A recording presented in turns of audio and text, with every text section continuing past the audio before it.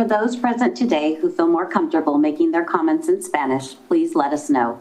We have someone available who will translate your comment into English. For those who require translation of the whole meeting, please make arrangements in advance with the clerk of the board, either by visiting their office in person or by calling 454-2323. We want to hear from our non-English speaking community, so please do request translation assistance if you feel language is a barrier to your participation. Para los que están presentes hoy, si se sienten más cómodos haciendo sus comentarios en español, por favor infórmenos. Tenemos alguien disponible que traducirá su comentario al inglés. Si necesita servicios para toda la Junta, por favor hagan los arreglos con la secretaria de la Junta, visitando a la oficina en persona en el 5 piso, cuarto 520, o llamando a nuestra oficina al 454-2323. Queremos escuchar a nuestra comunidad que no habla inglés. Así, por favor, contáctanos para ayuda.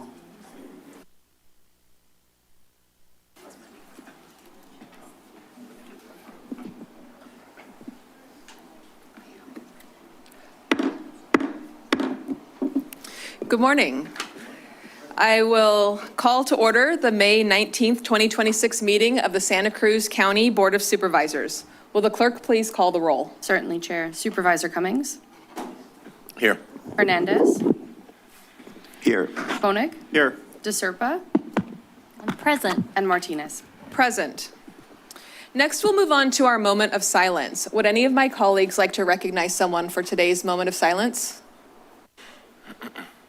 Seeing none, we will take a pause for a general moment of silence. Please join me.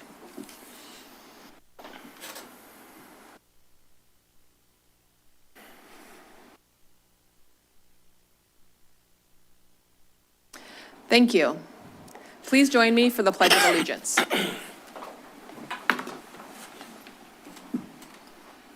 pledge allegiance to the flag of the United States of America and to the republic for which it stands, one nation, under God, indivisible, with liberty and justice for all. We'll now move on to considerations of late additions or deletions to the agenda. CEO Coburn, are there any changes? No, we do not have any revisions. Thank you. We will now move on to removal of items from the consent agenda to the regular agenda. Would any of my colleagues like to remove any items from the consent agenda? Seeing none, we will now move on to public comment. I'd like to invite the public to make public comment on any items on the consent or closed agenda or any subject matter that's within the jurisdiction of the board. If you wish to speak on an item that's on the regular agenda, I'm going to ask that you please wait and speak on that item when that item is heard. If you intend to speak, I welcome you to stand up and form a line in front of us so we can get a sense of how many people are here to speak today. Looks like we have at least a dozen of you. Welcome. And Madam Clerk, how many people are on the phone raising their hand? People are still putting their hands up, but we currently have 2 speakers with their hands raised. Thank you. I will now set the public comment period for 2 minutes each. Welcome. Hello. My name is Samantha Moeller, and I'm a paramedic with AMR, and I also sit on the Emergency Medical Care Commission of Santa Cruz County. On behalf of the EMCC and as the Field Rep Commissioner, I want to thank the board for their recognition and proclamation for the 2026 EMS Week. This year's theme for EMS Week is Improving Outcomes Together. Our EMS system is the front line of emergency medical care, the critical bridge between crisis and survival. It is a coordinated network of dispatchers, EMTs, paramedics, allied agencies, and medical oversight working seamlessly to bring life-saving care directly to people when and where they need it most. From the moment a call is made, EMS sets into motion a chain of rapid response, skilled assessment, and immediate intervention. But the true heart of EMS lies in its providers. These are the individuals who run towards chaos when others step back, people who make split-second decisions under pressure, often in unpredictable and high-stress environments. They don't just treat injuries or illness, they bring calm to panic, hope to fear, and dignity to people on their worst days. Their importance cannot be overstated. EMS providers are often the first point of medical contact in emergency situations, and their actions can mean the difference between life and death and recovery versus long-term disability. They not only carry their knowledge, but resilience, compassion, and an unwavering commitment to serve the community. In every sense, they are a vital lifeline woven into the fabric of public health and safety. The Emergency Medical Care Commission wants to acknowledge the hard work and dedication of these providers. Recognizing their importance in often overlooked work is vital to the sustainability of the EMS system and retaining responders who understand their value.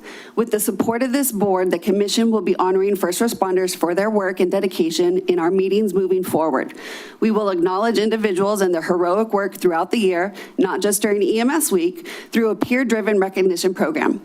Thank you again to the board for their support in the Emergency Medical Care Commission, our EMS system, and our first responders year-round. Good morning. I'm Ken Reichman. I'm with Indivisible Santa Cruz County, and I'm on the immigration team, focusing on immigration issues. I first want to thank the board. We've met with a couple of you, and you've helped us know how to work best with the board, and you've listened to our issues, and I'm happy to say we're basically on the same page. The big item for us is enforcement. We can have all kinds of state laws and ordinances, but if they're not enforceable, and I'm talking about regarding ICE, they're pretty moot. The big gorilla right now is the work commencing on an ICE facility in Gilroy, and the proposal to convert the Dublin former women's prison to an ICE compound. This is ominous. With those compounds, they will want to fill them, and it's already dramatic impact on our community, and they're right across the border. It's going to be devastated. We're going to be devastated. Our community are immigrants.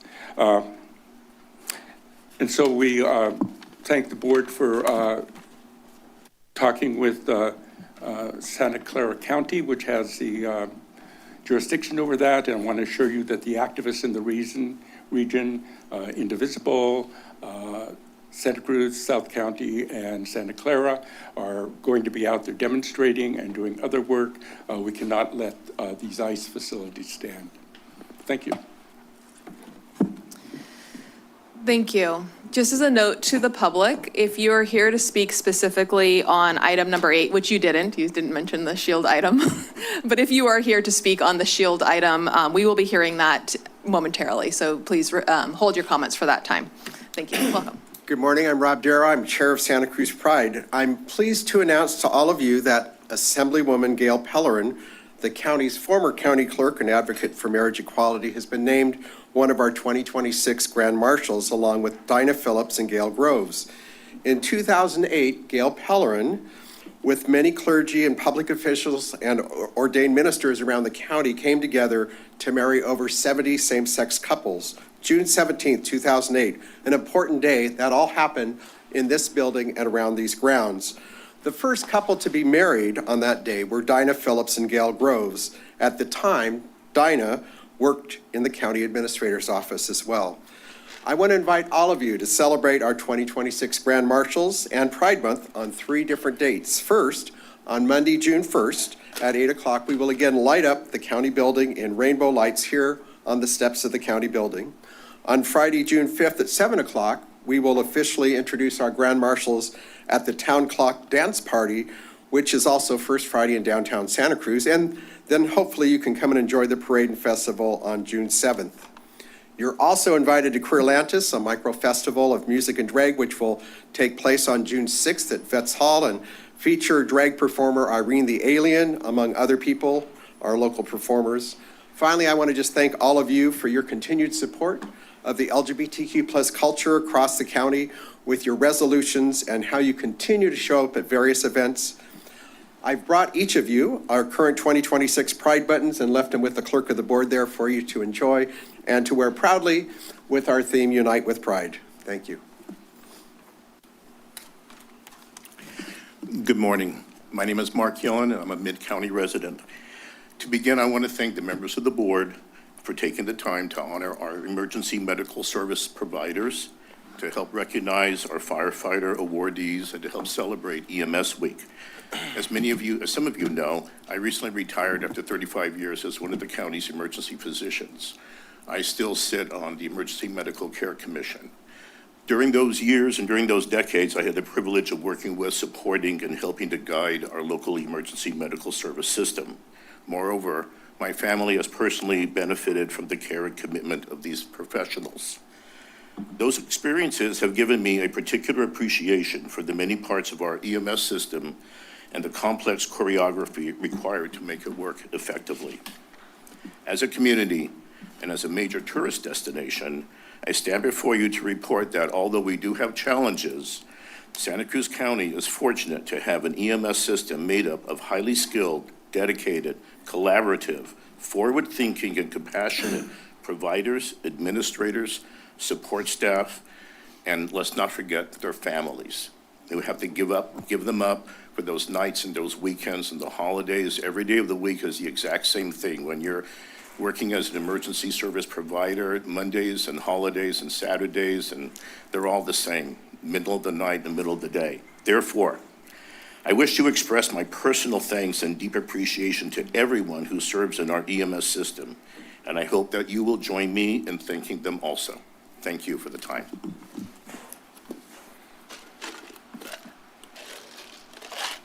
Good morning.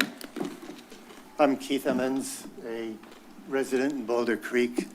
My comment will be very brief.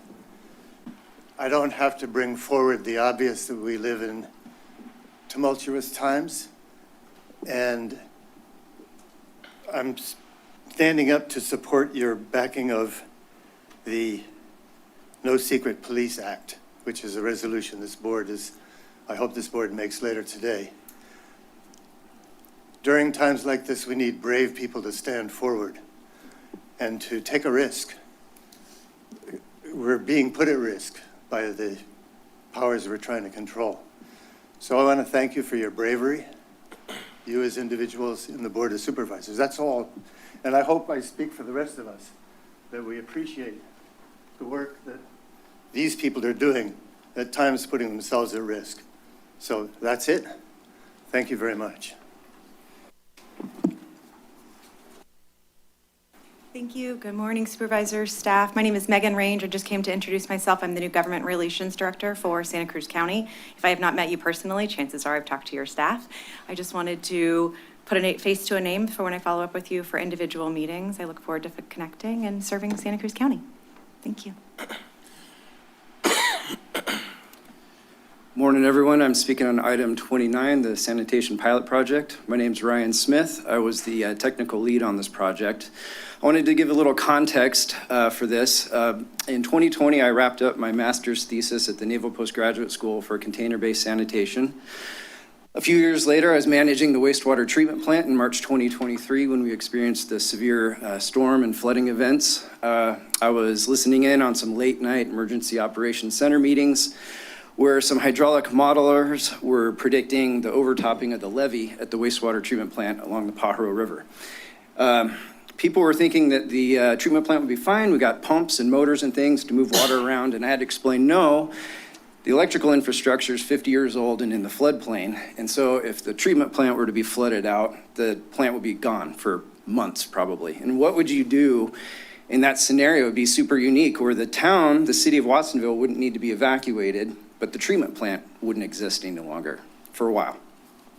So this pilot project, I wanted to highlight the successes where we proved that we could safely contain, collect, transport, and treat dry toilet material in an unmanaged static pile for 9 months, where it cold composted.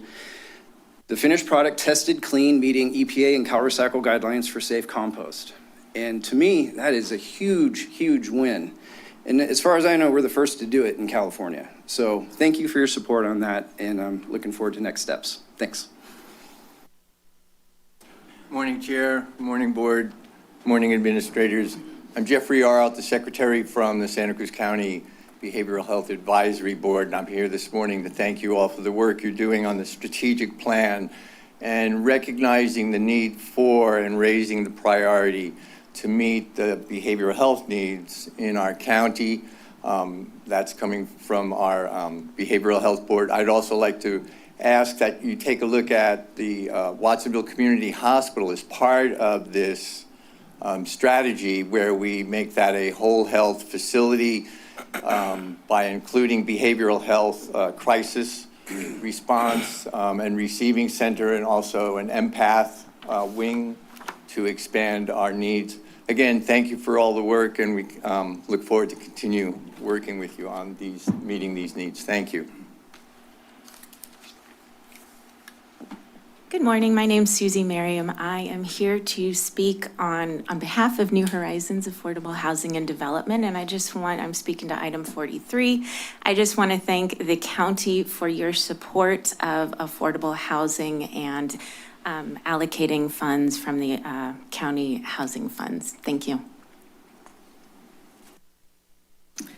Hi, good morning. My name is Natalie Magana. I'm a project manager with Mid-Penn Housing. We're a local affordable housing developer. I'm also here to speak on item 43 and express my gratitude to the county for distributing funds to affordable housing. We live in one of the most expensive counties in the world with some of the highest construction costs, and these investments in high quality, safe, affordable housing mean so much, and I just want to express my personal and professional gratitude to you all for continuing to support affordable housing in our county. Thank you. Good morning, Chair Martinez and Board of Supervisors. Matt Machado, your Community Development Infrastructure Director. I just want to thank you this morning for the proclamation for declaring the week of May 17th through May 23rd Public Works Week in Santa Cruz County. This is a national event. This acknowledges all the hard work of our staff, men and women in our industry that provide service every day in and out for water service, sewer service, garbage collection and disposal, and transportation services. So I want to thank them for all the hard work.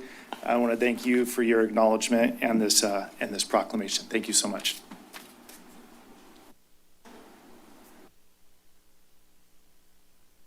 Seeing no one else in the room, Madam Clerk, will you please call the first online caller? Yes. Manny, your microphone's now available. All right. And this is for items that are not on the agenda as well, right? Correct.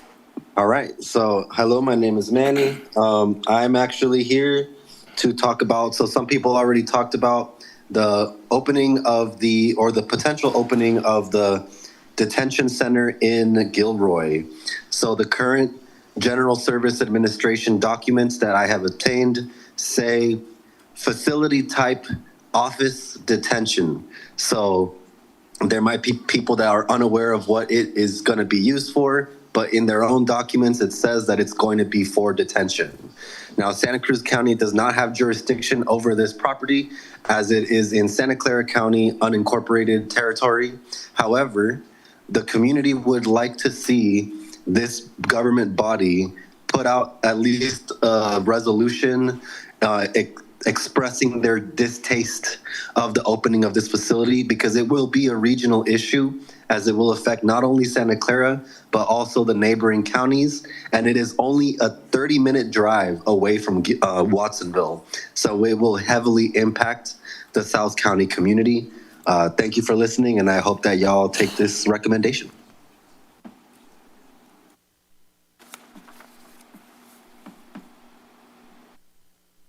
Amber, your microphone is now available.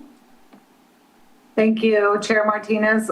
Would you like my comment now for the shield item on the agenda, number 8, I believe, or after? Thank you. If you can wait, it would be most appropriate to save that item for when we hear number 8. Okay, I will save it for then. Thank you. Thank you.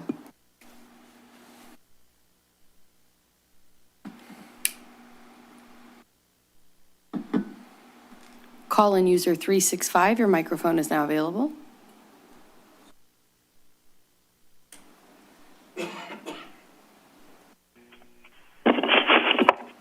Marilyn Garrett. I would like to urge the Board of Supervisors to support articles of impeachment against tyrant Trump, his multiple dictatorial, global, and national war policies, and we could include these detention center and ICE murders, constitute a robbery of democracy and the finances of counties like ours everywhere to provide for our well-being. And I'd like to give a shout out to Food Not Bombs that has been providing meals for unhoused and hungry people. And I want to read just a little bit from Keith McHenry, the co-founder of Food Not Bombs, from his Substack. And this is one called Operation, he changed the title, Epic Fury, a different F word. The Santa Cruz crew, where I volunteer, has spent years preparing for the war against Iran and the resulting economic crash. We shared the only daily meal for unhoused people in Santa Cruz during the 3 years of the COVID lockdown. We were blessed that the senior meal and St. Francis Soup Kitchen reopened, and we returned to our weekend schedule. If the increase in need grows dire, we plan to return to our daily service. Let's support groups that are really helping the community and call for the impeachment of dictator Trump. Thank you.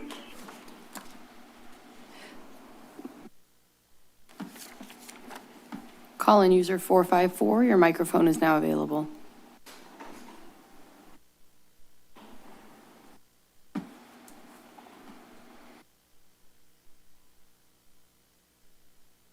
Call-in user 454, your microphone is now available. Hey, good morning. My name is James Ewing Whitman. Of course, I would have liked to have been there in present, but, I'm not. Just wanted to kind of read this into the record. I really like it. It came up on my Facebook memories. I want you to remember that each one of you, every single one of you independently, is a beacon of light to those around you. So set the example. Stand up, speak out, especially for your children. Let your children see what it is to be free. Let your children witness your heroism and that you are willing to stand up and do what's right, regardless of what's going on around you. That's the late Dr. Rashad Ikar. Anyway, there's a lot of interesting things going on, and people need to talk to each other. I would probably speak quite differently if I were addressing you face to face.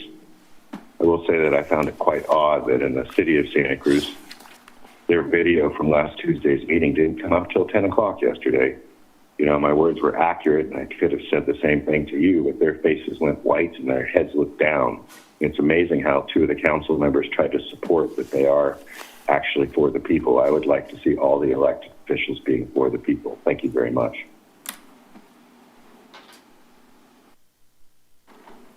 Chair, I see no further speakers online. Thank you, Madam Clerk. I will now return to the board for comments on the consent agenda. I will start on my left with Supervisor Koenig.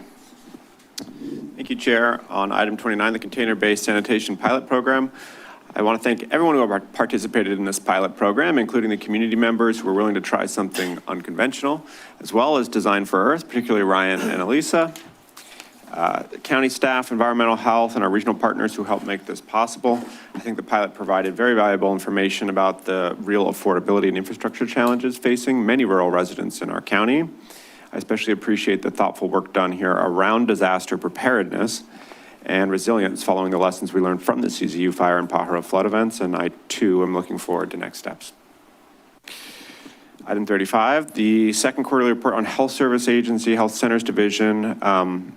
I just had a couple questions for staff. I saw that we're still subsidizing maybe our health director could come up. So we're still paying $509,000 in one-time general fund to support radiology. It sounds like there's a couple of strategies outlined to potentially address this. Just curious how much volume we could potentially expect from federally qualified health centers to potentially offset this investment. And then also had a question about the state process.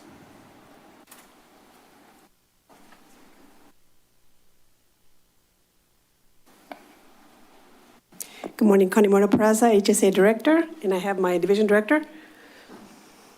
Hi, I'm Amy Peeler, Chief of Health Center Services. Go ahead, comment from the strategies. So with our federally qualified health centers, as you know, we get a PPS rate, and I'm not going to remember what that stands for in this moment. But we're working very hard to increase that rate, and it looks very, very promising that we will. So between that and our fairly dramatic increase in productivity, we're feeling very good about sustainability.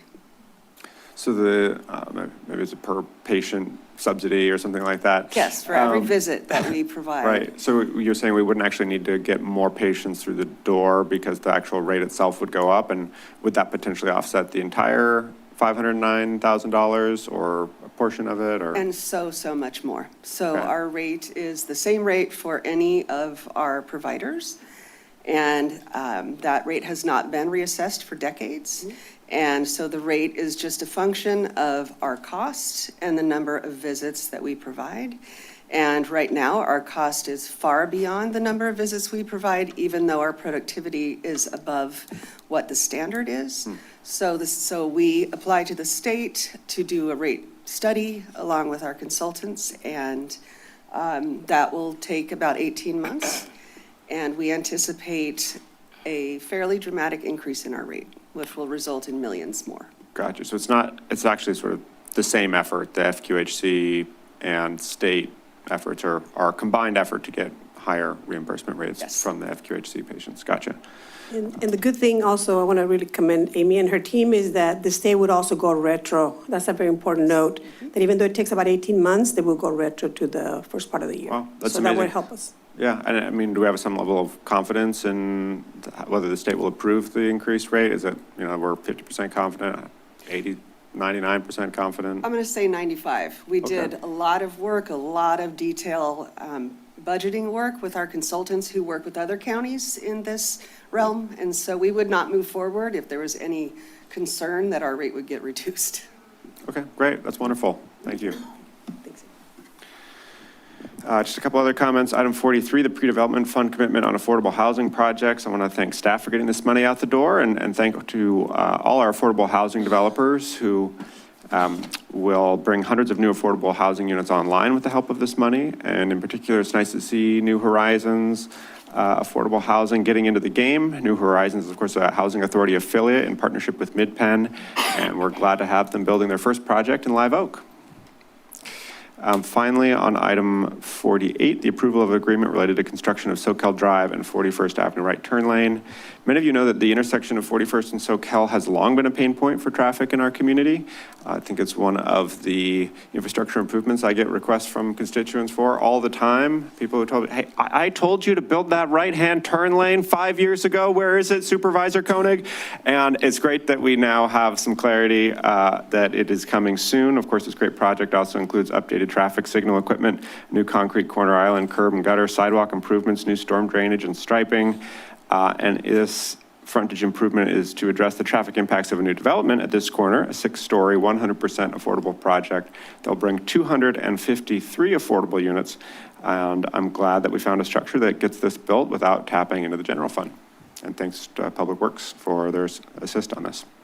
That's all my comments. Thank you. Supervisor DeSerpa. Thank you. And thank you to Chair Martinez for bringing forward the proclamation for our emergency medical services team here in this county. As one of the speakers said earlier, it is not just the first responders, but it's the whole continuum of the team that starts with the dispatcher all the way from EMTs, paramedics, and then our staff certainly at the hospitals as well who receive those patients. My daughter is a paramedic.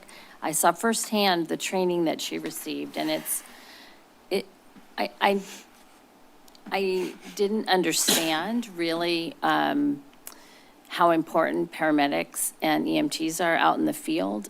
They save lives. I mean, everybody knows that, but I mean, it's truly amazing. And when they hand the patient over in the ER, it's crazy because then there's multiple doctors and highly trained nurses all around, like an entire team. But when you have a team of 2 in the field that is doing that work, it's unbelievable, actually, the work that they do. So and thank you also to fire, who have many paramedics on their units now, and to our highly trained police force and deputies who also are first responders. Thank you to everyone. And thank you to my Commissioner, Jerry Souza, who I was here earlier. I don't know if he's still there. He had to go.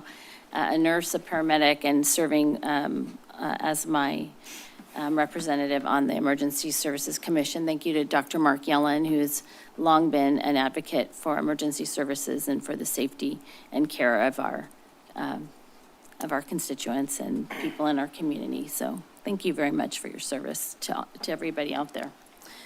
I do have a question about item 38. So I don't know is Randy here? Anybody from Social Services here?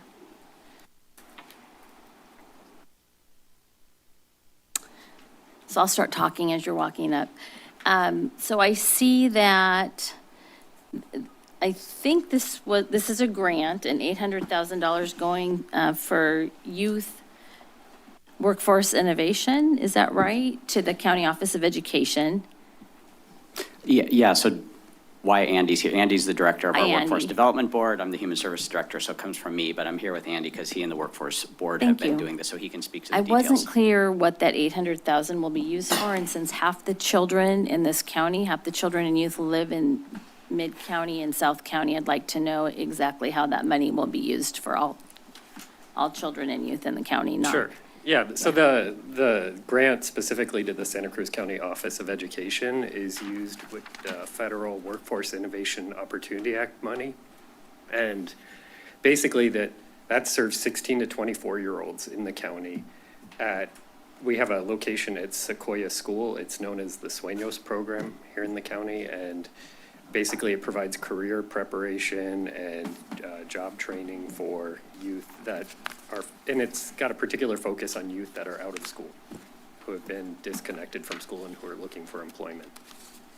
I'm sorry, didn't quite hear you. That's at Sequoia? Is that what you said? Yep, Sequoia School. So all Yeah. 800,000 is going to a program that'll serve the Sequoia students? No. No. It's co-located at Sequoia School, but it serves 16 to 24-year-olds with barriers to employment in the county. So we serve Countywide? countywide. Oh, okay. Thank you. I appreciate that. And I think that's it. Thanks, Randy. Thank you.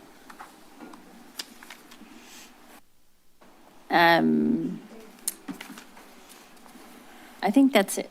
Thank you. Thank you. Supervisor Hernandez. Yeah, really quick, I just want to acknowledge Brenda Gutierrez-Baez, that it's one of our newest commissioners for In-Home Support Services Advisory Commission. It's always an important role, these commissions that we have, and I encourage everyone to take a look at our county website to see what commissions are there. If you have any suggestions for folks, that for these commissions, suggest it to them, and also check out your city, see what commissions they have. It's an important first step in, civic duty, so thank you. Supervisor Cummings. Yeah, I just want to thank our HSA director, Connie Moreno, for all the hard work that you and your team are doing to help increase our reimbursement rates with the state. I think it's long overdue, and the fact that we are in a position where it's highly likely that those rates are going to be reimbursed, that those rates will be increased, is really going to help us to be able to save a lot of money during a really challenging time and continue to provide the services that are necessary for our county residents. So I just want to thank you all and look forward to hearing updates. And then just want to thank staff for all their support on the funds, getting out the funds for the affordable housing, which is desperately needed in our community. So thank you. Thank you. Good morning, everybody. I have a few comments, and I also will have a question on item 43 for CDI. I'll save that for the end. To begin with, I want to extend my gratitude to all of our emergency service personnel. Congratulations and happy EMS Awareness Week. Thank you for all you do every day, all year round. We're very appreciative. And also my gratitude for Public Works Week. We know how hard our Public Works team is working. They're in the trenches. They're also out nearly 24 hours a day. And so really appreciate all of that. So thank you very much. On the consent agenda, item number 29, I would like to thank Supervisor Koenig and the county team who worked on the pilot project related to the container-based sanitation systems, also known as composting toilets. You know, we learned a lot. It was a very interesting report. And while it seems like there are still a number of barriers to formalize a program, I think it serves as a very good starting point and foundation should the board decide to take up this item again, either through a natural disaster or through changes in state law. So really appreciate the foundation of work that's already been done. On item number 35, I also want to extend my gratitude to the HSA team on thinking creatively about how to improve revenues and productivity in our clinics. This has been a long-standing challenge and it's not easy. And so thank you for going through the process to negotiate a rate change. And thank you for doing that in partnership with our workforce and our labor union. I know that this came from requests from our partners at SEIU 521, and they want to have a seat at the table to help identify solutions like this. So I really appreciate your collaboration and look forward to hearing an update during the budget hearings. On item number 41, related to the Better Careers Public Service Practice Change Program through the James Irvine Foundation, just extending my gratitude to the Workforce Development Board for all of the good work in helping to improve our workforce pipeline.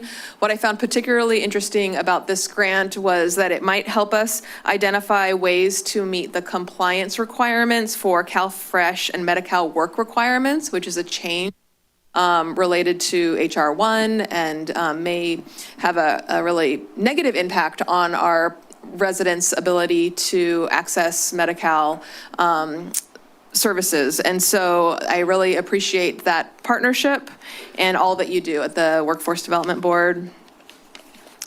And on item number 48, approving the 2026 Village Market Event road closure. Thanks again to the Public Works team for working with the Ben Lomond Village Alliance to put together a village market at the new location. This is an opportunity to bring together the Ben Lomond community for monthly farmers markets. It's going to be a great family summer event. And the Ben Lomond Village Association has been doing really great work organizing the Ben Lomond community. So thank you to them for bringing this forward and making the request to the county, and I'm really glad that the county can support this request. I'm looking forward to attending. So finally, just my quick question on item number 43. This is related to the affordable housing, and well, I want to start with just gratitude to our affordable housing partners. Every unit is important and every dollar spent on pre-development is critical. My question is just related to one of the grants. It looked like 500,000 of the 1.5 million was going to a rehab project, which is important. I understand the importance of that, but kind of understanding how we're thinking about these dollars and whether or not they go to rehabilitation of existing units or pre-development of new units, which will help us meet our RENA goals. Like, how do you say that? We don't want to leave anybody behind. Stephanie Hansen, Assistant Director, CDI. In affordable housing funds, we have many priorities, and one of them is to help with the preservation of existing units. It's just as important as building new units. We don't want anybody living in substandard housing, especially in units that are preserved in our Measure J program or have been funded by the county in the past. So we try to do a mix. In this case, these are the applications that were received. All of them are worthy, and all of them are providing the required match. So we try to kind of balance, you know, it's not a matter of prioritizing one or the other, it's all important. Thank you. Well, I appreciate that answer, and, I look forward to seeing these projects move forward. So thank you to our affordable housing partners at Mid-Penn and New Horizons. Thank you. Believe that concludes my comments on the consent agenda, so I will turn it over to Supervisor Koenig for a motion on the consent agenda. Move approval of consent. A second. We have a motion from Supervisor Koenig, a second from Supervisor DeSerpa. Madam Clerk, will you please call the roll? Supervisor Cummings? Aye. Hernandez? Aye. Koenig? Aye. DeSerpa? Aye. And Martinez? Aye. Motion passes 5-0.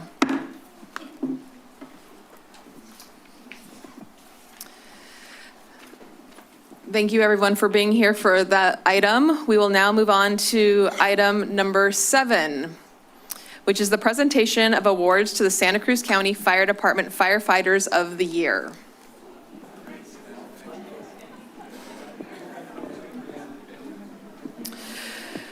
So here to present, we have San Mateo Santa Cruz County Fire Division Chief Filson. Welcome.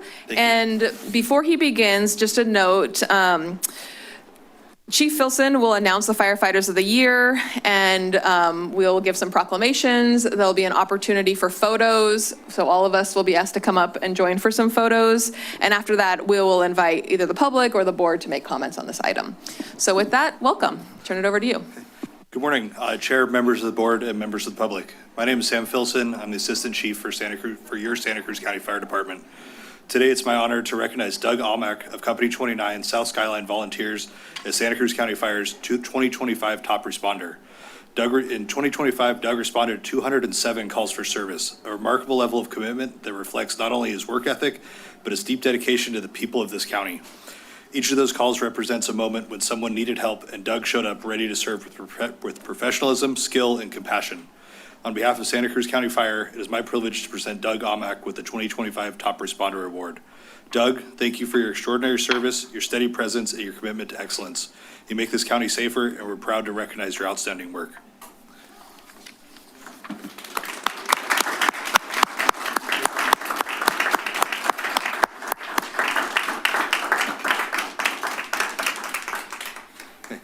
Thank you. Next, I'm proud to recognize Fire Apparatus Engineer Joseph Borg as the 2025 Santa Cruz County Fire Department Career Firefighter of the Year. Joseph began his fire service career in 2017 after completing the Monterey Peninsula College Fire Academy and joined CAL FIRE in 2018. He has since served with both the Tuolumne Calaveras Unit and the San Mateo Santa Cruz Unit, where he currently serves as a Fire Apparatus Engineer at the Corralitos Fire Station. Throughout his career, Joseph has pursued excellence through continuous training and professional development, including completion of the Firefighter and Company Officer Academies, instructor certifications, and advanced EMS instruction. He also serves as a CPR and EMS instructor and contributes to the department's training cadre, helping develop the next generation of firefighters. His responsibilities extend beyond the fire ground and include station operations, apparatus and station maintenance, training support, and coordination of critical testing across the county. He consistently demonstrates strong leadership, technical skills, and commitment to high operational standards. During a significant multi-agency rescue involving a vehicle over a bridge into a river, Joseph played an important role in patient care and extrication, reflecting his ability to perform under pressure and work effectively in complex incidents. Above all, Joseph is guided by integrity, dedication, and compassion. He takes great pride in his family, including his wife Taylor and sons Jameson and Benjamin, and in the crew he serves alongside with at the Corralitos Fire Station. We thank him for his commitment to continuous improvement, his dedication to his team, and his service to the community. Please join me in congratulating Fire Apparatus Engineer Joseph Borg for being named the 2025 Santa Cruz County Fire Department Career Firefighter of the Year.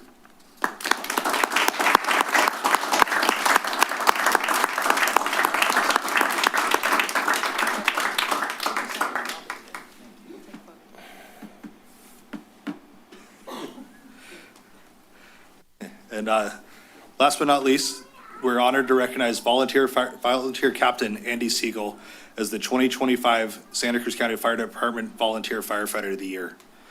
Andy has dedicated 25 years of service to the fire department and the community, beginning as a volunteer during a time when Company 29 faced critical staffing shortages. Since then, he has become a respected leader, mentor, and dependable member of the team. Throughout his career, Andy has contributed greatly to Station 29 operations, training, and apparatus maintenance, and the development of future projects, including his new water tender scheduled for delivery in 2027.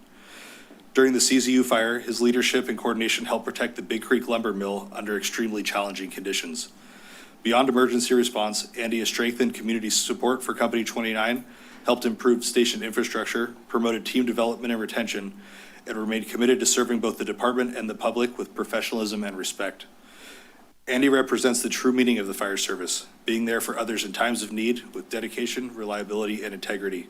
Please join me in congratulating and thanking Andy Siegel for his outstanding service and for being named the 2025 Santa Cruz County Fire Department Volunteer Firefighter of the Year.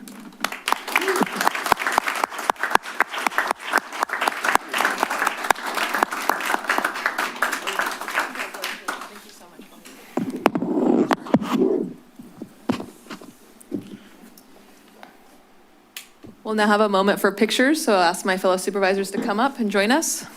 And our awardees can come up. You're welcome to bring family if you'd like.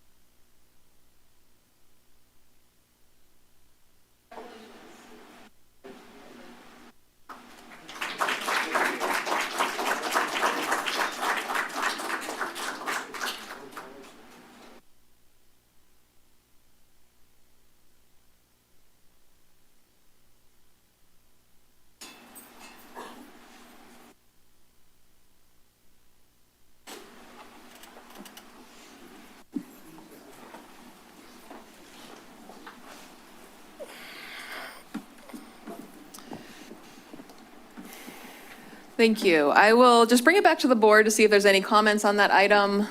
Otherwise, we can move on to the next item. No, I just want to thank everybody for their many years of service. I really appreciate you all dedicating your lives to helping protect people in our community. So just want to thank you all for your service and for being here today. Same, I want to thank you guys for all the work you guys do and congratulate you on today's award winners. Thank you. We are so fortunate to have such a trained, professional, amazing firefighter situation here. We have so many different landscapes, from rural, suburban, up in the mountains, water rescue. I mean, we have so many different types of needs in our county. I represent the area in Corlitos. I've been out to the fire station there. I so appreciate all the work that is done countywide, but of course, in particular in the Corlitos station. So thank you, Joseph, for everything that you're doing to help our citizens. Thank you. And I'll just add thank you and congratulations. And to the little ones in the room, you should be very proud of your daddy. He's doing a great job. So, okay, well, thank you very much. We will now move on to the next item, which is item number 8. Item number 8 is to consider the second report and the recommendations of the ad hoc board subcommittee to safeguard health, inclusion, essential services, and local defense, also known as SHIELD, and take related actions. As a note of process, this item has a number of elements. I will begin the report as a member of the SHIELD subcommittee. We will also have an opportunity to hear from CEO Coburn, our Office of the Inspector General, and finally Supervisor Hernandez, the other member of the subcommittee. To get through all of this, I'm going to ask that my colleagues save their questions until the end of the presentation, and then we'll have an opportunity for the board to ask questions, go to public comment, and then bring it back to the board to provide direction. So to begin with, thank you. Maybe put them up there. That's perfect. Thank you. To begin with, I want to start by saying that it continues to be such an honor to work on behalf of the County of Santa Cruz, to do this work on the SHIELD subcommittee. As a supervisor, this is some of the most meaningful and important work that I've had the privilege to be a part of, and it truly continues to be meaningful work. So thank you to my colleagues for allowing me to be a part of this. As a quick setting of the context, in response to increased federal immigration enforcement and federal budget cuts to services that disproportionately impact our migrant community, the board authorized the formation of an ad hoc board subcommittee to work on making sure the county is prepared. We called the ad hoc committee the SHIELD Committee, which again stands for Safeguarding Health, Inclusion, Essential Services, and Local Defense. And this is our second report back to the board.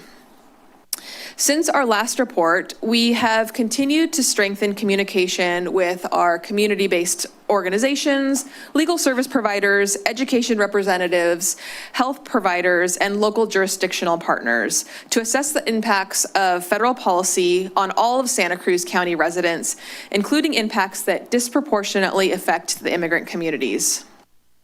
One way that we are doing this is by holding quarterly roundtable meetings, and the most recent one took place on May 1st. In response to previous requests from the public, at the May meeting, we were able to bring our Sheriff's Office Deputy Chief of Operations to help clarify and address questions as to how county law enforcement can be expected to help keep the peace in the context of immigration enforcement activity. It was reiterated that, in compliance with the law, the Sheriff's Office will not assist federal agents with immigration enforcement. And while the Sheriff's Office cannot obstruct federal agents from carrying out their work, members of the public are welcome to call 911 if they believe the immigration enforcement agents are violating someone's rights or acting outside of their duties. Local law enforcement will work to de-escalate and to keep the peace.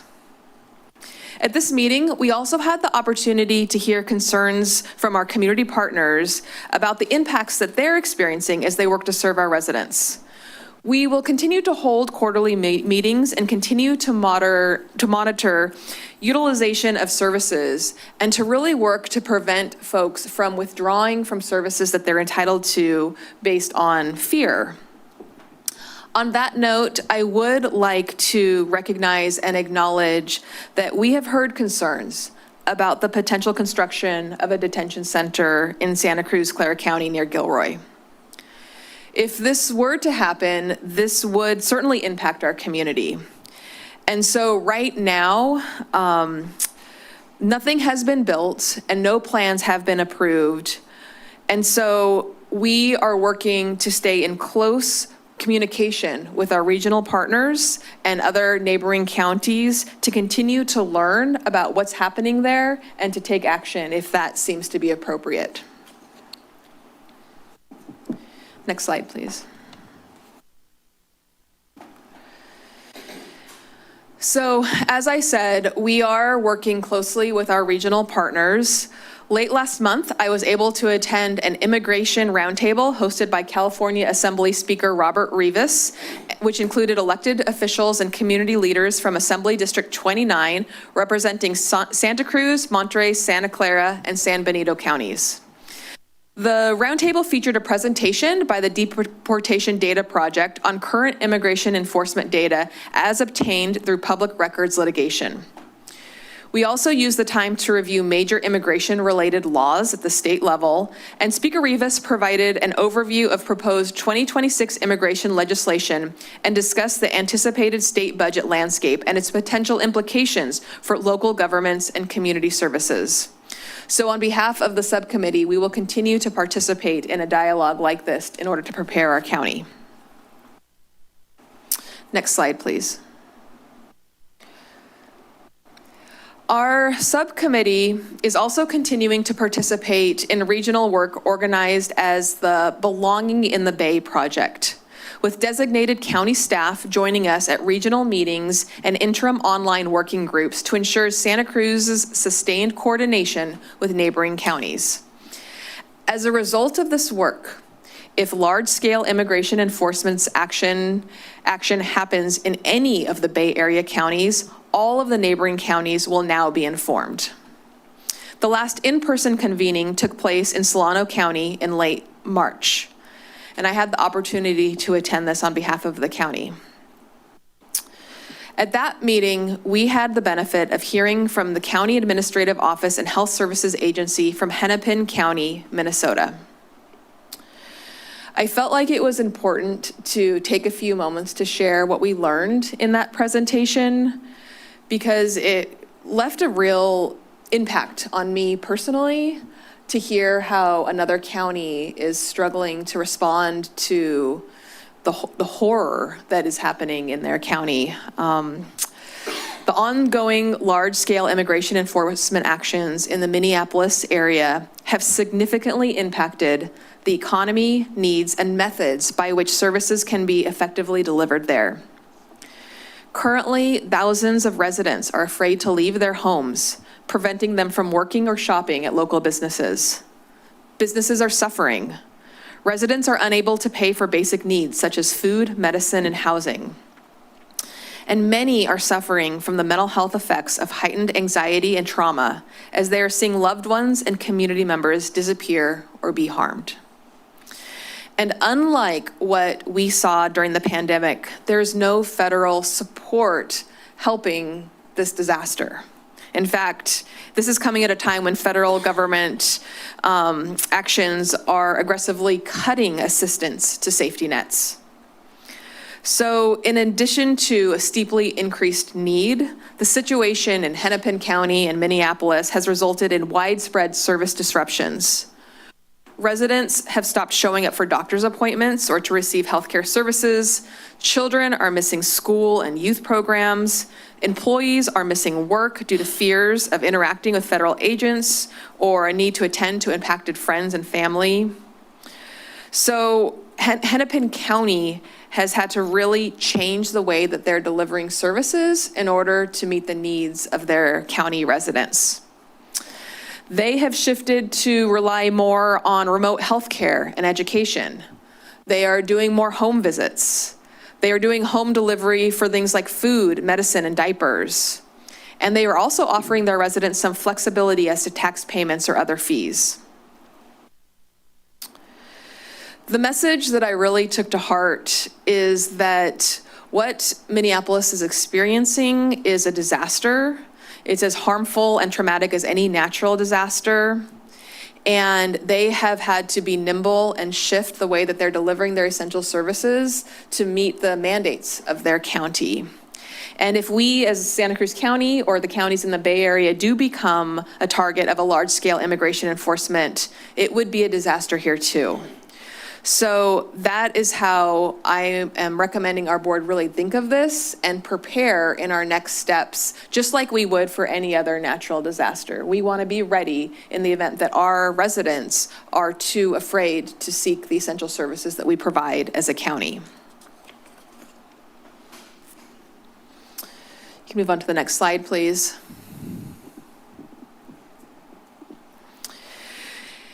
As it relates to preparation, there has been a tremendous amount of good work happening here in the county, and I'm incredibly grateful to the SHIELD team, the CEO's office, for helping us to quickly implement some of the work that the board has directed. At our March 10th meeting, the board unanimously adopted an ordinance to add County Code Chapter 10.07, which prohibits the use of county-owned or county-controlled parking lots, open spaces, and buildings as staging areas, processing locations, or operations bases for federal civil immigration enforcement activities to the extent permissible by law.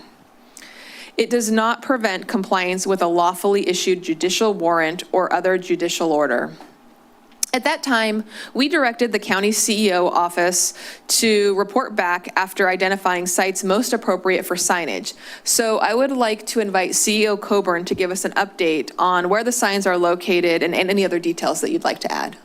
Yeah, thank you, Chair Martinez. So I have been working on the SHIELD committee along with Amanda Gullings in my office, who is an emergency services analyst. And together we worked with our Parks Department and General Services Department to identify properties that would be appropriate for signage. This includes county parks and county buildings and county fire stations where we would install signs. So we identified about 20 properties that would be appropriate. The Parks Department worked on producing the signs, and they have completed installation at all of the county parks that we identified. There were 13 of them. They are all up. They're either in parking lots or at park entrances or on buildings at the various locations. The total cost of the production and installation was only about $4,000, and the county executive office's budget picked up that cost. Thank you for that update, and I was really delighted to hear yesterday that those signs are now posted, and so thank you to the team who helped to make that happen. We can now move on to the next slide. On March 10th, we reported that 6 county departments most likely to be impacted by federal immigration activity had already developed policies and procedures on how to interact with immigration enforcement officers, but that the rest of the county did not have those in place. We also reported that the county executive office was working with the safety officer in the human resources department to finalize clear procedures for the remaining county departments. A proposed policy has now been finalized for the board's review. So I'm again going to ask CEO Coburn to tell us more about what's in this policy and what next steps would be after adoption. Yeah, thank you again, Chair Martinez. So in developing this policy, we had gathered policies from all departments that have existing guidelines and protocols for their staff. We had identified 6 county departments that already had policies and procedures in place, but we noticed that the remaining departments really lacked clear guidance on what they should do if they encounter federal immigration enforcement agents. So to ensure that there is clear procedures across the county, our office worked with the Human Resource Department safety officer to draft something that could be deployed countywide. That resulted in the federal immigration enforcement engagement and oversight policy. County Council was also involved in reviewing what we came up with, and it does provide an exception for departments that might already have something in place so that there isn't discrepancies between what staff might need to follow, particularly in our public safety departments.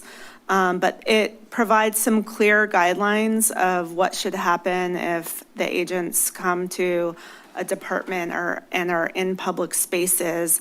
And so in order to train county staff on the policy, we'll be working with our safety officer to come up with a training that we can deploy to all county staff.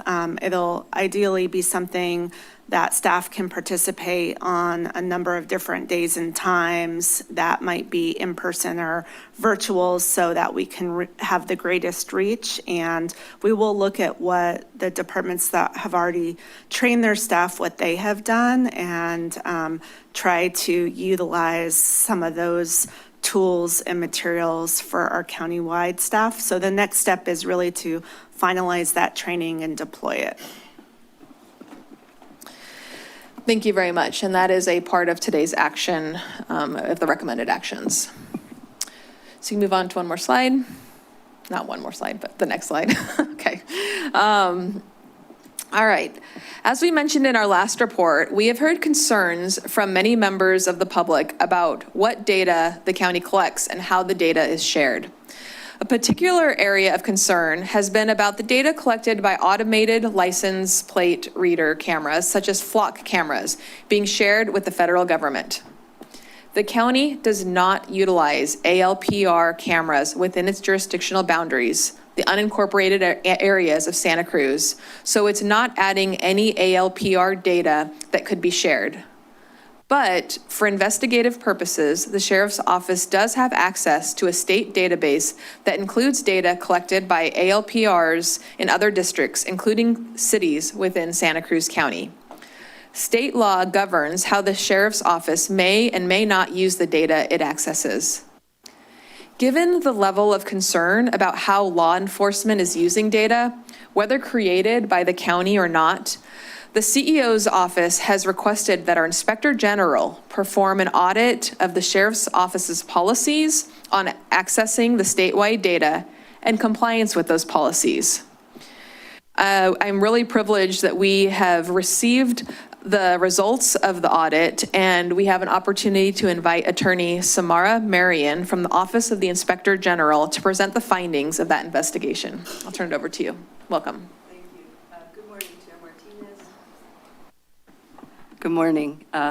Thank you, Chair Martinez, members of the board, staff, and community members as well. Samara Marion from the Office of Inspector General. I appreciate the opportunity to report to you today, and in response to your CEO's request, we audited the Sheriff's automated license plate reader activity for a period of 30 days, and we found no evidence that the Sheriff's Office had accessed the ALPR data for immigration enforcement purposes. And additionally, we recommended and the Sheriff's Office adopted a comprehensive written ALPR policy. So to explain our audit and some conclusions, I'll focus on 3 areas. I wanted to quickly give some background around automated license plate readers. I'll address the Sheriff's usage and the results of our audit, and I'd like to also highlight the policy. So I just want to give a little background, and then I'll move on to some of our slides. Just for members of the public that don't maybe necessarily know about automated license plate recognition systems, there's mobile fixed cameras. They capture the images of cars and license plate as they pass through that view. And these images and the metadata, they're analyzed with computer algorithms, and they can be checked against hot lists and different kinds of databases. In California, many people understand about flock safety as the main provider. Next slide, please. So there's 2 main laws that are relevant, and the first one has to do with, it's called SB 34, it's from 2015. It's a very detailed law in California that provides a lot of protections and safeguards around automated license plate data. And I just want to highlight 3 of those main areas or details are: it limits who can have access to this data. It also it prohibits law enforcement agencies from sharing that data with federal agencies and with out-of-state agencies. So that's part of the law from 2015. And it also requires that law enforcement agencies, both operators, those who have these systems, and those who use the systems, that they adopt and implement a written policy. Next slide, please. So another law that is important, of course, is the Senate Bill 54. This is the California Values Act. It prohibits local law enforcement from using their resources, which would include, of course, accessing, using, or sharing ALPR data to assist in federal immigration enforcement. Next slide, please. So turning to the sheriff's actual usage, as Chair Martinez underscored, the sheriffs, they don't have their own cameras. That means they're not creating their own data images, but they do through the Northern California Regional Intelligence Center. They're accessing this data. Next slide, please.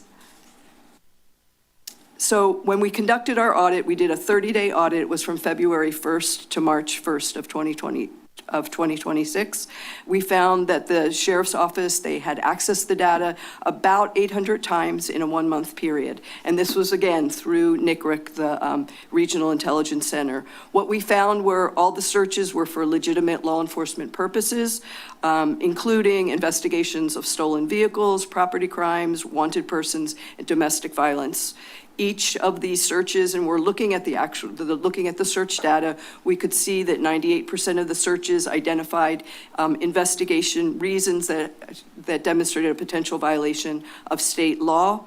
And so looking at that data, we concluded that there was compliance with both state law, the ALPR law, as well as SB 54, that we saw no indications that they'd shared the data with federal agencies, no indications out-of-state agencies, nor was it for a federal immigration purpose. What we did identify was there were ways in the future to enhance the data, the documentation of that data, so that we suggested and worked with the Sheriff's Office to include specific case numbers, warrant numbers, and hot sheet numbers. And the sheriffs readily agreed with our suggestions, and those recommendations have been incorporated in their actual policy. Next slide, please. So in addition to our audit results, we had actually been working with the sheriff at the beginning of the year, recommending that the sheriff adopt a policy, a written ALPR policy that would be for end users. They don't actually create the data, but they are accessing it. And so throughout several months, the Sheriff's Office, they shared the drafts of this policy with us. They incorporated our suggestions, and they have finalized and adopted a policy. And it addresses all of the state law obligations, including restrictions and prohibitions on data sharing.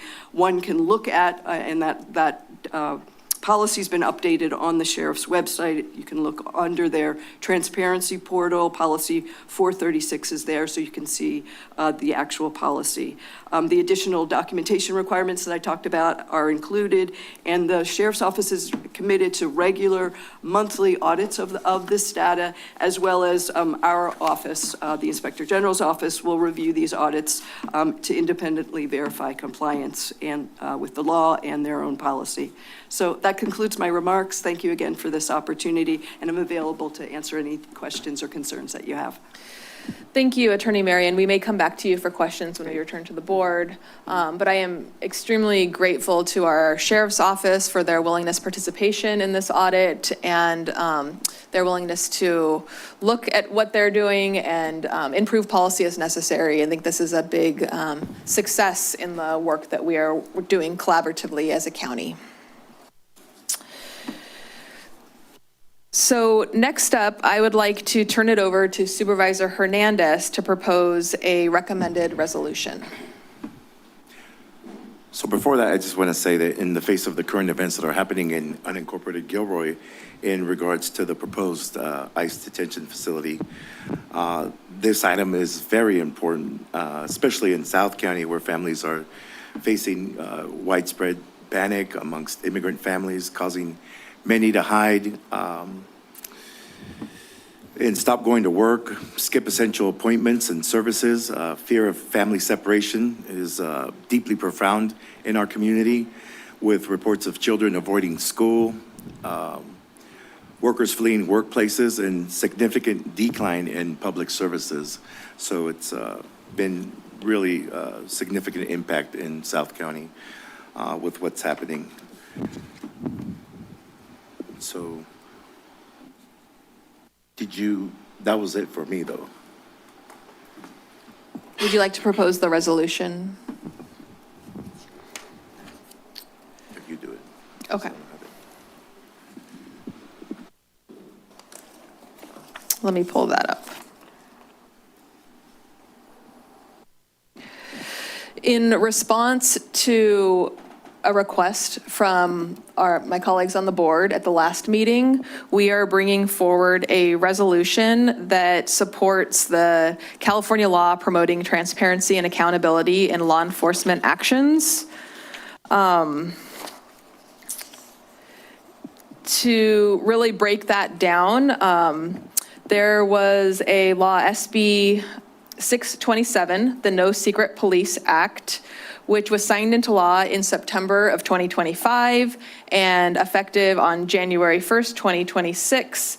And what it means is that law enforcement officers operating in California must refrain from wearing face coverings that conceal their identity while performing official duties, with limited exceptions, and clearly display visible identification, including name or badge number, during enforcement operations.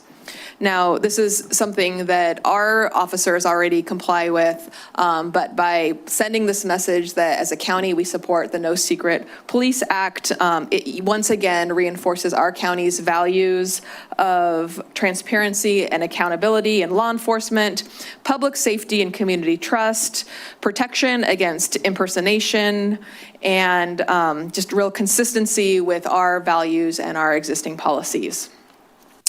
So with that, I will conclude the report just by once again saying what an honor and a privilege it has been to represent our county on this issue. I'm very proud of the work that the SHIELD subcommittee has done just in the short 6 months that we've been or 5 months that we've been working together. I want to give a special word of gratitude to Amanda Gullings, who's representing the CEO's office and has been a tremendous asset to the team, as well as the staff in District 4 and District 5. And with that, I would like to turn it over to the board to begin by hearing any questions that you may have, and then we will turn it to public comment. Thank you. Do you have any questions from the board? Supervisor DeSerpa. Thank you. No, just gratitude for your work with other leaders across is it the Northern California region or is it statewide? Great question. It's 12 counties, and it does go as far south as Monterey and San Benito County, and then it goes all the way through the Bay Area, the East Bay, and North Bay, including Napa County. So it's our whole Bay Area region. Yeah, yes. Thank you very, very much.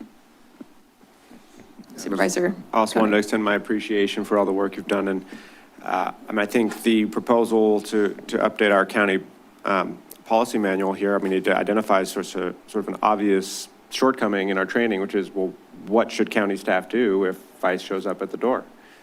And I think having this set process will help eliminate confusion, panic, and ensure that we follow the right process. Thanks.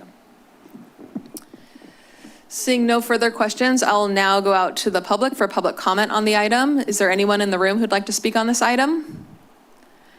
Seeing none, Madam Clerk, is there anyone on the phone? Yes, Chair, there is. Thank you. Austin, your microphone is now available. District 5 resident here. Shout out to Board Chair Martinez. I wonder if she's aware that hundreds of District 5 constituents remain without power since Sunday night. I wish I could have been there in person, but I can't charge my car.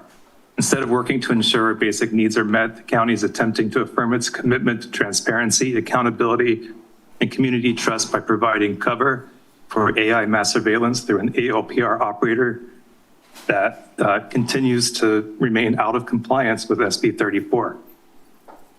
It's good, actually, that the county doesn't operate its own cameras, but note that yesterday, news dropped from powerful media that the federal government is seeking its own nationwide LPR network from a single vendor. By continuing to rely on Flock and other districts, the county is stealing our tax dollars to grant legitimacy to and extend the runway of a wildly unprofitable startup that desperately needs such a contract for its own sustainability and to reward investors like Peter Thiel. The county's admirable sanctuary policies mean very little when this board is actively supporting the federal government's rollout of their own network, and blood will be on the hands of this board. At the same time that you're passing resolutions to support the No Secret Police Act, you're actively supporting a nationwide surveillance dragnet that harbors Santa Cruz residents. Thank you for your attention.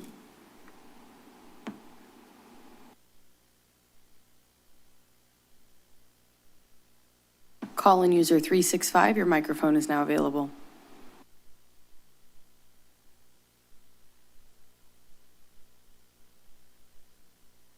That was dynamite information on the contradictions taking place. Thank you to the previous speaker. I want to commend your work on this, and I want to say, Monica, it was good to see you in person in Watsonville at the 30th anniversary celebration of Center for Farm Worker Families and honoring Ann Lopez as well. Somebody who was there at that meeting, Monica, was Kate Hitt. She wrote a book on her own, Single Woman, Double Clutches, a school bus driver's life in poems and pictures. And I want to read an applicable part of the book. Children began disappearing off my school bus starting in early 2017. We watched in horror as ICE agents handcuffed farm workers at the fields by the side of the road. Many parents disappeared too, their children forced to live with who knows where, but hopefully with relatives or friends. If families were abducted, the children were separated from their parents and put in cages. And skipping down, I don't think our country can be free until all are freed from this terror. The hellish way concentration camps are being built at breakneck speed to hold humans as if they were produce. The allotted Trump-Miller Republican big ugly bills, $45 billion tax dollars to build the prisons and $35 billion for more ICE militia must be dismantled and defunded. Manny, your microphone is now available. All right. Hello, members of the board. Item one, I just wanted to mention the No Secret Police Act does not go far enough, as it still has carve-outs for SWAT and undercover agents, meaning that we still will not know which agents are with the state of California or not, because there are carve-outs for California law enforcement to still continue wearing masks. Secondly, when it comes to license plate readers, I appreciate that Santa Cruz County does not currently hold a contract with any ALPR vendor, nor contribute their own data to automatic license plate reader databases. However, even without a contract, the Sheriff's Department still accesses all surveillance data throughout Northern California, which would include drones, body cameras, and automatic license plate readers and we have now discovered that there are license plate readers along Highway 17 and Highway 1, and the sheriff can still access all of the incorporated cities who are currently contracted with Flock. The only safe data is data which is not collected and not accessed. Santa Cruz County Sheriff thinks that they can avoid the liability and the negative perception by telling the community that they don't have a current contract with ALPR vendors, but still think that they can get the other side of it while accessing all of the warrantless surveillance data through the Northern California Regional Intelligence Center. One cannot have it both ways. There is no middle ground on this issue. The use of warrantless mass surveillance and the violation of privacy rights can happen even if a jurisdiction does not have a direct contract with an ALPR vendor, so long as they continue to access the data through NCRIC. And if you guys truly care about immigrants, you would also put forth some pressure on the state to remove the license plate readers on California Highway 17 and California Highway 1. Thank you.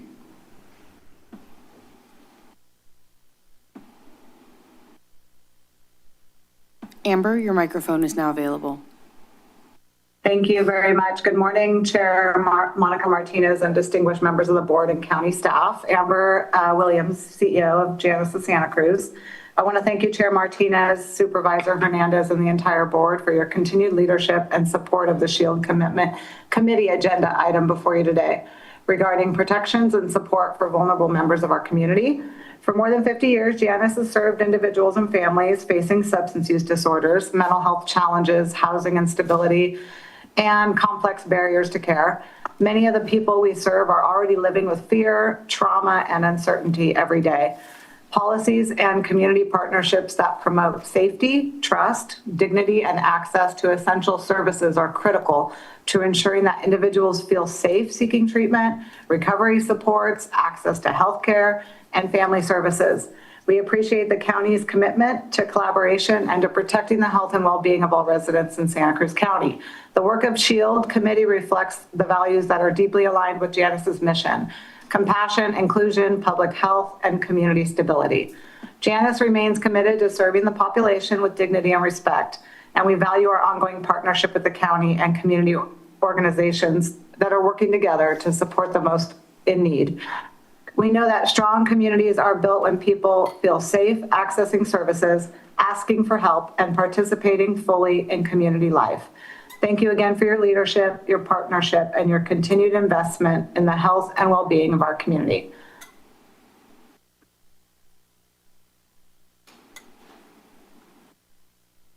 I see no further speakers online, Chair. Thank you. I will now return to the board for discussion and a motion.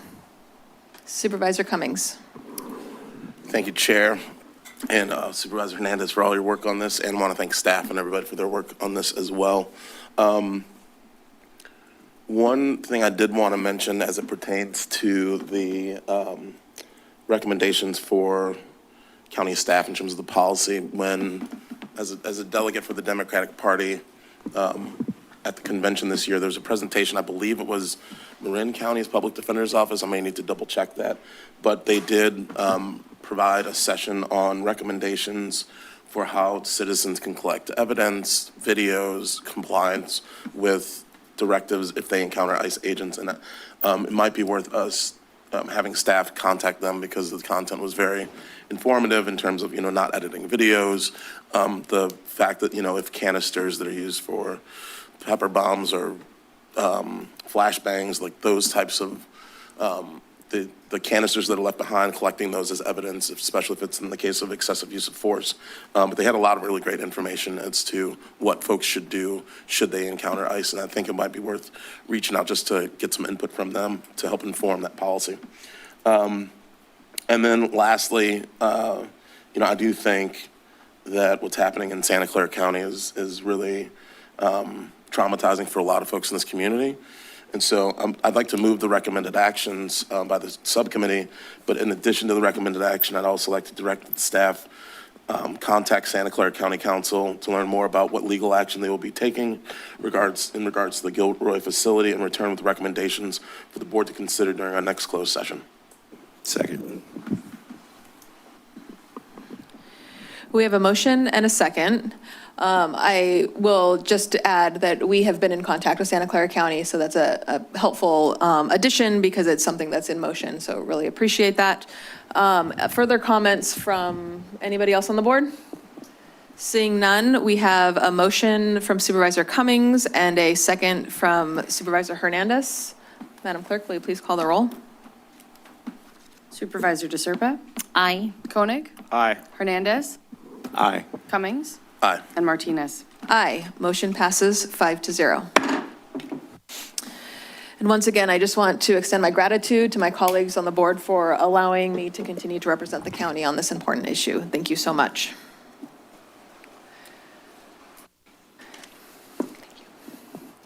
We will now be moving on to item number 9. Consider directing staff to attend meetings if available and work with the 3rd District Office, local partner agencies, and interest groups on the development of a North Coast Transportation Project proposal and financing plan. So as a reminder on process, we're going to hear the presentation from Supervisor Cummings. We'll have an opportunity for the board to ask questions. We'll go to the public for public comment and then invite my colleagues to discuss and provide direction. Supervisor Cummings?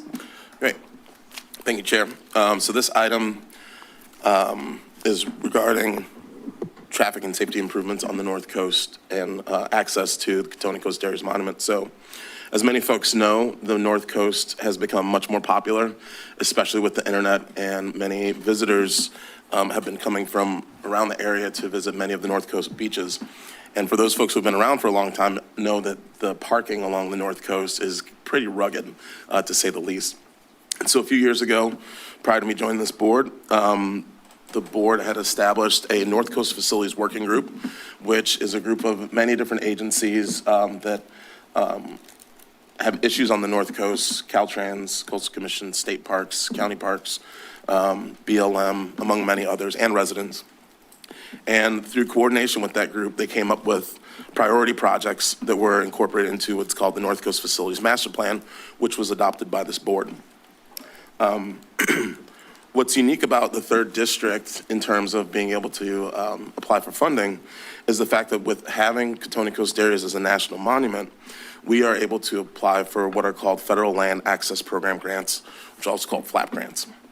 And back in 2024, our office, working with Congressman Panetta, we were able to help secure FLAP grant funding on the order of about $24 million, which actually led to us being able to build Segment 5 of the rail trail. And without that funding, we would not have been able to get that segment of the rail trail built. And what we've been seeing today is that many people, even though it's not finished, many people are finding that that is a gem of the North Coast now, providing safe biking and walking access from Wilder Ranch to Davenport. In addition to that, we also have been able to invest in parking improvements at Panther Beach and at Davenport Beach. But there's still more work that needs to be done. So over the past few years, I brought forward a number of items to the board for consideration to help improve parking at Shark Fin Cove, which we, through our investment of Measure K funds, we were able to secure $350,000 for the Coastal Conservancy to continue moving forward with that. We also invested in the Cement Plant Road and coming up with a plan for safe pedestrian and biking to connect Segment 5 from Davenport to the Coatoni Coast Dairy Monument, but most importantly, to provide safe pedestrian access from Old Town to New Town, which is a priority for the folks who live in Davenport. And so what's before us today is the fact that since we have the National Monument, there are a number of different agencies that have projects to help increase parking and traffic safety and pedestrian access, going as far as to the city of Santa Cruz. And in addition to that, there's also the opportunity to improve the rail line there to provide increased access for people who may want to take an excursion train up the North Coast to connect them to the monument, and for those folks who may have mobility issues and may not be able to walk or bike but would like to enjoy the coast outside of a car. And so what we're asking for today really is to start a conversation. There's going to need to be research to understand, which projects can align, which agencies we can work with. But at the end of the day, if we are able to coordinate across agencies, while we'll still have to submit our own applications, if we're in alignment, there's a higher likelihood that we will all be able to get funding. And so rather than us competing for funds, this is an opportunity for us to work together with our agency partners, with the city of Santa Cruz, to try to make the necessary improvements and to apply for funding that could allow us to move forward. And I know that there may be some concerns around, well, would the county have to match funding? And I just want to read directly from what we included, which is from the frequently asked questions on the Federal Lands Access Program on page 3, funding requirements. Is there a match requirement? The FLAP program no longer has a match requirement, and FLAP funds are eligible to fund up to 100% of the project's cost. Funding from sources other than FLAP, e.g. grants, direct funding, discretionary sources, et cetera, are allowed but cannot be used as a factor in the evaluation of projects. However, there are situations where an applicant may consider including non-FLAP funds in a project, particularly where a project includes elements that are tangential to the intent of the FLAP program. For example, a county applies to rebuild a section of highway that provides access to a national forest, but only 50% of the vehicles on the highway are accessing the forest, while the remaining traffic is pass-through or local traffic. To be competitive with other projects that are fully dedicated to improving access to federal lands, the applicant could consider providing a commensurate level of non-FLAP funds to the project. So really what's being asked for today is that we enter into these conversations, that we allow for staff across the different agencies to figure out what opportunities there may be, what could qualify for the FLAP funding. And if there's any county funds that would need to be directed towards this, we would need to come back to the board for board approval. So that concludes my presentation. Happy to answer any questions. Andy Schifrin, who has also been taking the lead on this in my office, is here to also help answer any questions that the board may have. Thank you, Supervisor Cummings. I'll now return to the board for questions. Any questions for Supervisor Cummings? Supervisor DeSerpa. So I have a lot of comments, but I do have a couple of questions. So there are a number of timber trestles, I think, in that area, correct? That would need to be rehabilitated? No, just one. Okay. And, Well, there is the Antonelli Pond trestle, and I believe that a number of the berms that appear to just be rock are actually have a wood trestle underneath and are sort of filled in over time. okay. So, Supervisor Cummings, can you talk more about what the vision is for this project? Like if a flap grant was received, like what is the hope? Like what's the end result here? The end goal is to try to connect. So for example, right now with the rail trail, it's not connected from the city of Santa Cruz to Wilder. I mean, there is a path on the west side, but Antonelli Pond and the Antonelli Bridge has been called out as one of the projects that could help to connect the rail trail fully through the city. And the goal would be to connect the city of Santa Cruz all the way to the National Monument.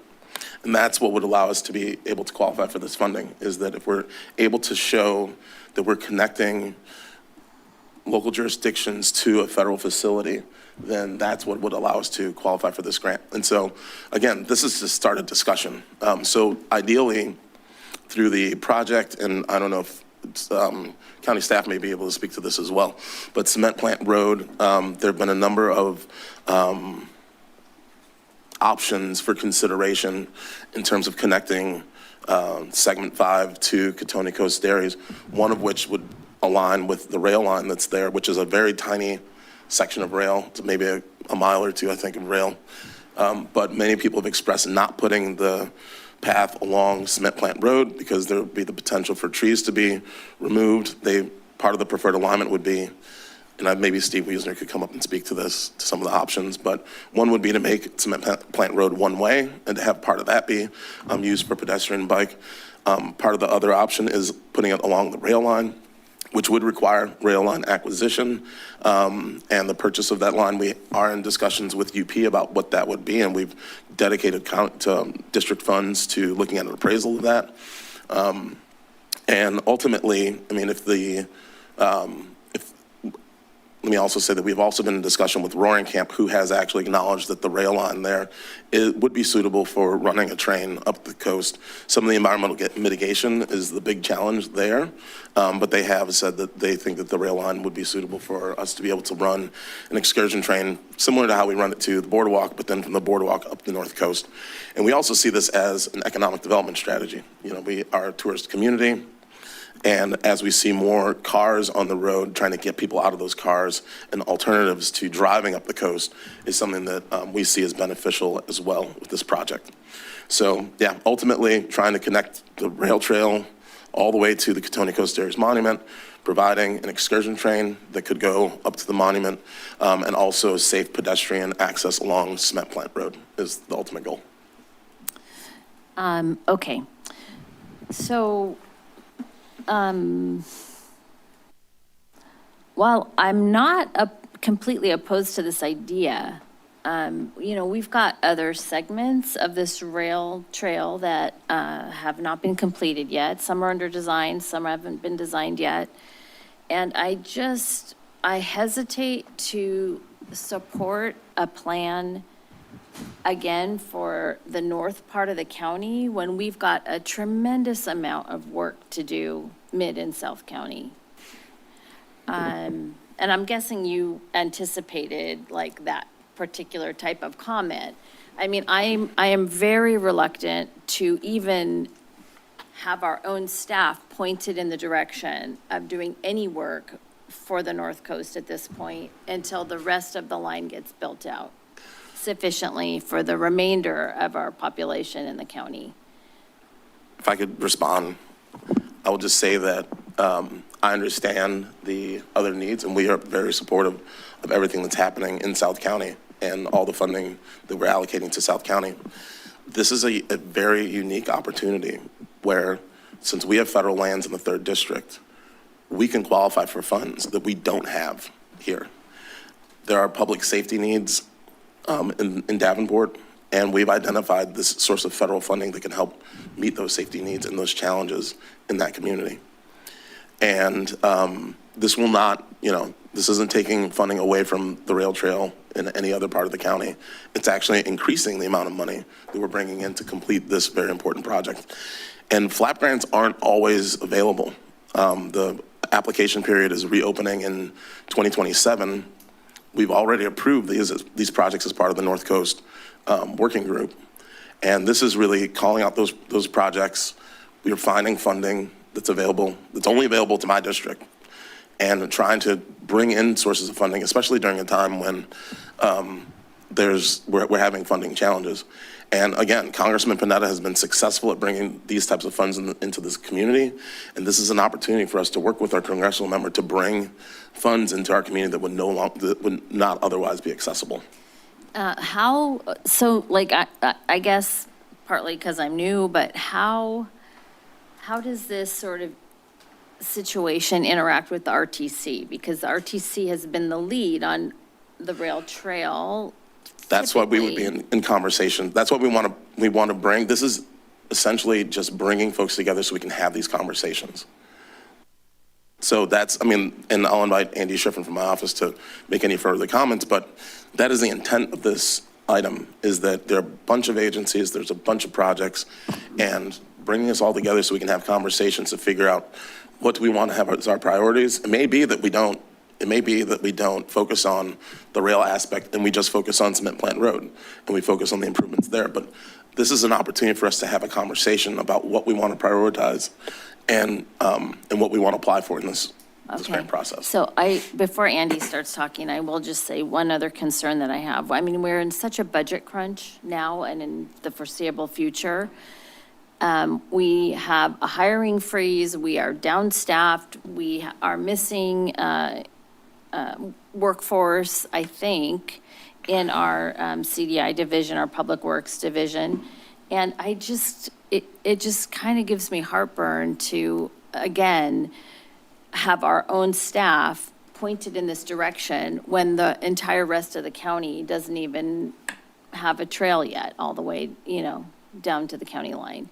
I do think it pulls away focus and energy from equity projects in the mid and south areas. I do. I love the idea of economic development. I love the idea of having a trail extend up to Chitoni. Gosh, that would be amazing. But the truth is that I don't think I can support something like this until we finish the trail for South County. Thank you, Andy Schiffrin. I think it's important to clarify what the status of these various projects are. Supervisor Cummings said there are a range of projects on the North Coast. Actually, only one of those projects is a county project. The only county project is the Cement Plant Road project, which is actually under development. The alignment for the BLM and District 3 funds went to funding the alignment study for that. There is a proposed alignment now. We've been in conversations with Public Works about providing funding to move the next step, which would be to develop a flap grant application for that project. As I understand how the flap grant program works, there isn't one flap grant application. There are a series of flap grant applications. Each agency has to prepare its own application. So for example, BLM would like to have parking improvements at the southern end of the National Monument. That project is going to have to be developed with them. If there is an extension from Santa Cruz to in the parts of the trail that aren't built. That would have to be an RTC project. If there is going to be excursion, that's going to be an RTC project. Those are things that are going to be talked about or can be talked about at the RTC, as if the RTC wants to participate. This hasn't been brought up at the RTC, and I've been careful not to do that because the collaborative effort needs to start here, because the North Coast is Caltrans, state parks, Coastal Conservancy, BLM, all have projects that are going on out there. And the question is, can these agencies work together?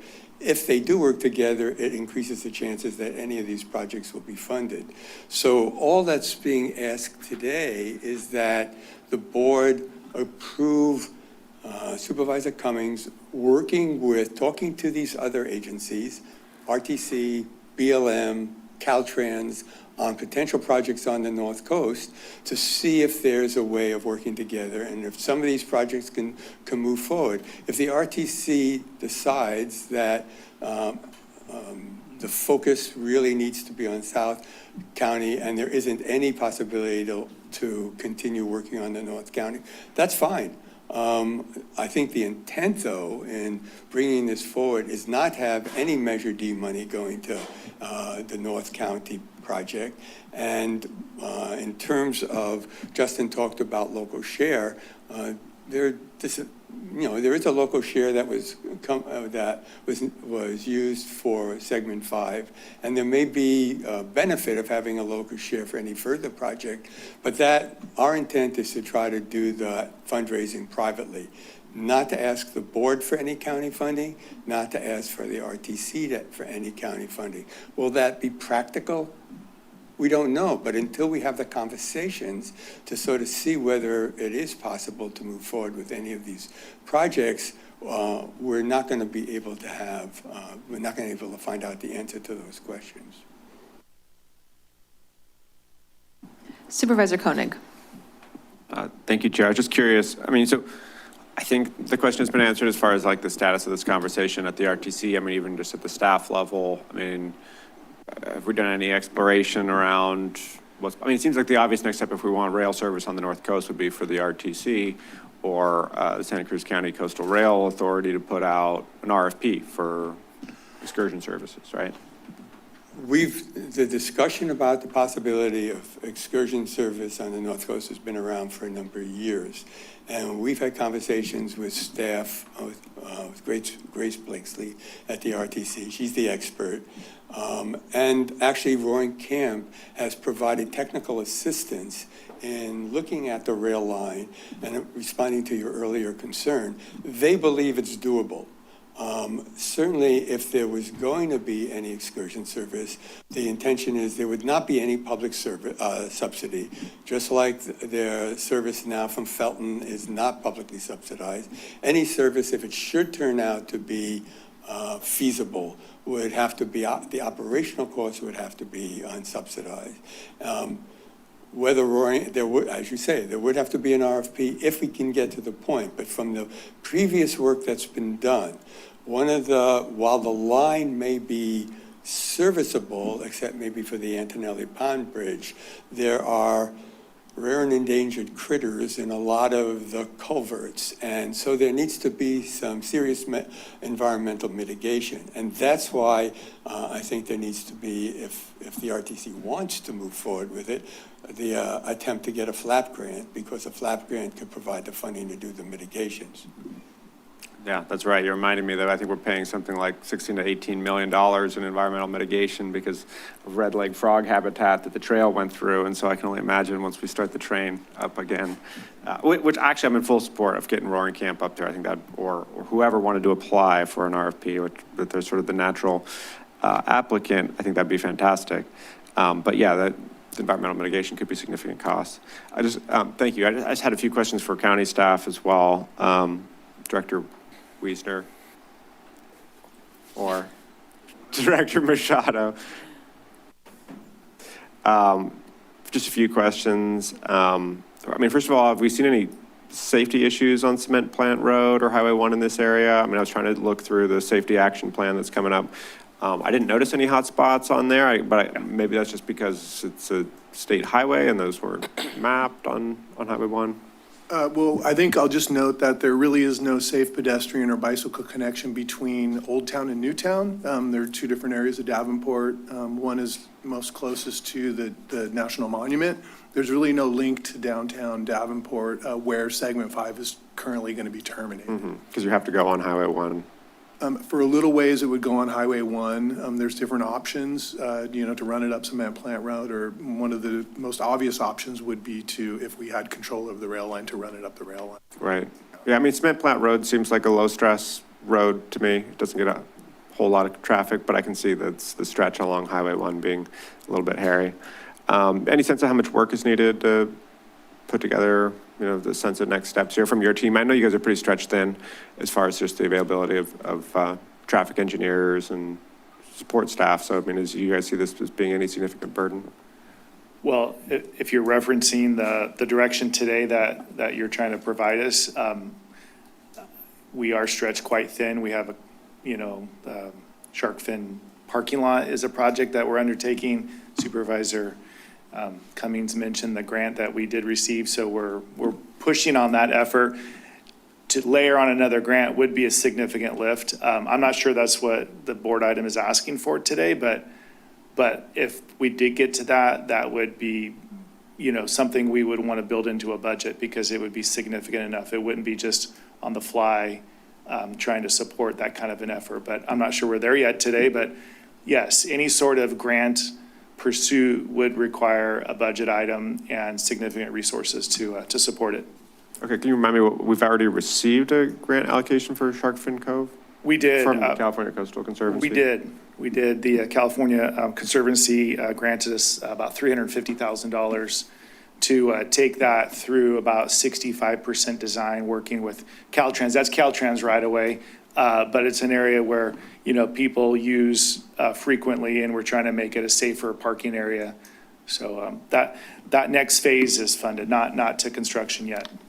I mean, in theory, could the FLAP grant help pay for the build out of that, or is not actually, that's not a piece of the national monument, so it wouldn't? That's right. It's not really a piece of it. To be eligible for a FLAP grant, you have to show that you're serving people directly that access federal lands. And so Shark Fin is not a, federal destination. If we can show users to get all the way to the Catoni Dairies Monument, then that would be eligible, but I don't think Shark Fin would actually qualify. But Highway 1 improvements may, if you can show that it's being used by the visitors for that park. Do you have any sense of how much funding we need to actually build out the Cement Plant Road and Highway 1, sort of Old Town, New Town connection? The cost to do that. Steve, do you have a sense of the? It's in the millions. Okay. It's a large project and would require land acquisitions and so forth. Right. Okay, thank you very much. Thank you. Yeah, I mean, I'm definitely sympathetic with the effort, and I mean, as I said, I think at a minimum, I think the RTC could certainly put out the RFP and try to get excursion service up there. I feel a little bit cautious and defensive of Public Works time or CDI. Yeah, those are my comments. Thank you. Supervisor Hernandez. So in addition to CDI, is Parks going to be part of this project as well? I just wanted to check in if all the agencies that you've been working with have been, if you guys already met, like I had an initial meeting with them. I do share the similar concern about bandwidth, but I guess my only question is, other than if you guys had those meetings, is, it is a multifaceted project that I'm wondering if there's going to be multiple CEQA reviews or any, given that it's federal funding and federal lands, any NEPA studies that need to be done? And if so, how are those going to be funded too? I'll answer part of this, first part of this question. So we were bringing this item back in April, and we pulled the item, went up to the community in Davenport, and had a community conversation about this project, and everybody was very excited about it because of the fact that it can provide some major safety improvements to the folks who live in Davenport. And again, I just want to remind us too that this is about us starting a conversation about, across the different agencies. We're not committing to any aspect of this project today. This is just to start the conversation. It may be that through our conversations, we don't want to move forward with rail. It may be that we just want to focus on cement plant road improvements and improvements the Caltrans and the community have identified in terms of traffic getting in and out of the monument. But really it's about us having this conversation. In terms of all the costs, those would be things that we would have to figure out. But I just want to remind us that the last time we had an opportunity to apply for a flap grant, we got $24 million from the federal government. And at a time when we're not getting money from the federal government for a lot of different programs, this is something that could actually help us in terms of being able to improve walkability, bikeability, outdoor access through funds that we wouldn't have otherwise. And it's not clear when this process is going to reopen after 2027. It may be that there's years and years that go by where we don't have access to this opportunity. But this is an important moment when we can apply for funding. There's no guarantee that we're going to get the funding even. And if we don't get the funding, we won't move forward with the projects. It might be that the amount and the cost is a little bit too high. And it may mean we scale down what we want to apply for. Like I said, the Antonelli Pond, for example, that bridge and that connection, that wouldn't be a county project, that's a city project. And I want to remind us that we did get a letter from the city of Santa Cruz from Mayor Keeley, who was supportive of us trying to coordinate our efforts. So together we could apply for these funds for the various different agencies, and hopefully we could bring a lot of money into our community. And so I'll turn it back to Andy about the sequence Let me questions. respond directly to Supervisor Hernandez's questions. One, we have had conversations with the Parks Department, and as the CEO has said, and as the CDI director has said, staff is pushed a lot. And that's why the recommendation is for county staff to attend meetings if available. There have been conversations with Parks. They're aware of the proposal, but they don't have a direct involvement at this time. So there's not an anticipation that Parks staff would be involved initially. Whether they would be, later would depend. In terms of CEQA and NEPA, yes, to the extent that there are any projects that are going to move forward for funding, they'd have to go through the CEQA and NEPA process. None of this is going to happen the day after tomorrow. What we're talking about is a multi-year start of a process that is, in a sense, providing a vision. I want to say one more thing about the availability of county staff. What we all know from county staff and CDI is nothing happens without money. They are very precise about their staff's involvement, and they need to get the funding. The Shark Fin Cove project started because Supervisor Cummings put $100,000 of District 3 money into the Public Works Department budget so they could work on it. That led to a $350,000 grant. The Coastal Conservancy staff is enthusiastic about the project. It was likely that the county will get another $150,000 once we reach the milestone, and maybe we'll be in good shape to go after construction funding, which will be significant once we get to the point that it's ready for construction. We've had conversations with CDI staff about the next step of the cement plant road project and talked about how much it would cost to prepare a flap grant application or have somebody else prepare a flap grant application.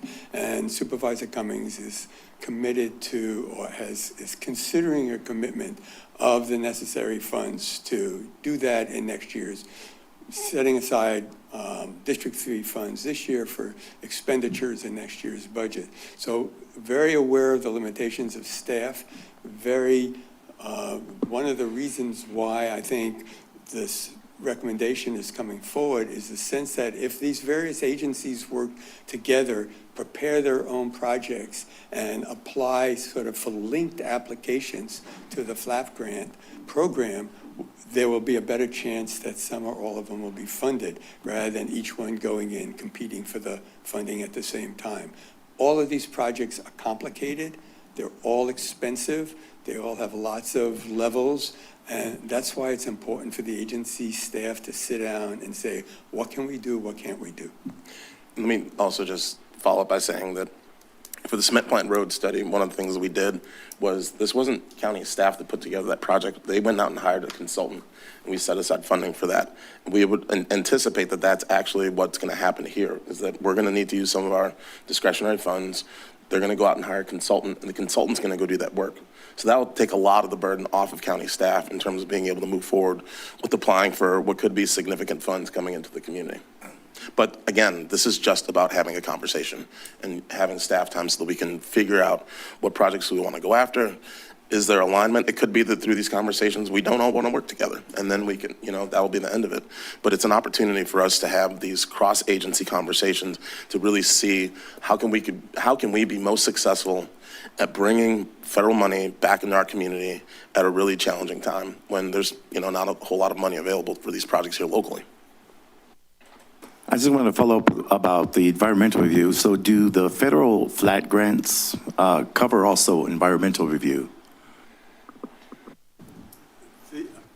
I think the answer is yes. We do have the model of the Segment 5 Rail Trail, which is, as Supervisor Cummings said, a major FLAP grant project. That money, as I remember, and I think I'm remembering correctly, was used for planning as well as for construction.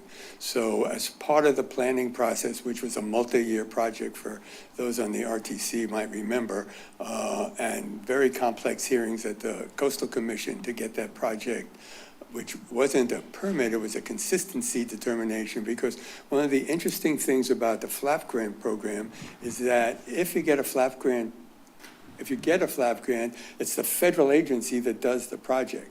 The federal agency is the only RTC staff for Segment 5 is working with the federal agency in implementing that rail trail project.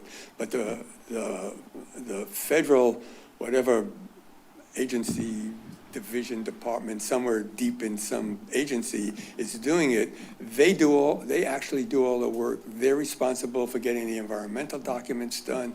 They're responsible for getting the planning done. That can be time consuming and problematic in ways, but it then saves local costs, because the only local cost with the only RTC cost was really overseeing that process.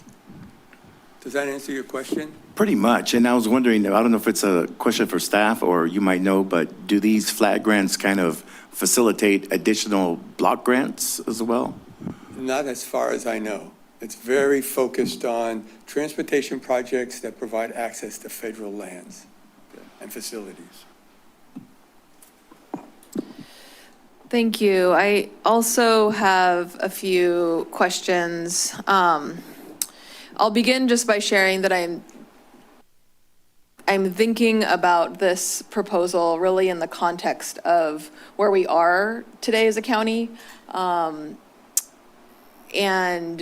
we are going into the budget season where we have some really difficult challenges before us over the next couple fiscal years. And we're also later today going to get a presentation on the strategic plan, which talked to thousands of people about their priorities for the community. So just to help me kind of put this in context of those things, Supervisor Cummings, can you just help me hear kind of how you are seeing this align with the goals of the county and where we are today? Sure. Well, and I don't want to dive too much into the strategic plan, but, since being on this board, we constantly talk about, making improvements to our roads, public safety, economic development, and a lot of that's called out in our strategic plan, and also reducing our carbon emissions. On the North Coast, as I mentioned before, as we become more popular, the parking issues up there are increasingly getting worse and worse. And while to Supervisor Koenig's comment earlier about Cement Plant Road, historically, maybe there wasn't a whole lot of traffic on Cement Plant Road. But what we're seeing now with Coatoni Coast Dairies, and again, that's becoming more and more popular, is we have more and more cars driving up Cement Plant Road, getting off of Highway 1 to access the Coatoni Coast Dairies Monument. And what's been concerning for the folks in Davenport is that they don't have a safe way for their kids and the people who live in Newtown to get down to Old Town. And so that's why we've been moving forward with the Cement Plant Road study, because they were really pushing on us to make sure that we have safe pedestrian access between those two parts of Davenport as the Coatoni Coast Dairy Monument is opening. That's part of why we've been moving forward with this, and the fact that we have an opportunity to bring in funds that could actually help advance that project. That's why we're bringing this forward today, because we've heard from folks in Davenport that, there's Caltrans issues in terms of being able to turn into the Coatoni Coast Dairies Monument, and a lot of other improvements that need to be made. But the fact of the matter is, should we be competing for funding, or should we be working together to secure funding that can help support all of the projects and all the needs that are on the North Coast? So again, talking back to the strategic plan, again, we've talked about economic development. This is an opportunity for us to help advance tourism and create safer access points to people who want to access our beaches and to access the Coatoni Coast Dairies Monument. It's, in terms of roads and safety, it helps provide that safe access from Newtown to Old Town in Davenport. And in terms of environment, and health and all policies, getting people into the outdoors and helping them have access to the Coatoni Coast Dairies National Monument, we see that this is something that can help facilitate that as well. So, and again, we're not making any firm decision today. This is to get us to have conversations with the other agencies to see if we're going to apply for this funding, how can we align our efforts, how can we maximize the potential for us to bring in millions of dollars into our community, and what projects do we want to focus on or not. So again, it's not to say that we're going to move forward with rail, because maybe the RTC doesn't want to do that this time, fine. But we do have a project that we know is going to cost a lot of money. We've done the plan on the project already, it's a Cement Plant Road plan. And that project in and of itself, from the county's perspective, if we could bring in the federal dollars to move that project forward, then that's something that will help us create a safer route in Davenport in a shorter amount of time. Thanks for that. And yeah, I guess in the context of prioritization, it seems like this project fits some of the general goals. I think in the conversations that I've had with the strategic plan, investment in North Coast didn't really rise to the top, as opposed to South County and even in kind of the more rural mountainous areas. But I understand, I hear what you're saying about this as a specific source of funding. This is just sort of the container that I'm holding the conversation in. As it relates to the lead partner, one of the letters of support we got said, happy for the county to take the lead on this. Has a lead been identified? No. So, we're taking the lead in the sense of we're trying to convene the agencies and have these conversations. But really, we would be trying to work with Congressman Panetta's office as well, because of the fact that this is a federal grant program. And so trying to also coordinate with them to see what elements would be, more likely to be successful in terms of competing for funds. And so that's why we want to kind of bring everybody together, and getting this board approval will send a message to our congressman that we really want to help. We want to work on projects that can help bring down these federal funds. And I will just say that, in terms of the 3rd district, we have very, understandable, there's a lot of needs throughout the community. But we're unique in the sense that this is one of the few projects that we can actually bring money in on and move forward that's going to really help promote safety and access in our community. Is the county, going back to the lead question, would the county be the lead applicant for a FLAP grant? Because Panetta's office won't apply for us, so who are you thinking is the applicant? It depends on the project, right? So if there's Caltrans projects, Caltrans would take the lead. Cement Plant Road, that would mean the county would take the lead because it's a county project. And we would have to work with the Coastal Commission if we're gonna, do rail, that would be an RTC project. The RTC would have to decide on that, so we're not deciding on that for them. So that's why we want to have these conversations to determine what are the projects we want to prioritize, where are these different agencies at. It could be that the RTC says, we don't want to support rail going up the North Coast because we want to focus on South County projects, fine.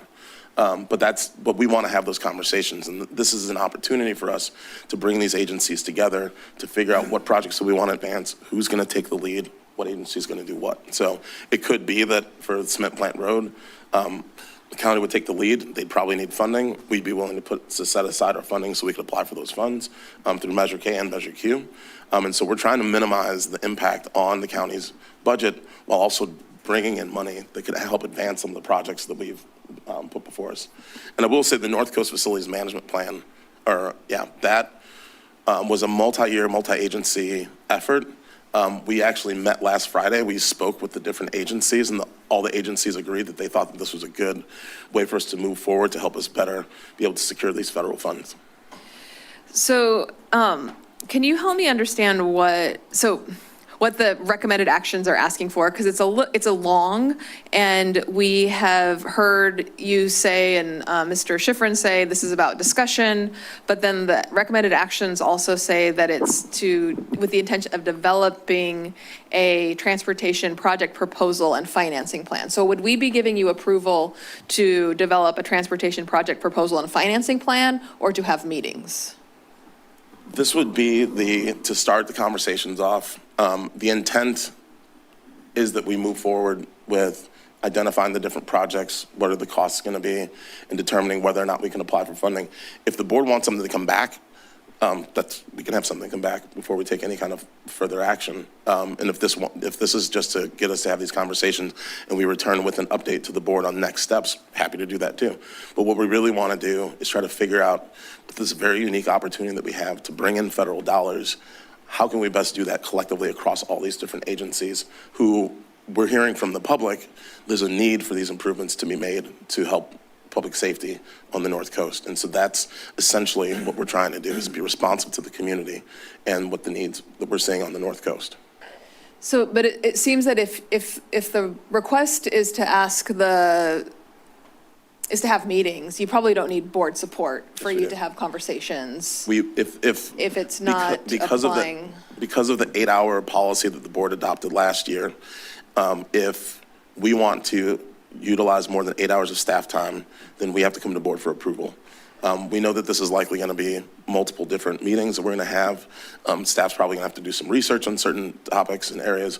And so we felt that rather than trying to get staff to do something without board approval, that we bring this before the board to get approval from the board to make sure the community knows that there's a lot of money that we can access and that's on the line here. And that, by getting board approval, it sends a signal not only to the community, but to our congressional representative that we're interested in trying to pursue acquiring these funds. Got it. So District 3 can have conversations and discussions unlimited, but when it involves bringing staff in, if it's above 8 hours of our public works time and our CDI time, that's what you're asking us to dedicate. Right. So maybe I'll ask Mr. Machado to come up to talk about that a little bit more. Because I heard from Supervisor DeSerpa some concerns about staff resources and time. And I'll just admit, I'm bothering you often on behalf of the 5th District related to road projects, culvert projects, road repair. So I know how busy you are, and I'm really appreciative of your stretching yourself. So based on your understanding, you're being asked to 8 hours and above. When you see the proposal here to attend staff meetings, developing a project plan, a financing plan, perhaps providing recreational trail to the boardwalk, help me understand how many staff might attend and how many hours might that take? Yeah, that's a good question. And so, as we were reviewing this item as well, we were trying to wrap our brains around what is being asked of us. And I think the idea of going to meetings and weighing in on knowledge that we have in our brains or knowledge on projects that we've done recently, whether it's cement plant road feasibility or other knowledge that we have, that seems completely reasonable. I think that's in our minds, going to meetings, sharing what we know, sharing, what we've done is absolutely spot on. I think that next level where we're drafting finance plans and grants, that's certainly not within what we see as the scope of the ask today, because that would be a budget item, because that's a significant lift. And so I think I would draw the line at meetings versus crafting a plan. I think crafting a plan, I don't believe it's part of this ask today. It doesn't read that way to me. So I would say go to the meetings, and I would say, to answer your question, it would be, myself and Steve. We put in a lot of hours, and we don't always have to account for those hours to project items specifically, especially when there's no funding available for it. So it would be a lift from mostly us. And there's a limited number of hours in the day, as Jay. Yes, I found that to be true, yes. So do you feel like that you have the bandwidth for the request that would be coming? Yeah, I think, when we read the item, I think it's, this next step doesn't seem like a huge lift. It seems like attending meetings, fleshing out some strategies seems reasonable to us. I think if we get to the point of identifying a lead agency, that's a really big conversation. We recognize Cement Plant Road as ours, but so many other elements are not. But I think these first, handful of meetings is completely reasonable. And to Supervisor Cummings' point, if this can lead to leveraging huge federal funds for our region, we're always all in for that. That's a great idea. Mm-hmm. Thank you. Appreciate that. I think I'd like to hear from the public. So any other questions from the board before we go to the public? Is there anyone in the room who's here who'd like to speak on this item? Seeing none, is there anyone on the phone? Yes, Chair, we have speakers online. Thank you.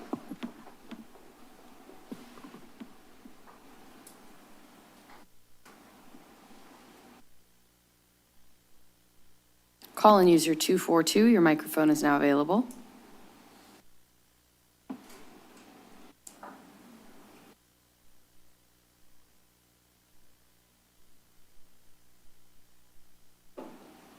Call-in user 2. Hello, can you hear me? Yes, we can. My name is Zachary Ormsby. I'm the field manager for the Bureau of Land Management Central Coast Field Office. We oversee Chitoni Coast Areas. And I'd like to offer my strong support for what Justin is proposing today and concur with what Steve and Andy put out there. I would like to also state that the RTC was very successful in their flat project. Having that completed, once that's completed, puts us in very strong contention for another flap grant. Having previously negotiated successfully a flap grant, I'd also like to say that this monument exists because of rich collaboration in this community, starting with Trust for Public Land, Semper Byron's Fund getting it nominated, and then also working with the county elected officials, state elected officials, and congressionally elected officials to get the monument open. The trails exist out there because of rich collaborative effort. And Justin is right that this is a rare funding opportunity that has come up. And in my time in working for the federal government, a lot of times we're just trying to take advantage of the funding opportunities as they arise. For example, the proposed budget for national monument lands for 2027 congressionally offers about a 75% reduction in funding for national monuments.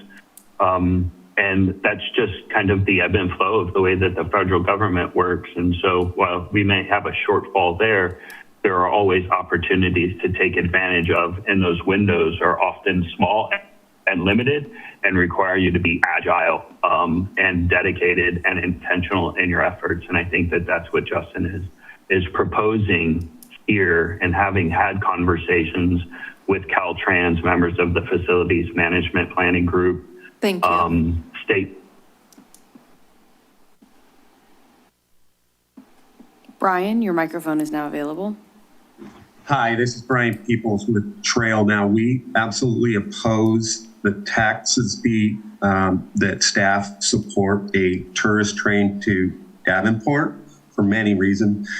Besides the limited staff time, Most importantly, what is not being well communicated is with the new North Coast Trail, there has been new pedestrian vehicle accesses over the railroad tracks that virtually now prevent you from having a train. Because if you remember when we put in the Aptos Village, we had to take out 2 crossings for PUC requirements. So you cannot have a train going to Davenport or basically, or you would have to impact your current trail.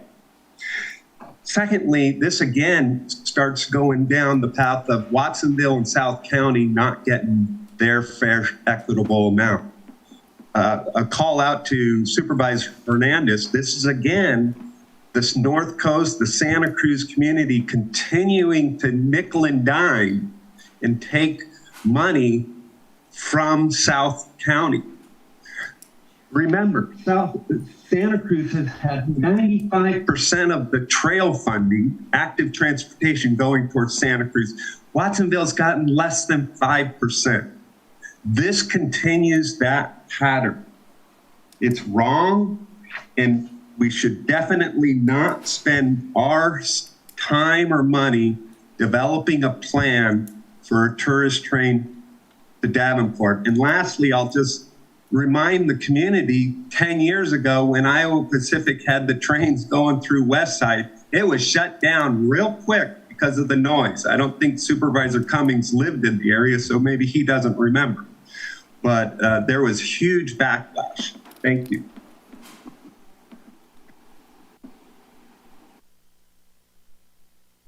Call-in user 365, your microphone is now available.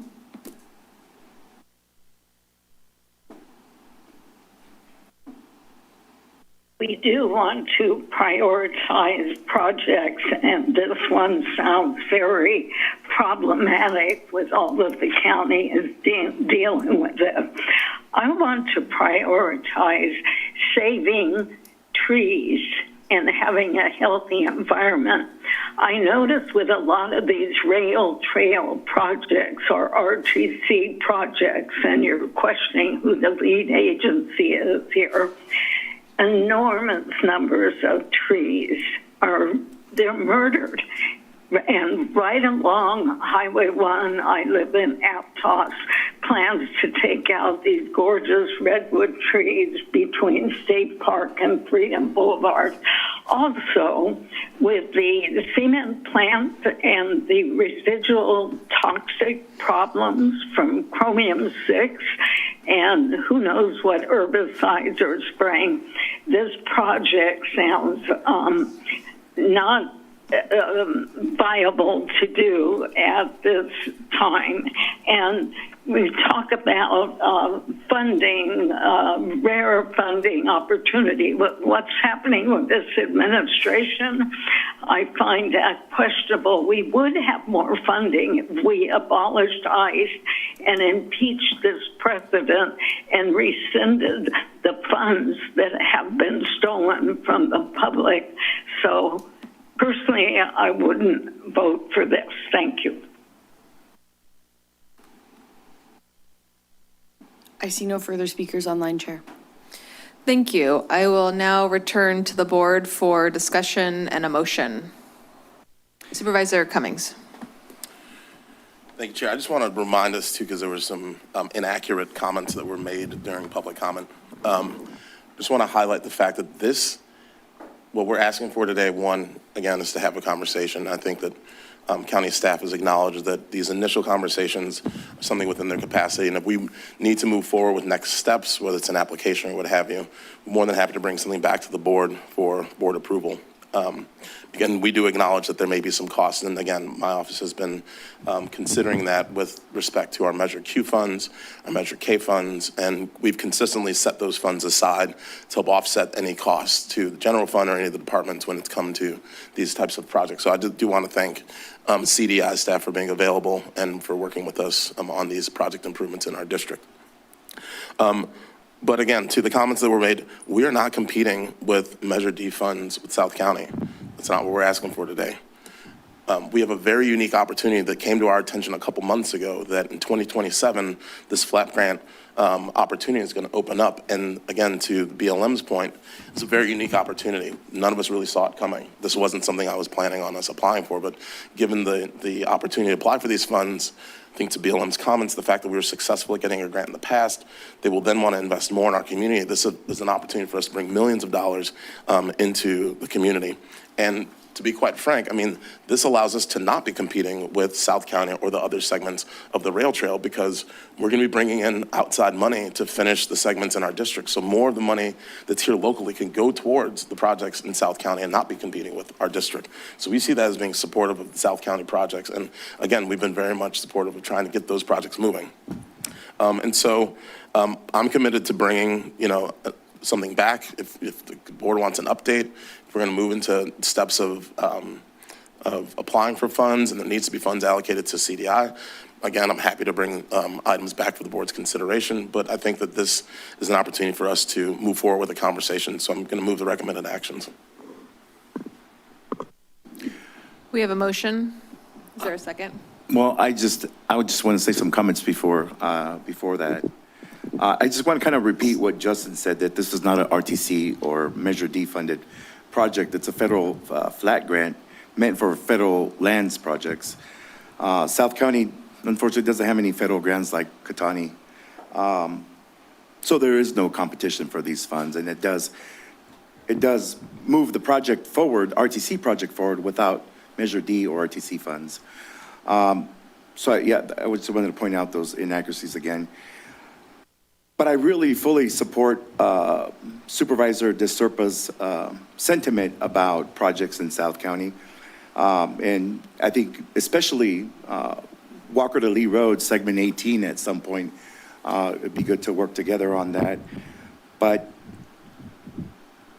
given that it's an opportunity for kind of sourcing different funds for this project, it is unique. And I think if it was described by our CDI director that if it's, the initial work, the meetings, I don't want to put words in your mouth, but planning and scoping would be, you'd be able to, carry that, then I would second it. So we have a motion on the floor from Supervisor Cummings and a second from Supervisor Hernandez. Further discussion. Supervisor Koenig. Yeah, I'd like to offer a friendly amendment that I think speaks to what's generally out there. It's suggested that this will be a relatively low burden on staff. And so in any case, the additional direction I'd like to offer is that this would limit total county staff time to 24 hours and asking for a report back before preparing or submitting any grant proposal. Sure. So we have a friendly amendment that's been adopted by and approved by the motion maker and the seconder. Further discussion. I have a question. When do you imagine would be an appropriate report back time? I'm not quite sure. I mean, we'd have to start, coordinating meetings. I'd have to look back to the application timeline, but the fall would probably be a good time. I think, we can probably come back by no later than the second meeting in October for an update, if that works. I mean, July, but a lot of us are going to be gone. So really starting these conversations probably in August is likely when we'll be able to schedule these initial meetings, if not maybe a meeting in June. But yeah, I'm happy to come back by no later than second meeting in October, which allows us to then come back sooner if necessary. Thank you. Further discussion. I just wanted to see if staff thinks that timeline is good. Okay. Supervisor DeSerpa. I'm going to reiterate my serious concern about staff time. My office also in District 2, because of our very large infrastructure needs in our roads, culverts, et cetera, put, I think, a tremendous burden on our Public Works Department. I know it is my biggest complaint over and over and over and over, and the only thing I can offer, because I can't offer, my roads to be repaved, what I can offer is my presence to go out and meet with people, sometimes with Steve Wiesner, to make them feel like we hear them and we understand the concern, and that we'll get to it when we can. He can't come to all of those, so sometimes it's myself and my staff that go out. It's very, very difficult to sit here and know that energy from these departments is now going to be shifted again to the North Coast, where they've already gotten enormous amounts of money to build out infrastructure there. We have huge infrastructure needs, not just in our roadways, but also on our trail segments that have yet to be built out. We've got huge issues, in particular in La Selva Beach and south. So while I completely understand that maybe this is, not maybe, but that this is an opportunity to bring extra money in, I just don't understand how, something has got to give. So I would like at this time to hear from our CEO about whether she thinks this is a good idea, if we can manage this. And I feel like I almost need my own representative from CDI to, because if Supervisor Martinez is giving you guys as much work as I'm giving you, I'm not sure how it's all being managed. It's just tremendous asks all the time. So, Yeah, Nicole. Supervisor DeSerpa. So I think if the meetings are spaced out appropriately and there's time for Director Machado and Assistant Director Wiesner to prioritize other work as well, then it wouldn't be so much of a burden. It sounds like there'll be a cap on staff time and that the department or staff would report back along with the 3rd district as to where this is headed. So it sounds like there are enough kind of bumpers around what this looks like to provide some additional direction and next steps to the board where the department could balance this with other demands. Okay, thank you very much. Further discussion from the board before I ask for a roll call. I'll just add, it's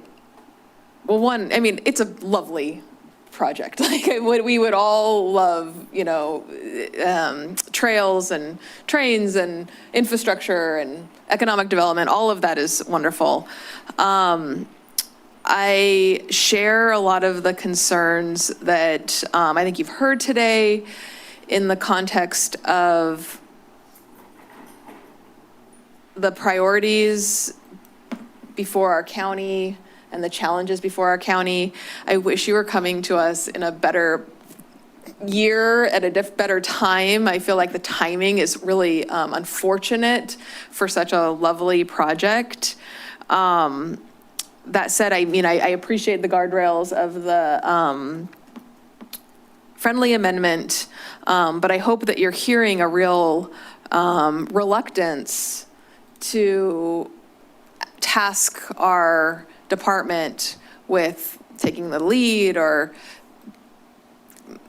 investing time and energy on another North Coast project, given the trade-offs that we're needing to face.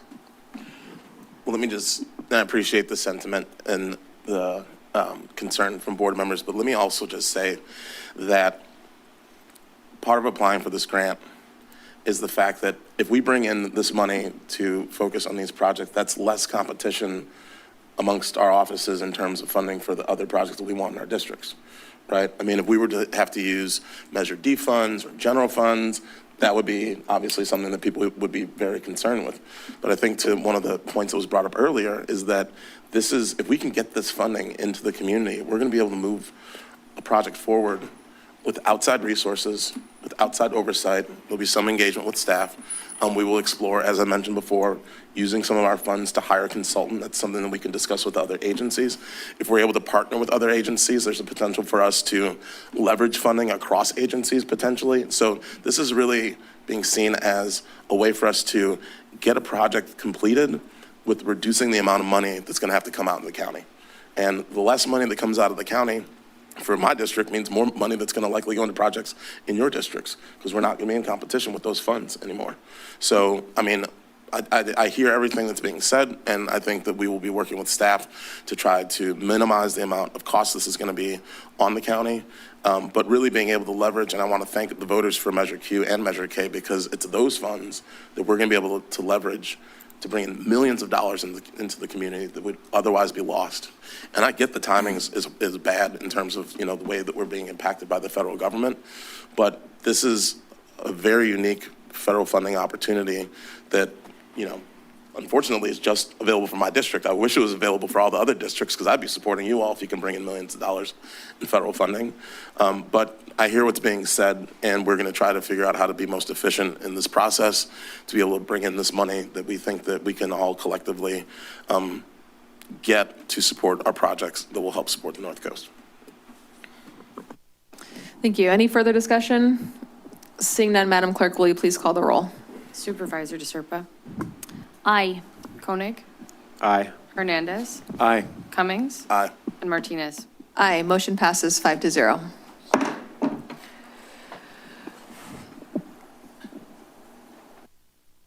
We are now going to move on to a scheduled item, which is item number 12.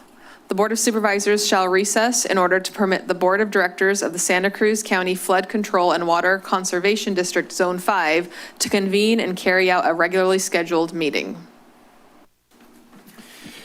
Thank you, Chair Martinez. I will now call to order the regular meeting of the County of Santa Cruz Flood Control and Water Conservation District, Zone 5.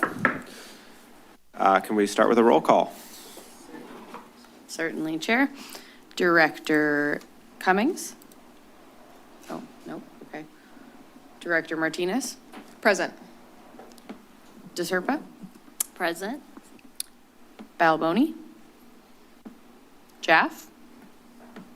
Brown. Clark.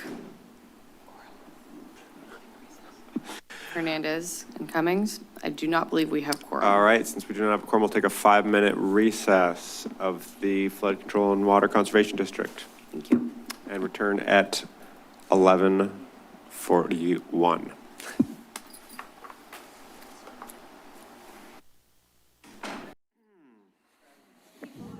Recording in progress.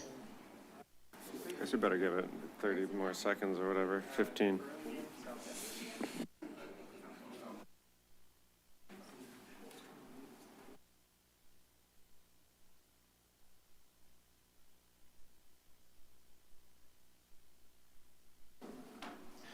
All right, it is 11:41 and we will reconvene the regular meeting of the Zone 5 Flood Control District. Can we have a roll call? Certainly, Chair. Director Cummings. Here. Hernandez. Here. Martinez. Present. DeSerpa. Present. And Koenig. Here. With Directors Jaff, Balboni, and Brown absent. You have quorum, Chair. Thank you. Do we have any additions or deletions to consent and regular agendas?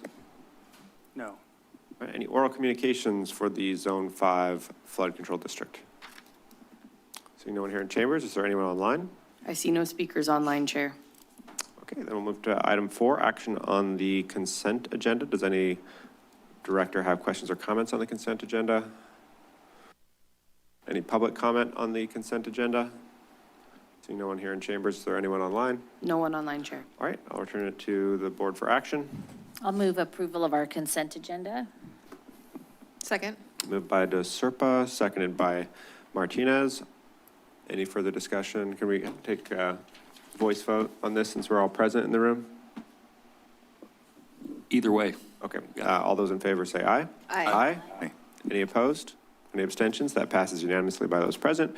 Proceed with our regular agenda, which is to consider approval of the proposed fiscal year 26-27 Zone 5 Flood Control and Water Conservation District operations and expansion construction budgets. All right. Thank you, Chair and Directors. My name is Rodney Trujillo. I'm the Senior Civil Engineer for the Flood Control and Water Conservation District Zone 5. The item before you is a proposed budget.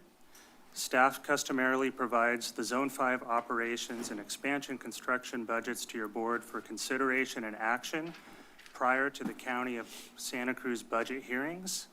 And the final budget will be part of the considerations at the County Board of Supervisors budget meetings in June. So what is Zone 5? Zone 5 was established in 1969 for a limited scope of stormwater conveyance improvements. The zone boundaries are shown on the map on the right and are also available on the county website.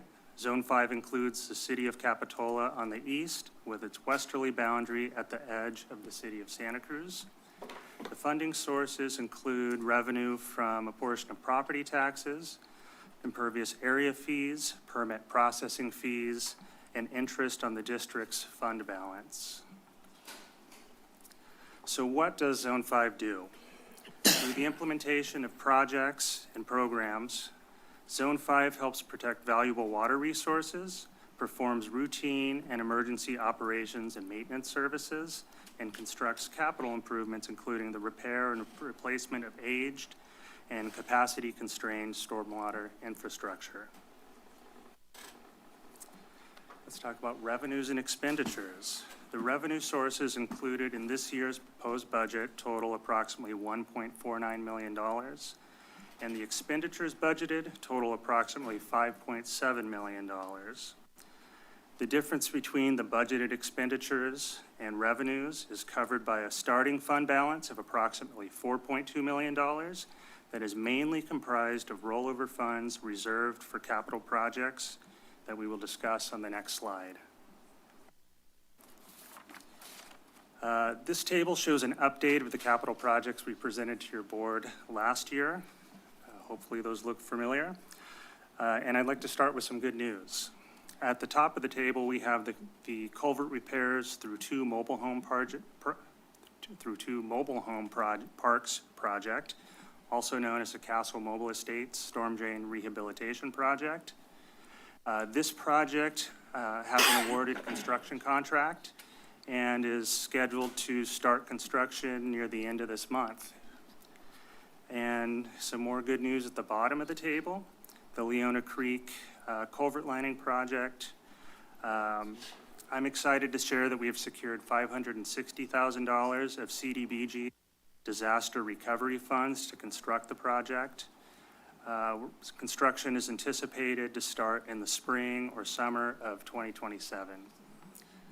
And the two remaining projects at the center of the table, the Portola downstream of 38th and the Portola 30th projects were both identified in the Stormwater Master Plan as high priority projects.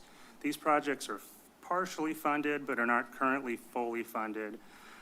So Zone 5 is working to identify opportunities for match funding. And that brings us to our emerging issues. Probably doesn't come as a surprise to the board that Zone 5 has aging infrastructure and insufficient revenue for replacement needs. This is exacerbated by the rising cost of replacements, effects of inflation, and more frequent and intense storms. Additionally, the State Water Quality Control Board has an updated stormwater permit that is expected to be released in the next year or so. We are tracking the proposed permit changes and are expecting some expanding regulatory requirements as part of that new permit. And in response to these emerging issues, a stormwater master plan was prepared. The master plan findings estimate an annual shortfall of approximately $4 million for increased permit requirements for the ongoing maintenance needs and needed capacity upgrades.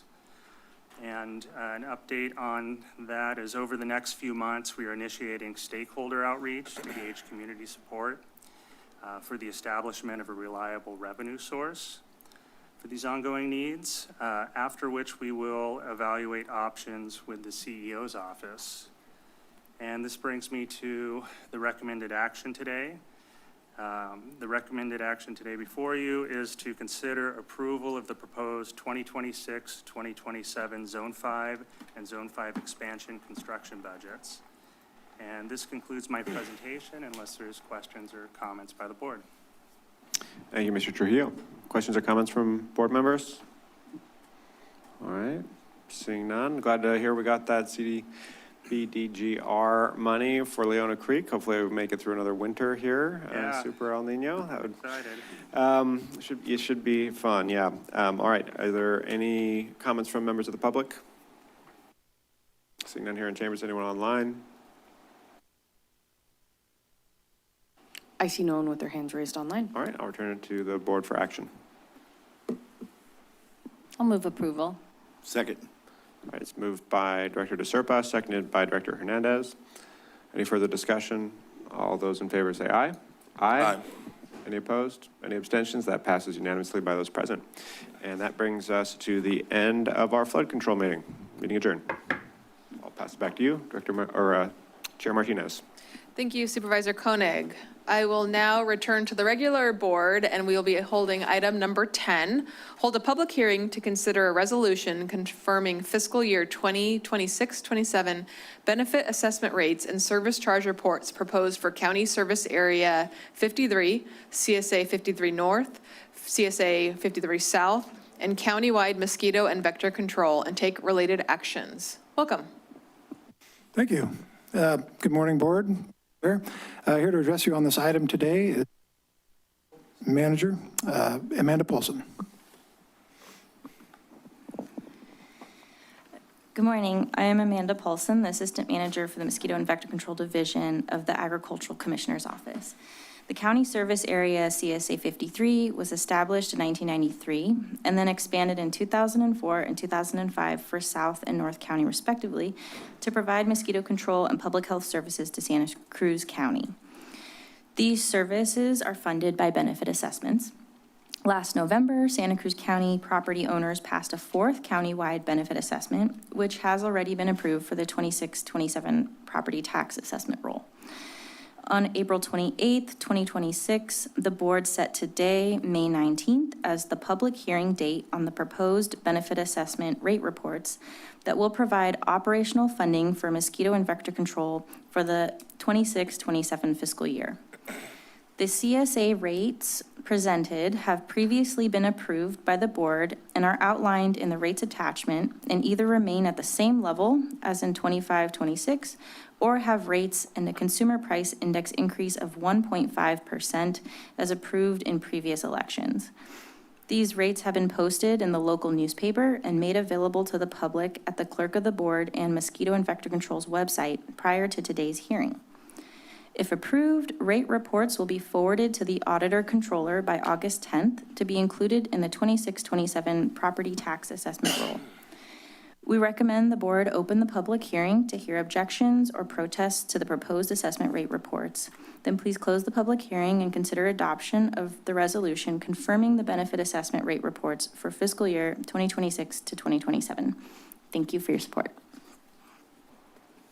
Thank you. I will now open the public hearing. Is there any questions from the board? Seeing none, is there anyone in the public who'd like to speak on this item? No one in the room. Is there anyone on the phone? I see no speakers online, Chair. Thank you. I'll now return to the board for a motion and discussion. So moved. Second. We have a motion from Supervisor Hernandez, a second from Supervisor Koenig. Any further discussion?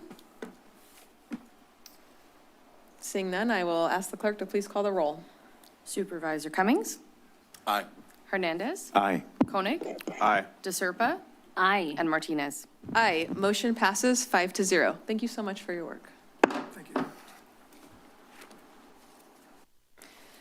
We will now move on to item number 11. Consider adopting a resolution approving the Santa Cruz County Safety Action Plan. We have a presentation from CDI. Public Works. Welcome.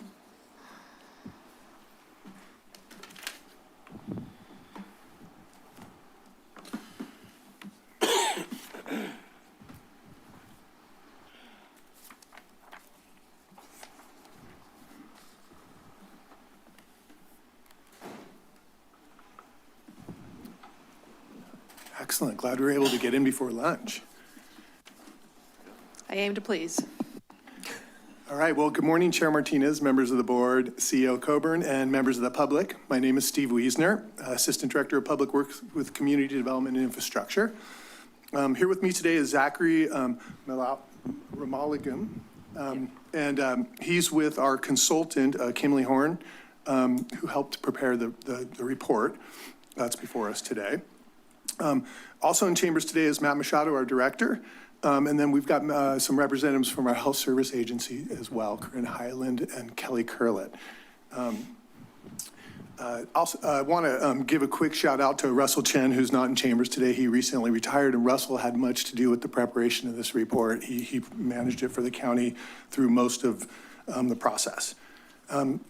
Our brief presentation today on the Santa Cruz County Safety Action Plan is the culmination of about a year and a half worth of work. The plan has been developed to improve road safety across the unincorporated county and in the cities of Scotts Valley and Watsonville. The plan identifies traffic safety improvements based on a review of crash data and input from staff, stakeholders, and the community. This project also aims to provide a foundation for decision-making framework so that the county and cities may identify, prioritize, and implement proven safety countermeasures from the toolbox that was created in the plan. The report is intended to serve as an ongoing resource for county and city staff as they identify and pursue funding through various programs to implement the identified safety improvements. Next slide, please. Oh, got it. Thank you. Oh, here we go. See it. Okay. It's not quite working. Is there somewhere to point? Okay. Okay, now I advanced it too far. Can you go back? Let's see. There we go. I do this correct, yeah. Okay, what we're going to cover today is a brief overview of the plan itself. We're going to talk about the public and stakeholder engagement that took place. Then we'll talk a little bit about the data and the analysis that took place in the plan as well. And then finally, some of the actions and strategies and the next steps. So this safety action plan as came to us via a grant through the Safe Streets for All program. It's a federal grant through the IIJA bill. It was great that we did it. The county led the process with the cities of Scotts Valley and Watsonville as partners. I will say that we did reach out to all the jurisdictions within our county, both the city of Santa Cruz, Capitola, also UCSC and Cabrillo colleges. You know, the idea is to get as many partners as you can on these plans. You score better, you're more likely to get funded. All of those agencies either had something similar in the works, like a local road, streets, and safety plan, or they had their sights on developing a plan by themselves. The focus of this plan is really on preventing and or reducing the occurrence of fatal and severe injury crashes by considering engineering improvements, education, enforcement, and emergency response. By completing this plan, the county will be eligible to apply for grants. So it should make us very competitive for implementation grants, but also education grants as well. And I will just, you know, say that we did lead, CDI Public Works led it. We own the infrastructure, right? The design portion of all of our roadways lies within the responsibility of Public Works. But there's other key stakeholders that are involved in this plan, public health being one of them, also law enforcement being another one. So there's a fairly large task force that was developed with all our jurisdictional partners involved as we developed the plan. Okay, so with that, I'm going to turn it over to Zachary, and then he's going to get into the meat of the plan. Thank you, Steve. So this plan follows the Safe Systems approach. We have some information about that on the following slide. I can take a quick. Okay. So the Safe Systems approach is recommended by state and federal road safety resources, and it considers safe roads, safe speeds, safe vehicles, safe road users, and post-crash care. The idea is that we should take a comprehensive approach to road safety by looping in partners, reviewing policies, and education, in addition to roadway engineering improvements. So on the following slide, consistent with that safe systems approach, we conducted community engagement.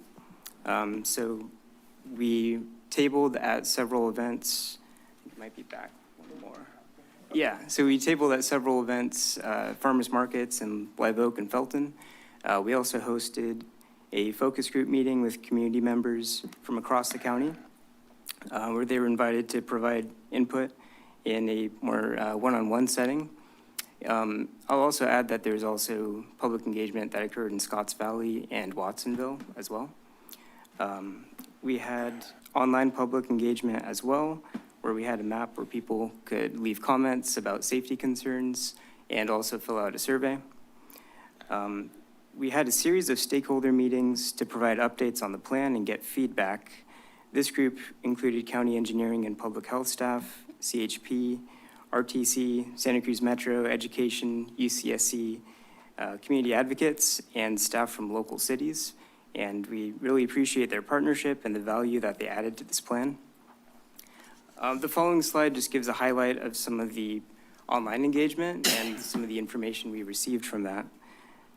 So we had really good engagement with the map. We had 891 comments.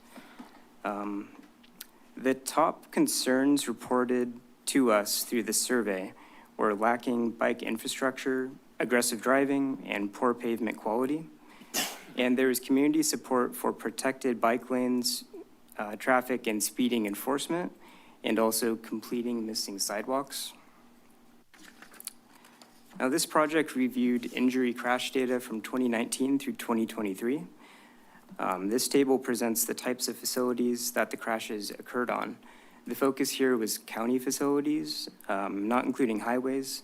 There's a separate plan being led that's considering crash data on the highways. So unsignalized intersections and roadway segments accounted for the majority of the fatal and severe injury crashes across the county, and naturally became the focus of the analysis and the improvements. So on the following slide, we have a map of those fatal and serious injury crashes which occurred between 2019 and 2023. We looked countywide at all the intersections and segments, so we had a pretty large data set here. We identified the following challenge areas based on crash types and driver behavior. So those were lane departures. These are crashes where a vehicle goes off the road. That accounted for 33% of fatal and severe injury crashes.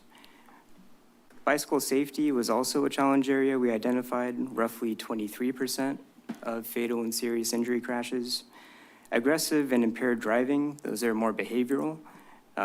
Impaired driving accounted for about a third of fatal and severe injury crashes, so naturally that was a focus, as well as motorcycle safety. So on the following slide, we have a list of some of the case study locations that were identified, and that flowed from the crash data analysis and also the community engagement. These locations include a selection of different facility types from across the county with an emphasis on unsignalized intersections and roadway segments. Safety recommendations were developed for these locations, which can be applied at these locations, but also at similar facilities across the county. We started with these locations because they either experienced more crashes or more severe crashes. Some of these locations were adjacent to schools or were highlighted through community outreach. In many of these cases, all of the above. We have a couple of examples here. These are improvements that were developed at a few locations. So this is an example of intersection improvements at Capitola Road and 17th Avenue. There was a history of bicycle collisions here. So we have some recommendations to improve bicycle safety. That includes green bike lane treatments and a bike box, an improved high visibility school zone crosswalk at the intersection as it's adjacent to Live Oak Elementary School, ADA curb ramps, and a leading pedestrian interval, which is a signal timing update that allows pedestrians to get established in the crosswalk before vehicles start moving. And also being cognizant of vehicle safety, we had a recommendation for retroreflective backplates on the signal heads that can be useful for addressing impaired driving crashes, but also if the power goes out at the signal, then you have those reflective tape around the signal heads to really get the driver's attention and confirm, yes, you are supposed to stop even if the power is out. On the following slide, we have an example of improvements on a roadway segment. This is Empire Grade Road north of Heller Drive. We had a history of lane departure crashes here, so we had some countermeasures to address that. High friction surface treatment to help vehicles grip the road a little bit better. We have recommendations for chevrons around some of these curves, and also a center line rumble strip to really notify drivers if they are straying from their lane, they'll get that tactile feedback. And also, this is a popular biking route, so we had recommendations for a bike pullout area along some of these curves. So these recommendations can be found in our countermeasure toolbox in the report. So these are proven safety countermeasures that have statistics behind them to show that these improvements actually can reduce crashes. And this is just a sample of the treatments focused here on bicycles or lane departures, intersection safety. The toolbox in the report is quite lengthier, and the county can refer to that as a resource moving forward for developing improvements at the locations identified in the plan or new locations. Great, thank you, Zachary. Okay, so what you really have before you is a recommendation to adopt a resolution approving the Santa Cruz County Safety Action Plan. I'll note that the next steps are really applying for grants to improve our roadways, and that's really what we want to go after. This is really going to bolster our ability to compete well for grants for these safety improvements around intersections in the roadway segments that are identified in the plan. I also do want to, again, emphasize that there's other partners that we'll be working with. We did form a task force as part of this plan, you know, with our law enforcement partners, our local jurisdictional partners, and our health partners. And what we'll continue to do is monitor our progress on this. And I think just with any good plan, we would look to update this plan in about the next 5 years to see how well we did with our implementations, to see what identify any other future needs we might have. And before I take questions from the board, I think I want to give our health services agency folks a chance to make any comments if they wanted to before we take questions, or we can wait for questions. What do you think? Okay, well, we can wait for a public comment. I'll go ahead and we'll go ahead and end our presentation then, and we're happy to take any questions you may have. Thank you for the presentation. I'll now return to the board for questions, starting with Supervisor Koenig. Thank you, Chair. And thank you, Director Wiesner, and to our consultants for putting together this fantastic report. I mean, it really, if it's not road quality, it's road safety is the most often thing that I'm hearing about. People suggesting specific safety improvements, particularly throughout the urban area, but also certainly in the mountains as well. And so what really struck me about this report is we know where the conflict areas are. We have actually like a pretty deep toolbox of countermeasures, and it's sort of just a matter of consistently funding and implementing these improvements. And if we do that hundreds, if not thousands of times throughout our system, then we will have a safer system. Because, I mean, let's also be clear, we have a really unsafe system right now. I mean, what are we, second in the state for the most crashes involving alcohol, the most crashes involving bicycles, most crashes involving young bicyclists, people younger than 15 years old. I mean, this is bad, right? And of course, we saw this in our, I can't remember the exact name of it, but basically like morbidity report for the county that said traffic accidents were the second leading cause of years of life lost. So we have work to do here. The question in all that is, I mean, now that we have this report, we can go after grants. How much funding is available with those grants? Does it require a local match? I mean, you know, how much of this work do we think that could actually be paid for with some of these grant sources? I mean, how likely are we to win those grants? Yeah, well, there are quite a bit, good question, and there's quite a bit of opportunities out there specifically within this next year. The Safe Streets for All program actually does have grant applications open right now, and we'd definitely like to submit something, one or two of the high priority projects that we have identified in the plan. That's a pretty fast turnaround. We've been working on that grant application, and we're working with the CEO's office to make that possible. There is a 20% match required. So, you know, for every $1 million we go after, we're going to have to find $200,000 of our own local money to implement those grants. There's also a Highway Safety Improvement Program, grant program, that is administered through the state, but it's federal funds. Those, some don't need quite as much match. Some there are actually just set aside funding, so we'll definitely go after those for sure. There are components of that grant program where you do need to provide a local match as well. So again, we'll be working with both internally with our own funding sources and the CEO's office to see if we can go after those grants. And then finally, there's the active transportation program through the state, which we've been pretty competitive in the past. And we're certainly going to try again this year to go after some funding there, but there is a local match requirement on that. It's anywhere from 20% as well. Do we have any of those matching funds currently within CDI's budget? We do not. Okay. Yeah. If we were to go for, I mean, in your mind, the most highest priority projects, do you have a sense of how much that would, the local match portions of those applications would be? You know, Zachary and I have been working actually specifically on the Safe Streets for All grants for some of the high priority segments and intersections.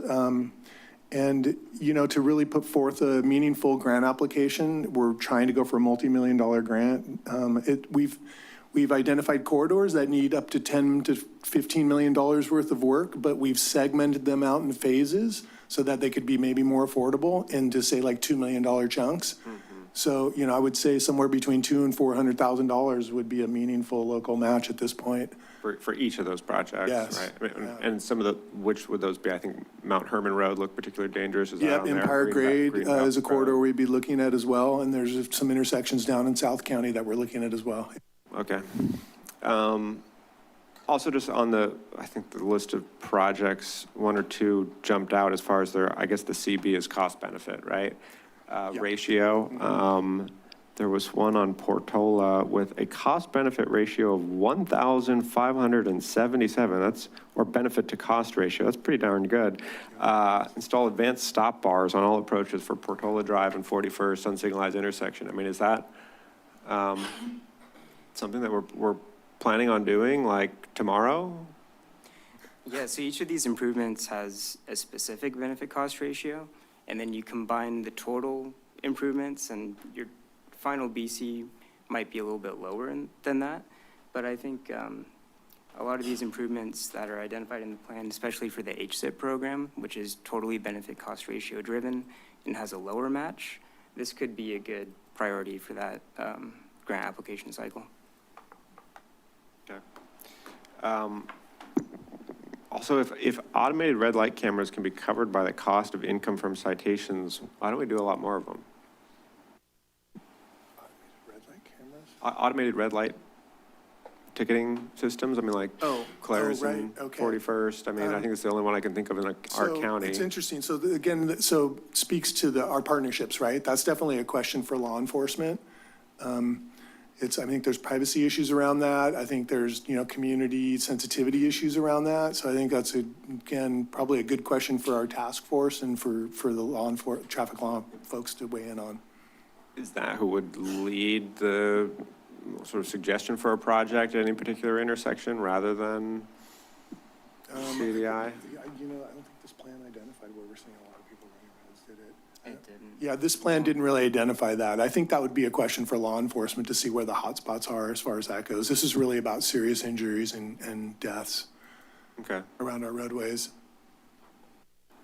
All right, thanks. That's all my questions. Yeah. Thank you. Further questions from the board? Supervisor Hernandez? Could you bring up the one with the roads, the list of the roads, hotspots?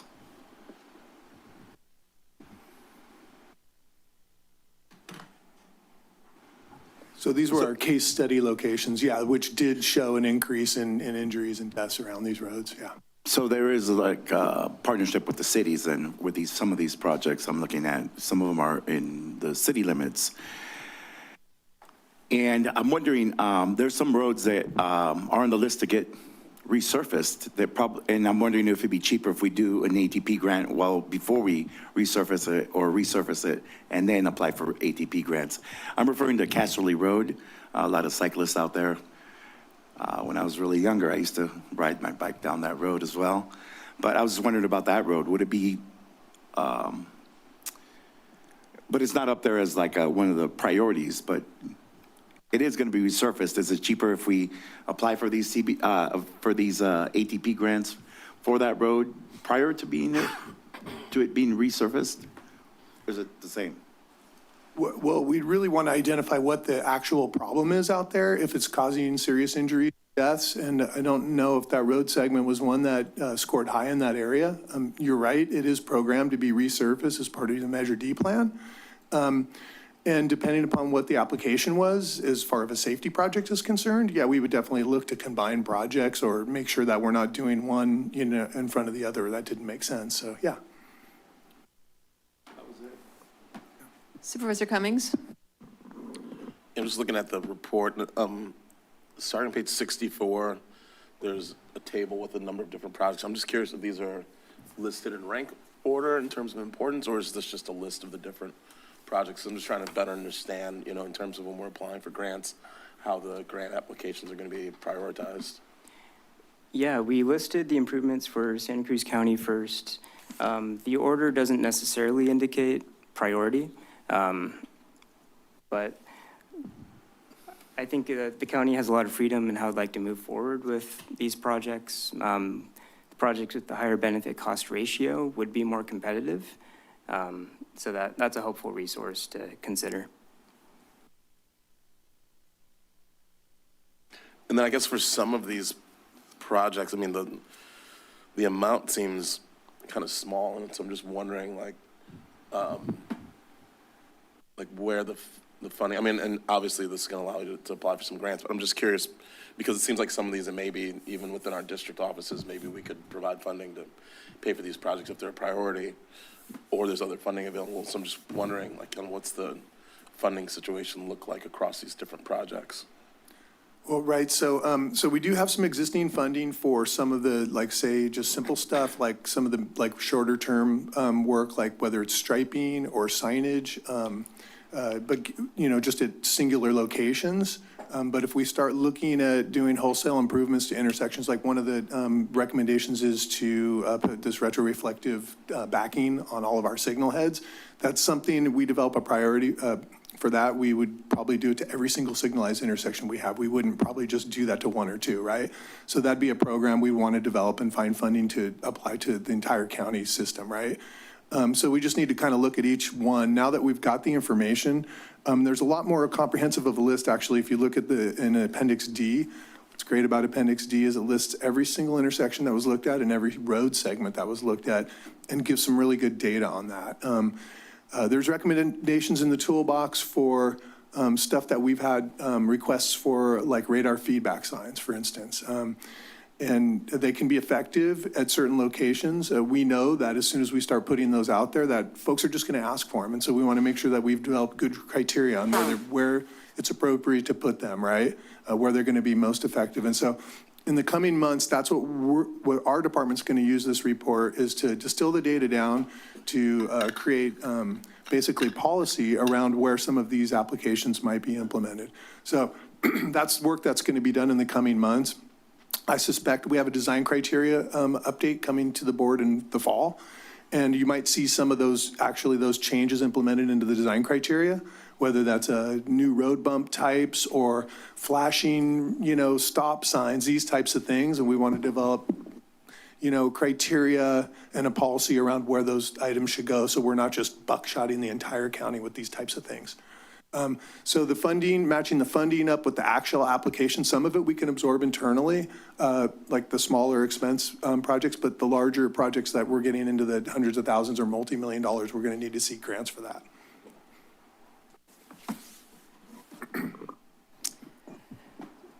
Any further questions from others? Supervisor DeSerpa? Recently, well, thank you, first of all, for this comprehensive report. I mean, I believe all of us up here are concerned about some of the unfortunate statistics that we see here. Especially, I'm concerned about, we're the second highest in the state for alcohol-related fatalities, and that was actually a surprise to me. And so I do wonder about public health. Like, do we have a campaign planned to help with that? Like a public campaign that we could roll out Actually, in yeah. regard? Yeah. Good afternoon. I'm Corinne Highland, and I'm a health services manager with Santa Cruz County Public Health, and I oversee our Healthy Communities branch, which includes our substance use disorder prevention unit. And within our unit, we have an impaired driving program. And you may recall, I'm also the public health PIO. We released a press release about our Office of Traffic Safety grants that include impaired driving, where we work to on preventing DUIs through education outreach, working with our alcohol merchants, with the Responsible Alcohol Merchant Award Program. So yes, that is a program that we currently have within public health.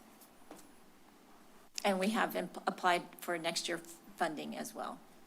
That's great, because we need to do something, yeah, at higher level.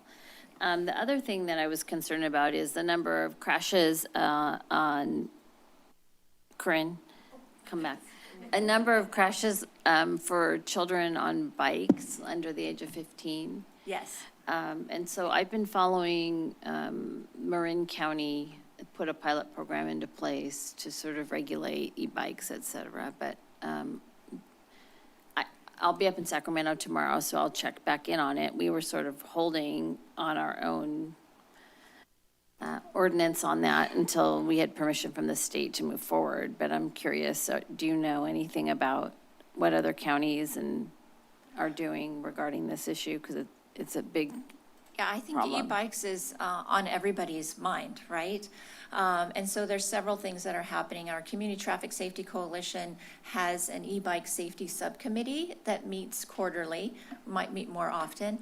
And there's several things that we're looking at. You know, we're trying to get good data.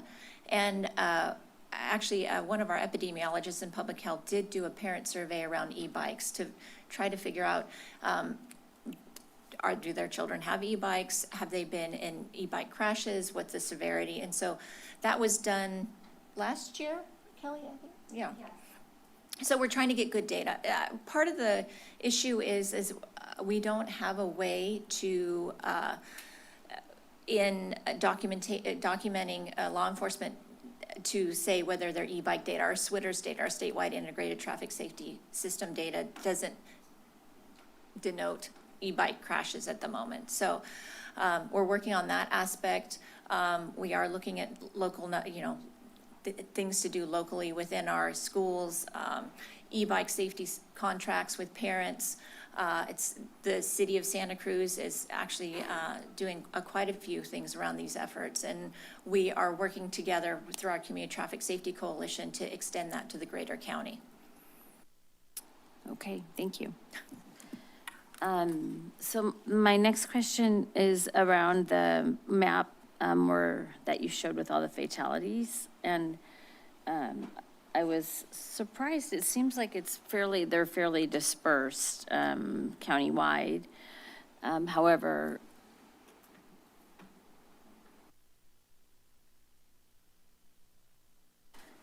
so if you were going to start with improvements in certain areas, is that the list that you already have provided to us in terms of like on Freedom Boulevard? But I thought I saw multiple problems up in the 5th District.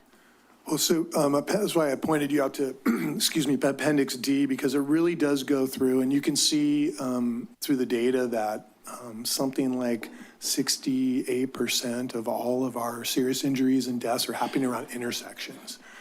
So we really want to focus in on intersections, specifically unsignalized intersections. But it's true that 32% of some of our serious injuries and deaths are happening on roadway segments too. And so the list, what's great about the list is it gives a lot of data, and it kind of leads us to where we should be focusing our efforts, at least to begin with. And I think it's going to be the intersection of where affordable projects coincide with where we're having a lot of problems. And that's what we want to go after first, right? The low hanging fruit, right? Because there could be improvements that are going to be very, very costly in problematic areas, but I think we ought to really focus in on what we can do now. But yeah, we're going to use this data and this list to really drive where we go. I think it is interesting to see that it is fairly countywide. We have this problem countywide, not just in the urban areas, but in the rural areas as well. So when you talk about unsignalized areas, I mean, is there a simple fix to that, pending, money to put in a signal, like just adding a four-way stop, for example, or adding extra stop signs?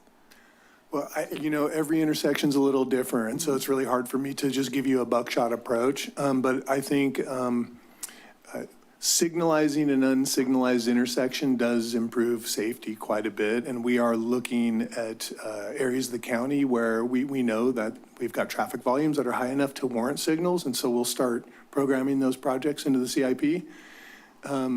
Dealing with the unsignalized intersections that maybe will never get signals, that'll be a little more challenging.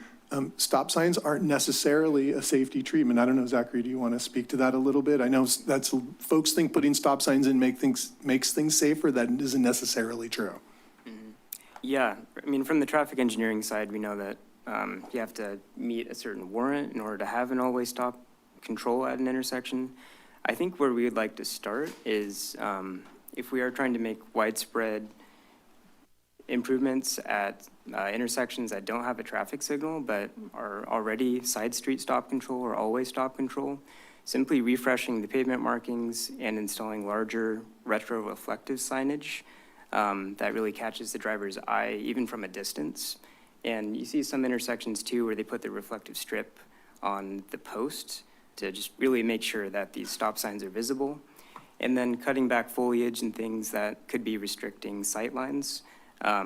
Those are a good place to start and can really help improve driver compliance at some of these stop signs, especially for the broadsides, those types of conflicts that we tend to see there.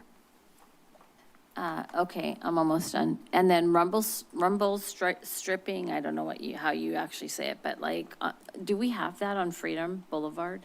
We don't. We haven't employed those as a county standard really anywhere. We've done selective throughout the county in the lanes where we've seen lane departure problems. That said, it's something definitely I want to look at through our pavement management program where we can install some rumble strips. I mean, you see Caltrans doing this to their roadways, both the center lines and to their sidelines where appropriate.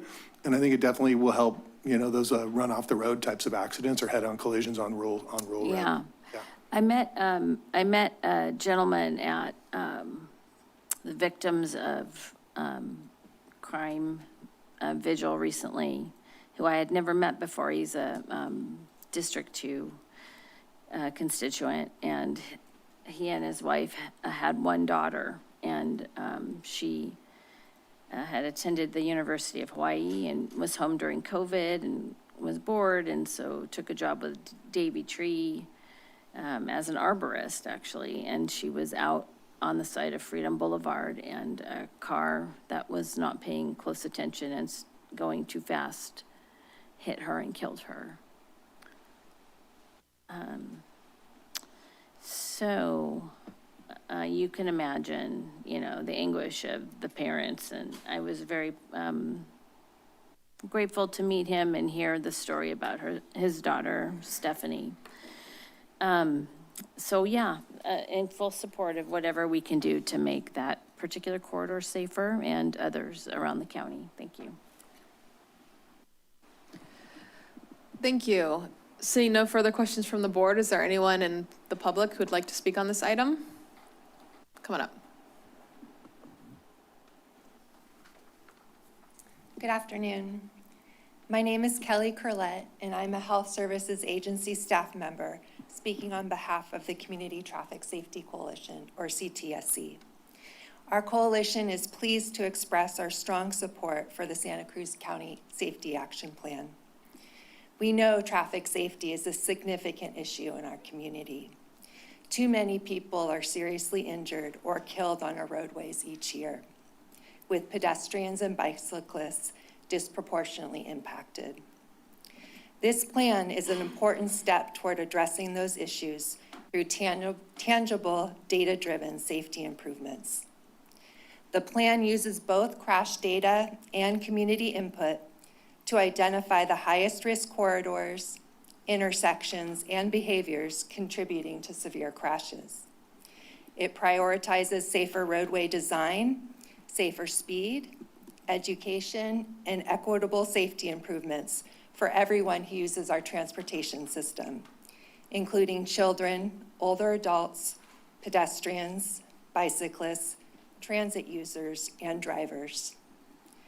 We would also like to acknowledge the extensive outreach and collaboration that went into the plan's development. Community members consistently raised concerns about speeding, unsafe crossings, missing sidewalks, and inadequate bicycle infrastructure. And the final recommendations directly respond to many of those concerns. We thank all the agencies, organizations, and community members who contributed to this effort. CTSC looks forward to supporting implementation of the plan through continued coordination, outreach, and education. We respectfully urge the board to approve the Santa Cruz County Safety Action Plan. Thank you. Thank you. Any further comments in the room? Seeing none, is there anyone on the phone? I see no one online, Chair. Thank you. I will return to the board for a motion and discussion. Supervisor Koenig. Thank you, Chair. I'll move the recommended actions with the additional direction that CDI return during budget hearings with a specific request for the matching funds required for Safe Streets for All grants and other priority road safety projects, which the board could consider funding. A second. We have a motion from Supervisor Koenig and a second from Supervisor DeSerpa. Further discussion. Supervisor Cummings.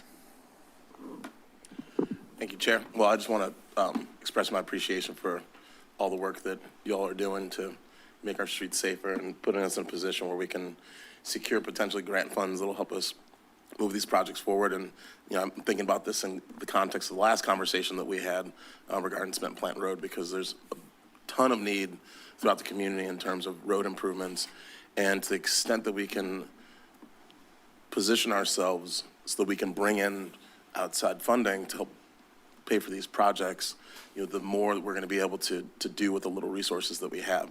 And so just really want to express, you know, accomplishing this plan and look forward to seeing how we can leverage our local dollars to secure and bring in some more of these funds from the state and other funding sources. So thank you. Further discussion? I have a question about the additional direction. There are many potential projects within this plan. Can you be more specific about what you're hoping? I know the budget proposal for CDI has already been published, so be more specific about what it is you're hoping to see. Yeah, sure. So what I heard from Assistant Director Wiesner was that the budget proposal for CDI did not include the matching funds needed for the Safe Streets for All grants would hope to apply for in the near term. Is that correct? Yeah, thank you. Good afternoon, Matt Machado, CDI Director. Just to chime in on that, that's correct. And I think what I heard you ask is that, I mean, because if we're able to submit for a grant, it takes many months to hear back. And it could be almost, 6 months or longer before we would really need to discuss the local match. So maybe we could provide some alternatives of which projects we would propose to put holds on so that we could fund this future grant if we receive it. So I think what I would recommend, and I think it's in alignment with what you're asking, is that we would tell you which areas of our proposed budget that we would recommend altering. Maybe it's at mid-year, or maybe the grant doesn't even come about, or maybe it's a whole year later. You know, the timing is a little bit unknown. But what we would recommend is what we would deprioritize so that we could prioritize this potential safety grant. Is that what you were looking for? However you guys want to structure it. I mean, also, obviously, there's the grant applications that might be needed 6 months, 9 months, yeah, maybe a little bit farther out, but still potentially within the next fiscal year. Right, to have those matching funds. What would have to be cut, or, you know, maybe we could, of course, always find another cut outside of the department in order to fund that program, right? And then in addition to the things that we're going for with the grant application, potentially there's some low-hanging fruit. I mean, you know, high crash intersection with relatively low-cost improvements that we could also potentially fund. And so we would like to know, well, what are those priority projects? I mean, we could probably have some sense looking at the list of, based on the dollar signs and the crash data, but maybe you could distill that list for us and to a specific ask. Okay. I think that's great, and that's how we plan to move forward, is identify those systematic approaches that we can build into our existing, whether it's operations or other project budgets. From standing here today, I don't know if we want to complicate our proposed budget, because we're clearly moving forward with this opportunity as it is, and we will certainly bring back these ideas to your board as we digest them. With regard to the grant that Steve mentioned, I think it would be fair if we shared with your board during a proposed budget of our, you know, priorities. If we were to secure a grant, we would come back to the board and recommend a swap in our budget. You know, we would identify those projects that we would consider freezing so that we could fund the local match of a safety project, which safety is literally is our highest priority in the county. I mean, we're committed to that. So if that will meet your needs, we could do that. I would just don't want to overly complicate the proposed budget, but we certainly want to give you options and ideas for future board action and consideration, if that's acceptable. Again, however you want to structure it. Okay. But my big takeaway from this report is we have not, I mean, there's a long list of things that we could make investments in. Sure. Sooner or later, we have to choose to fund these. And now, are we doing that by default? Or, you know, help us understand where, you know, the next $100,000, $200,000, $500,000 of investments are needed. If it's something you can already do with the little gymnastics in your current budget, or that you need additional funding for to really start making progress on. It's a long list, that's all I'm saying. I mean, if we don't have awareness about it, if we don't allocate funds to it, we're never gonna get off of the, you know, second worst in the state for 15-year-olds and under dying on bikes. Okay, I think we understand. We'll bring these ideas back as we crunch the reports and the numbers. Thank you.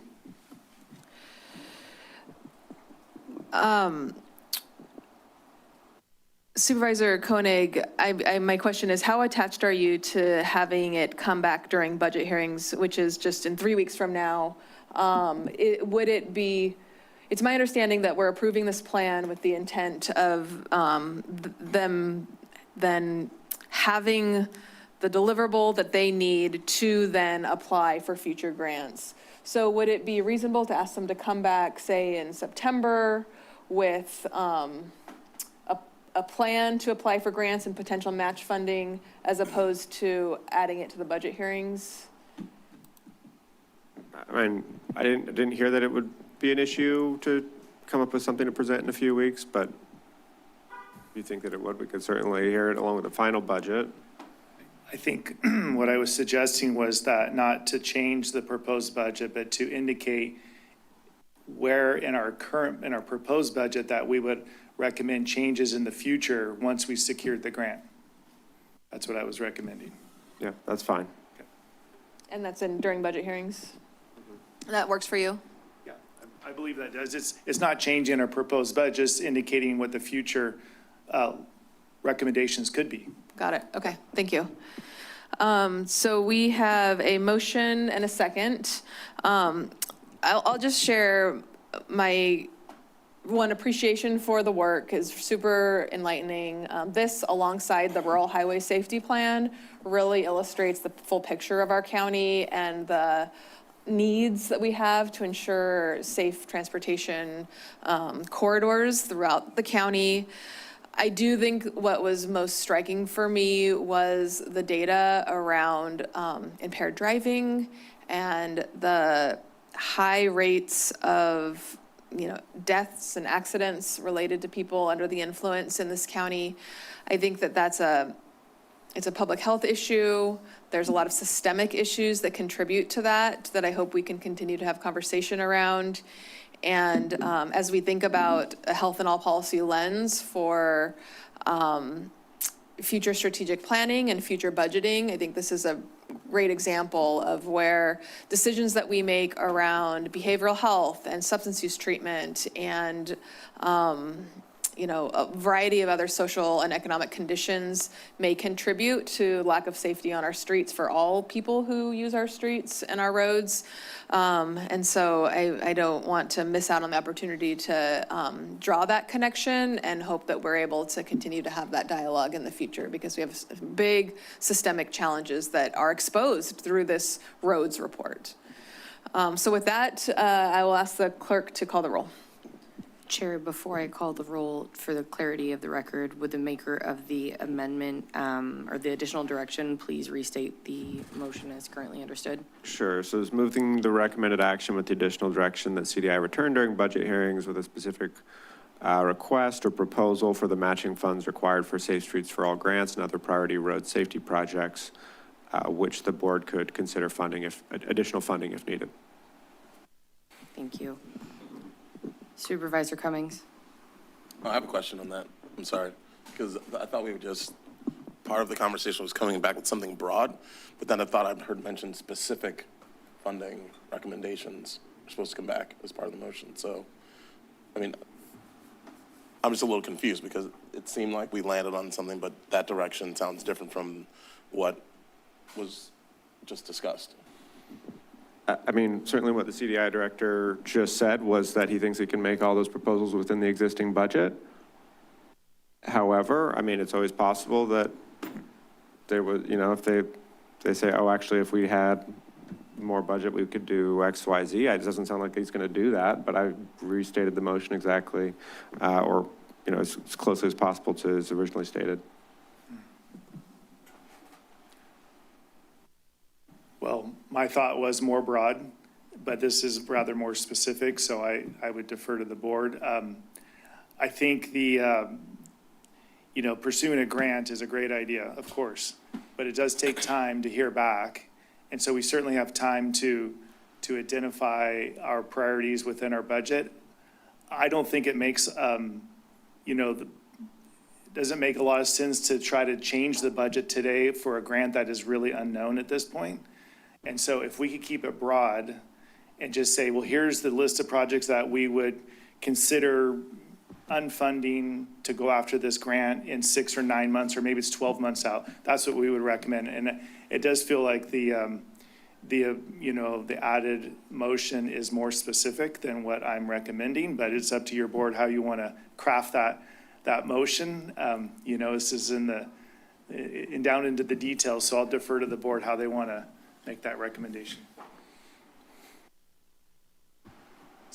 So I guess it's sounding like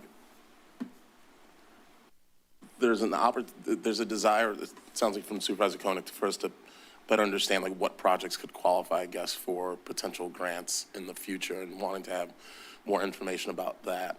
And getting into the details of which projects, I don't know if that's where we're necessarily wanting to go with this. So I'm trying to see if there's a pathway forward when we can have some information come back to the board, whether it's at budget hearings. It sounds like, applying for grants is something we want to see CDI do, and how that's achieved is something that maybe we can have some more information about it. Yeah, I think I can add to that. Assistant Director Wiesner shared the idea of a phased approach with these high priority corridors. And he described how we will pursue them in phases because, they're large projects if you put them together. And he described that, each phase would be, maybe in that $1 to $2 million range. So that's a $200,000 to $400,000 local match in general for this is for the SS4A grant, because it's the one that's available soon.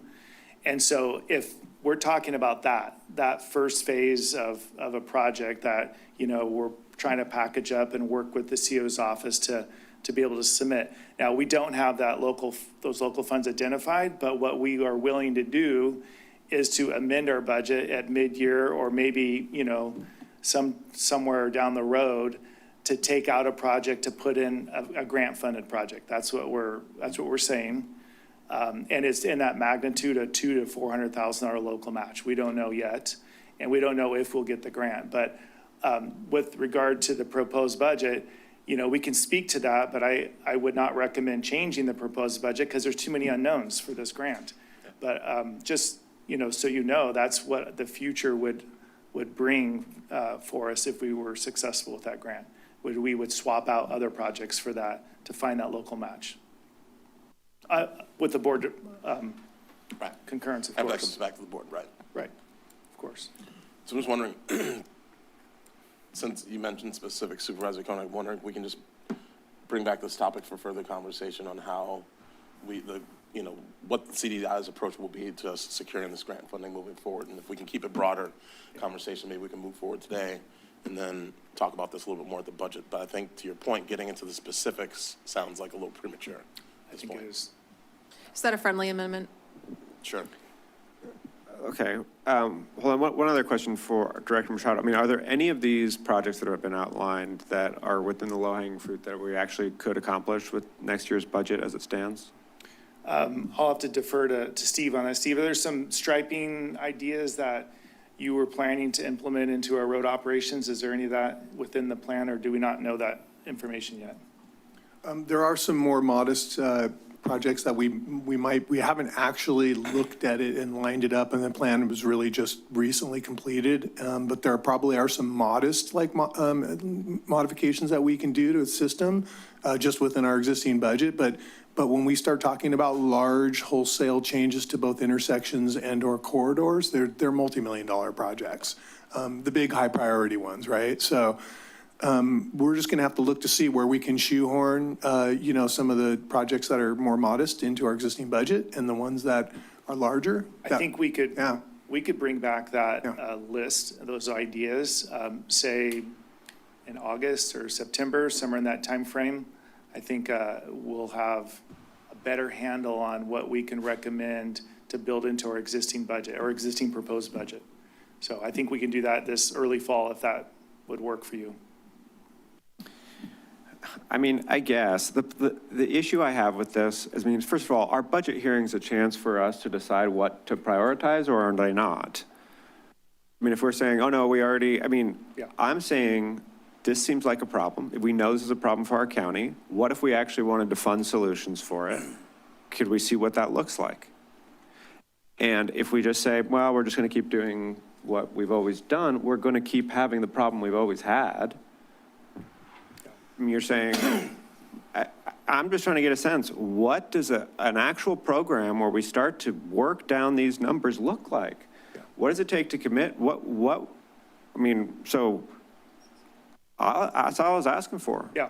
So I guess, if we want to speak to that idea, you'll see this in our budget presentation. Our priority, road operations, which is safety, and more safety. It's restriping, it's signage, it's fixing as many, defects with the road as possible. That's clearly tied to safety. So you'll see that as a high priority for us. I think you also see bridges. Bridges are a high priority for us, and those tie directly to safety. A lot of those bridges have deficient railings and, sharp corners and geometric struggles, and so high priority for us. And so you'll see so many elements of our safety program built into our proposed budget. This is a new tool. This is a new plan. It's new data that we plan to implement, but the timing's not quite perfect for the proposed budget. But we will absolutely, if there's any low-hanging fruit in it that we can implement into the road operations budget, we will, and we can report back. The larger projects, as Steve mentioned, we need to pursue grants. And that doesn't mean it alters the proposed budget, not now, because the timing's not right. We're 6-9 months out before we can really understand if that grant's gonna come to fruition. But in terms of when are we gonna start, we've already started. I mean, the current budget has a lot of safety elements in it. This new proposed budget's gonna have a lot of safety, and we will highlight that to this entire board. And I think you'll see the value of what we're bringing to you. Maybe it doesn't tie perfectly to this new plan, but it will as we go forward. This will be our playbook going forward for our safety program. Supervisor Cummings. Yeah, and what I've seen in past board meetings, budget hearings, is like you all will bring, as part of your presentation, like what projects you're going to prioritize in the next year for our different districts. Is that correct? Yes, well, we talk about different programs, whether it's Measure D or other safety, so this safety program is really not going to be district specific. This is countywide specific. We're really trying to take a focus at the county without looking at supervisory lines, because safety doesn't know supervisory lines. Many of our programs, we do work with each district to try to develop priorities, and that's mostly Measure D. And so maybe I missed a part of your question there, but that's. I just think that, because in terms of just the time and trying to move things forward. Right. What I've experienced in the past is that during those budget hearings, there are opportunities for us to talk to you about projects in our districts and priorities in our district, and we learn about different projects that are happening, right? And so I think that, maybe what we can do today is we can move this forward with the understanding that it sounds like there's going to be future discussions about more granular detail in terms of what projects we prioritize in these studies, and the budget hearing is a good opportunity for us to revisit this conversation with the understanding that there's likely going to be, board direction to dive further into this and bring back recommendations in the fall. And so I'm just thinking in the essence of time, like if we can. Right, sure. So, okay, fine. In the essence of time, I'll withdraw the motion that's on the floor and instead move the recommended actions with the additional direction that CDI return during budget hearings with an approach for how to provide matching funds required for Safe Streets for All grants if needed, and a description of what road safety projects will be funded within the existing budget. Sounds good. Is there a second? I'll second that. All right, so we have a new motion on the floor and a second from Supervisor DeSerpa. Any further discussion? Seeing none, did you get that, Madam Clerk? Yes, Great. thank you, Chair. All right, well, will you please call the roll? Supervisor Cummings? Aye. Hernandez? Aye. Koenig? Aye. DeSerpa?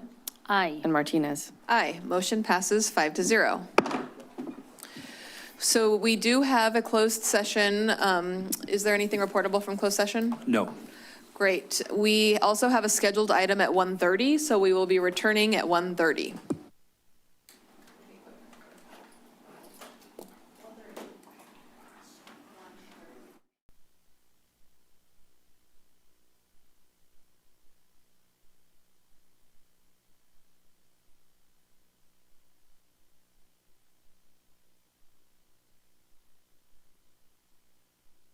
Recording in progress.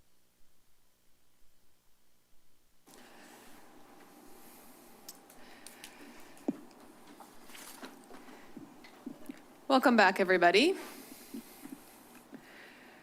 Hope everyone had a nice lunch. We have nothing reportable from our closed session, and so we will now move on to our 1:30 scheduled item, which is to consider the proposed county strategic plan 2026 through 2032 and take related actions.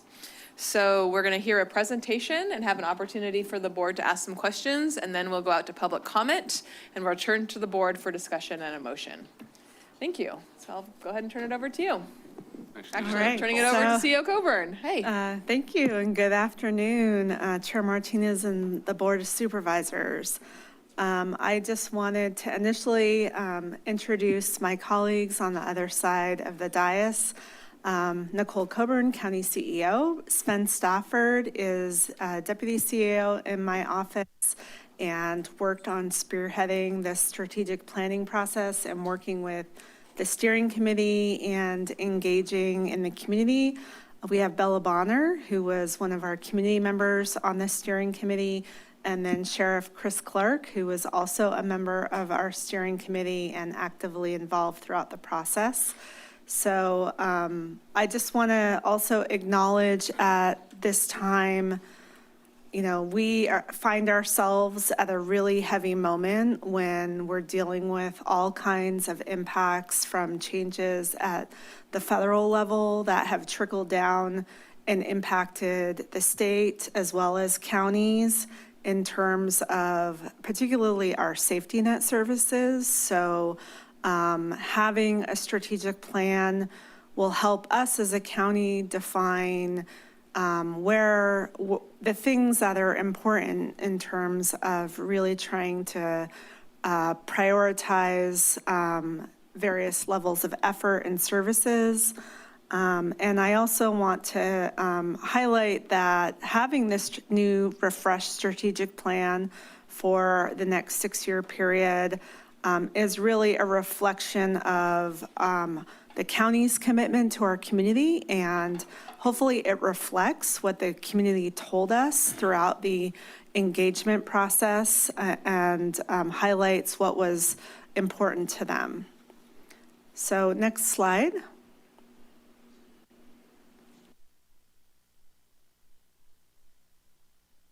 So in terms of community input that helped build this proposed strategic plan, we had over 4,500 people at various stages provide input. That included through town halls in each supervisorial district. We had various interactions at community meetings. We had different inputs with staff and engagement. And so everyone, both community and staff, really helped shape what we're presenting today. This plan really reflects a shared commitment of the county to try to achieve a healthy, safe, and affordable community for everyone. And in a place that we're having so many different funding shifts and cost shifts and policy changes, and there's concerns within the community of certain residents, can they trust county government? We really chose to listen to what our members and residents had to say and try to build a plan that reflected what we heard. Next step, or next slide. So in terms of the process that we've gone through, over the past 18 months, we've been really trying to take a deliberate phased approach to this work. It wasn't just having one survey and conducting a handful of focus groups and we're done. As you will recall, we launched the strategic plan refresh in January of 2025. Last spring, we had engaged in a foundational review of the last 6-year strategic plan. We did community engagement in fall of 2025. And then in November, the board approved the focus areas that we had recommended to you all.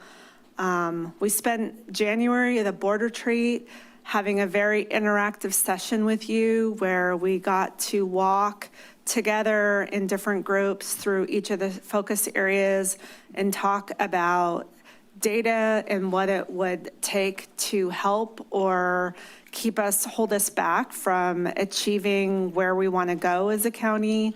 And then with all of your help, we organized a town hall in each of your districts to get more input on the focus areas and the strategies specifically of what we might want to focus in on.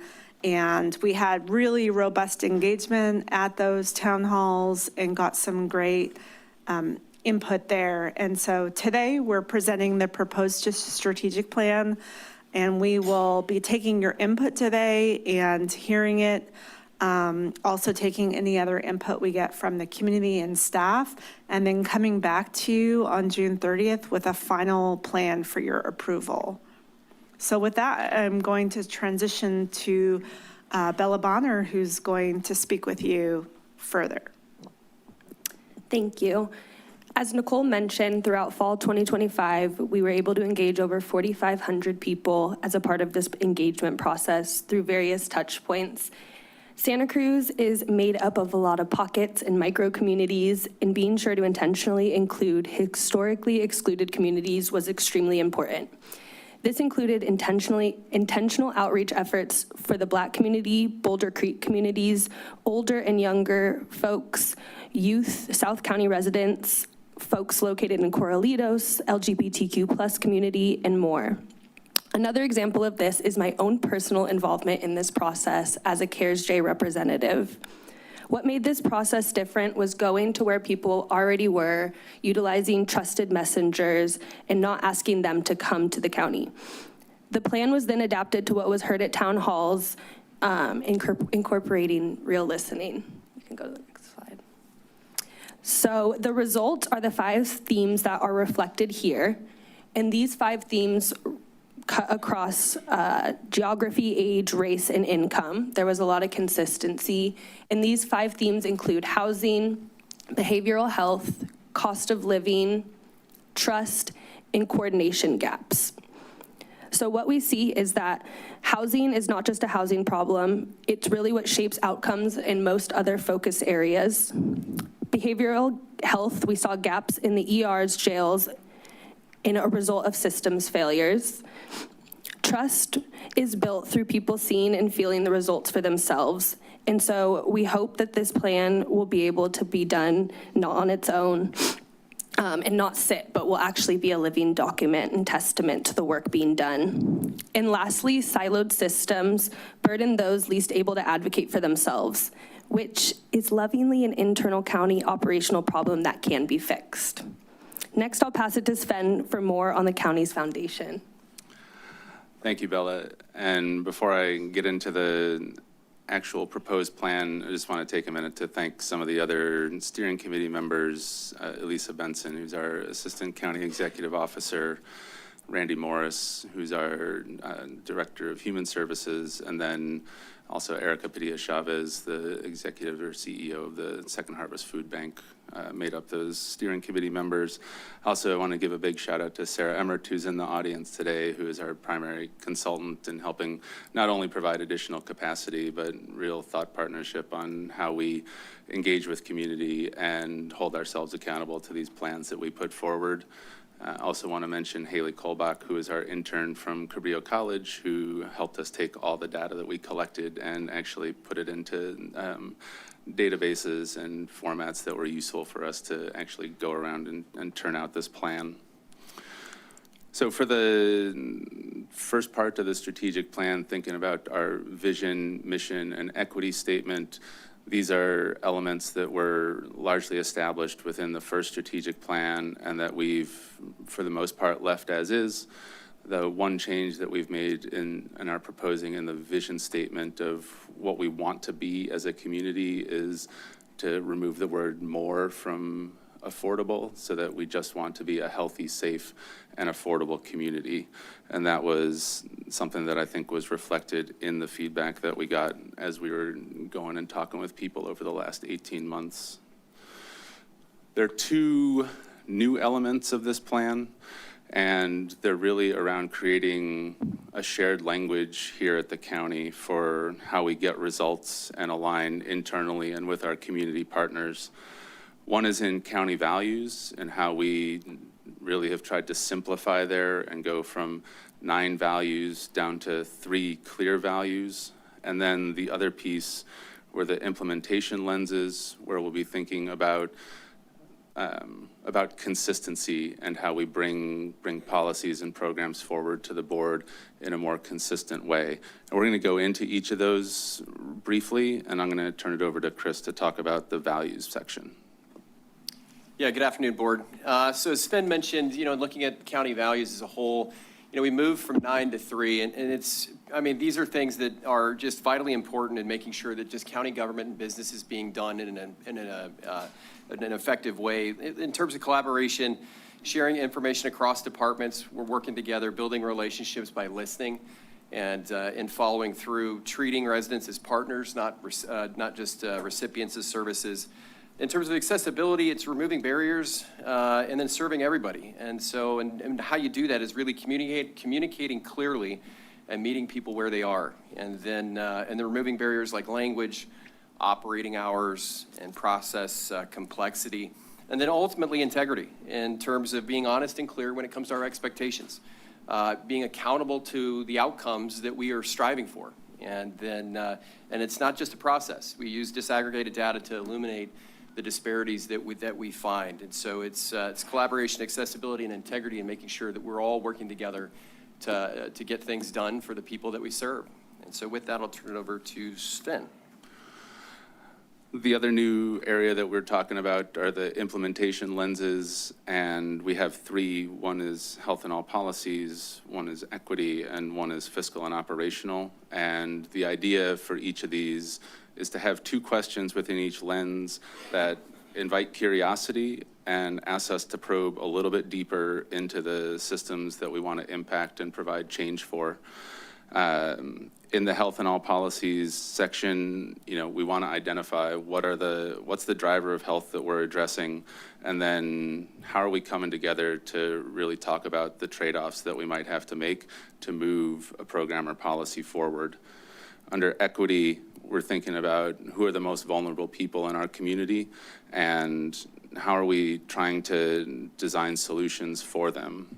And then finally, on the fiscal and operational side, really thinking about not only trust and how are we being transparent and outlining and creating a clear pathway for a community to follow what it is that we're doing, but also making the case for public investment and thinking about how we're bringing people and resources together to scale the results that we want to see in community.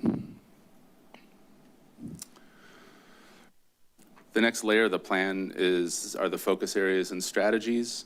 And so the 6 focus areas the board has already approved, they align largely with big sections of county work. They align with other plans, including the safety plan that you all heard this morning. And also try to bring in other partners into our work so that we can all be aligning and rowing in the same direction. The strategies that we've built under each of the focus areas are designed to be measurable, attainable steps that are able to get results in each of these focus areas. And we also want to recognize that all of the work in those strategies and within the focus areas is interdependent, that making progress in one focus area will require making progress across the focus areas.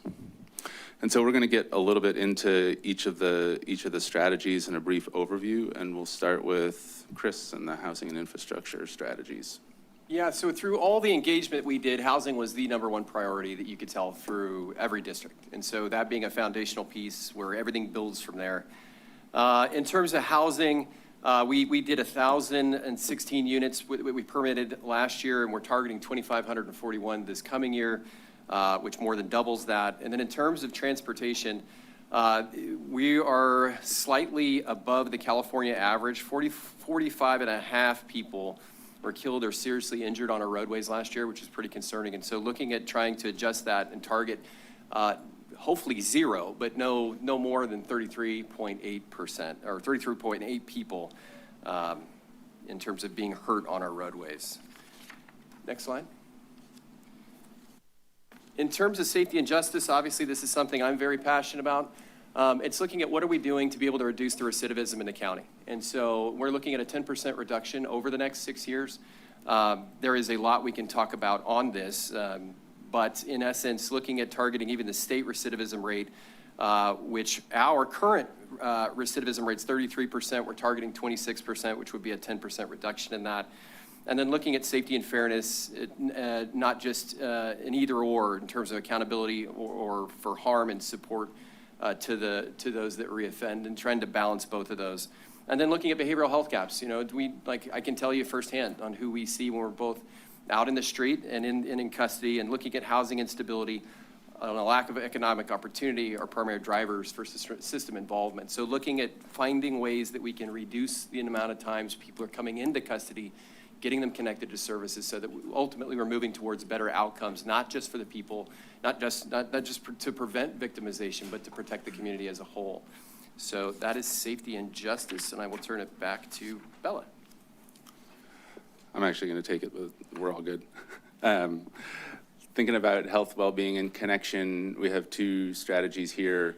One is really around expanding mental health care capacity and the number of step-down beds that we have, going from 28 beds up to 42 beds. I mean, and this is a good example of where the interconnection between our mental health care system, our housing for health system of care, our public safety systems all sort of intersect, and where we do need that collaboration in order to move results. It's not just about building the beds and having an increase in better results there. It's really all of those systems coming together to do this expansion, but then also figure out how to connect those folks to other parts of our community and services. And then on expanding community gathering spaces, this is one of the strategies that actually came directly from all the community input that we did. There is a strong desire for community gathering spaces. We heard it from older adults up in San Lorenzo Valley who were really concerned about isolation and having places to go to get access to services and walkable communities. We heard it from our youth task force and and parents that we engaged with in South County who were concerned that there weren't enough places for their kids to gather at night and on weekends. And so this is really a strategy that looks at how can we use the existing community spaces that we have, county, school district, other partners, and then how can we work to make those more accessible, and where we do find gaps after that, what might be the new things that we want to think about investing in and building. On the environment, climate, and resilience focus area, there's one strategy that's proposed and then one strategy that's coming. On the proposed strategy around strengthening ecosystem health and climate resilience, this is really thinking about mitigation, about actively working with our county staff and with all of our residents really to think about how we can better mitigate against climate disasters and really have it so that all our ecosystems and species are able to thrive. And then in terms of the adaptation on the climate action strategy, eventually thinking about how we're going to have to continue to change to reduce our own carbon footprint and the ways that we live and operate in the community. This is an example of flexibility that we're trying to build into the plan as the Climate Action and Adaptation Plan is due for an update in 2027, and OR3 staff are actively working on that. And once that comes back to the board, we'll have a concurrent strategy that gets incorporated into the strategic plan. So to talk about the next sections, I'll pass it back to Nicole. Thanks, Sven. So in the area of access to basic needs and support, this is also an area where we have one strategy and target, and then plan to bring another one to the board this fall.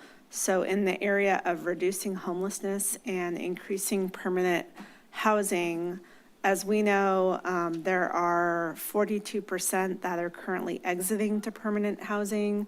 That's the 2021 through 2025 average. So we are targeting a 50% exit to permanent housing.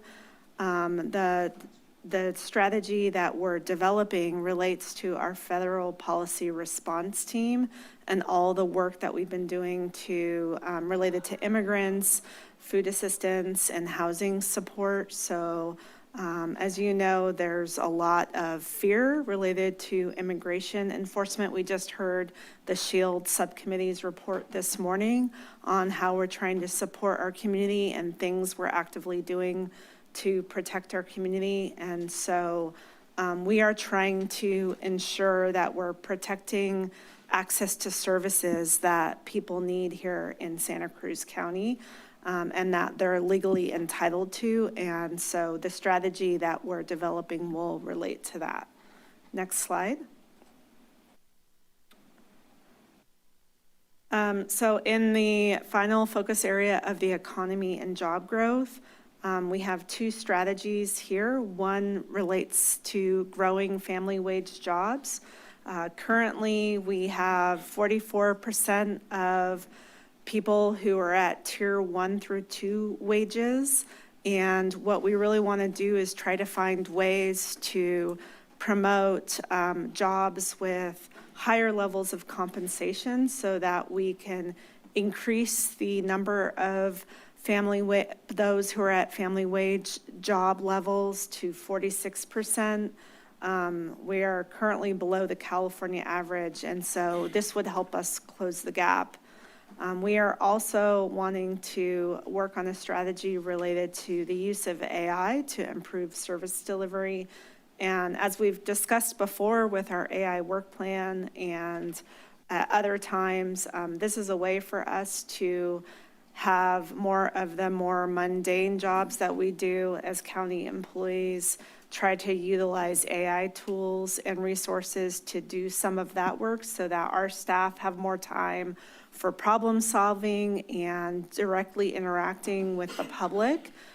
So this ties in with what we're doing as part of AI and what we're trying to achieve by the end of this calendar year and in future years. When we engaged with residents, they really talked about being able to afford to continue living in Santa Cruz County. And so trying to foster economic development and job growth is one way for us to do that. Next slide. So today's action for the board is to consider the proposed plan. We want to gather input from the supervisors on what you think about the plan, where there might be areas for things we need to highlight more or things that are missing. We also want to hear from the public and our partners and staff if there's anything that we need to take into consideration. We've heard a lot of alignment on the board just based on board priorities related to the importance of housing, public safety, investing in infrastructure. We had a conversation this morning about applying for grants related to safety and infrastructure. The board's also very interested in supporting our safety net and supporting our workforce. There are areas where I think we are already thinking that we might need to come back, and we'd love to hear from you today. I'm thinking of parks, particularly as it relates to infrastructure and additional things we need to do in a strategy that we might develop. And this strategy could tie into a couple of our focus areas, the health and well-being focus area, as well as the environment focus area. So that's something that we're considering adding as well. And then once we take all this input, as I mentioned, we're going to be returning on June 30th for final approval by the board. So we want to thank the board for working with us and my office through the past year plus on developing this plan. And we hope this felt different from the last time. And we look forward to the implementation of this plan starting in the new fiscal year. So thank you. Thank you so much for the presentation. I'll now return to the board for questions on the presentation we just received. Does anybody have any questions? We have some comments. If it's just comments, which I do think a lot of this will be back and forth, then maybe we'll go to public comment first, and then we'll turn to the board for more discussion. So I'll open it up to public comment and see if anybody would like to speak to us. Feel free to form a line, and we'll set the public comment period at 2 minutes each. Welcome. Thank you, board and CEO. I just wanted to represent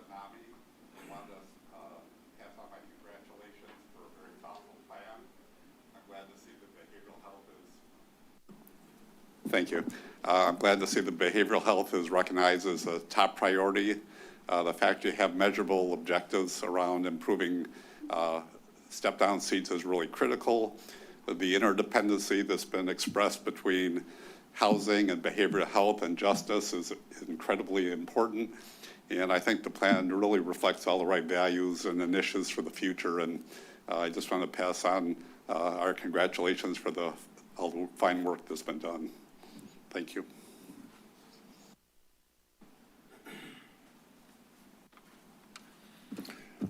Thanks, board and staff. My name is Andrew Goldenkrantz. I've lived in Aptos and unincorporated Santa Cruz for almost 40 years. So my primary link to local government is through the county. So appreciate all the hard work and all the efforts that have gone in so far. I'm here representing COPA, which is an organization of organizations. We've got 23 institutions in the faith and nonprofit sector, and that have been in existence since 2004. The reason that I think it's relevant here is because we see we see these kinds of institutions as deep roots institutions where people come for safety. They come when they're in trouble, they come to celebrate good news. And so those kind of core institutions, I think, are really helpful in progressing forward in a situation like this. Clearly, there's a lot to like in here, so I want to just kind of extend my thanks and commendations. The interlocking nature of the segments is really important. I'll use one good example. I happen to be on the board of Santa Cruz Community Health, FQHC. We have about 250 employees, 75% of whom commute up from Watsonville and Salinas.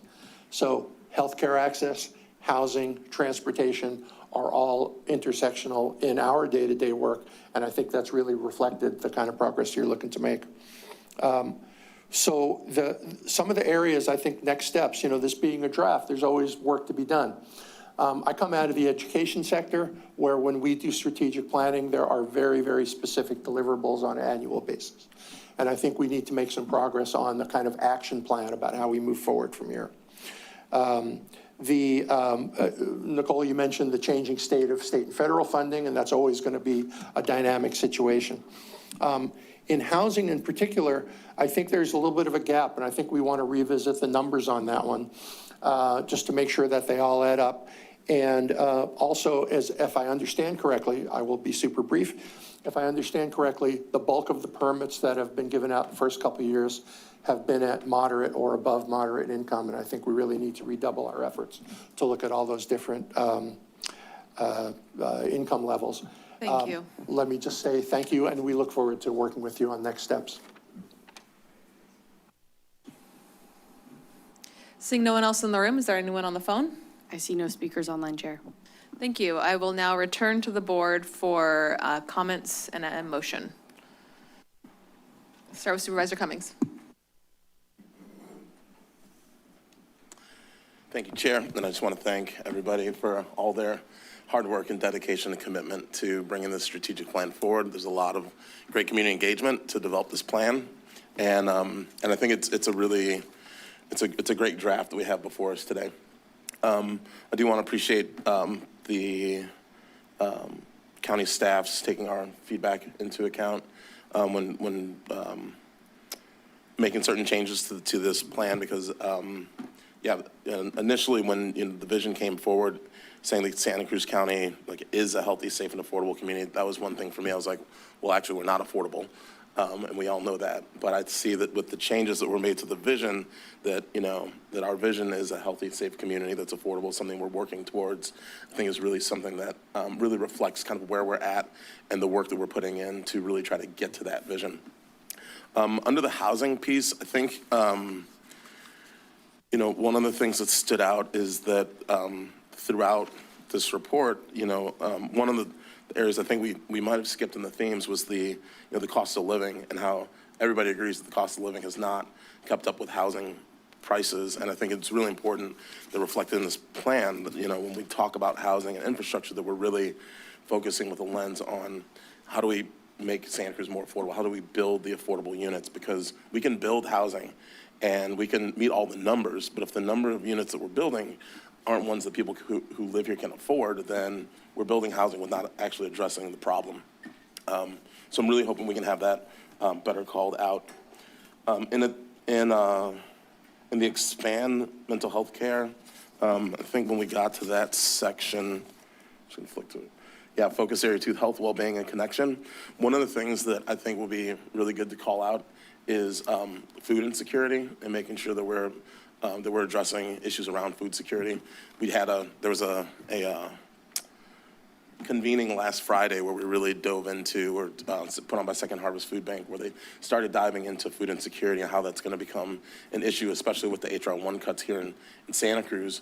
And I think it's really important that we're, calling that out too, that we want to try to reduce and eliminate to the greatest extent possible food insecurity here in our community, and making sure that people are able to have access to healthy foods as part of this plan as well. In terms of the implementation lens, I don't know the extent that this can be added, but I feel like having a lens around sustainability will be really important.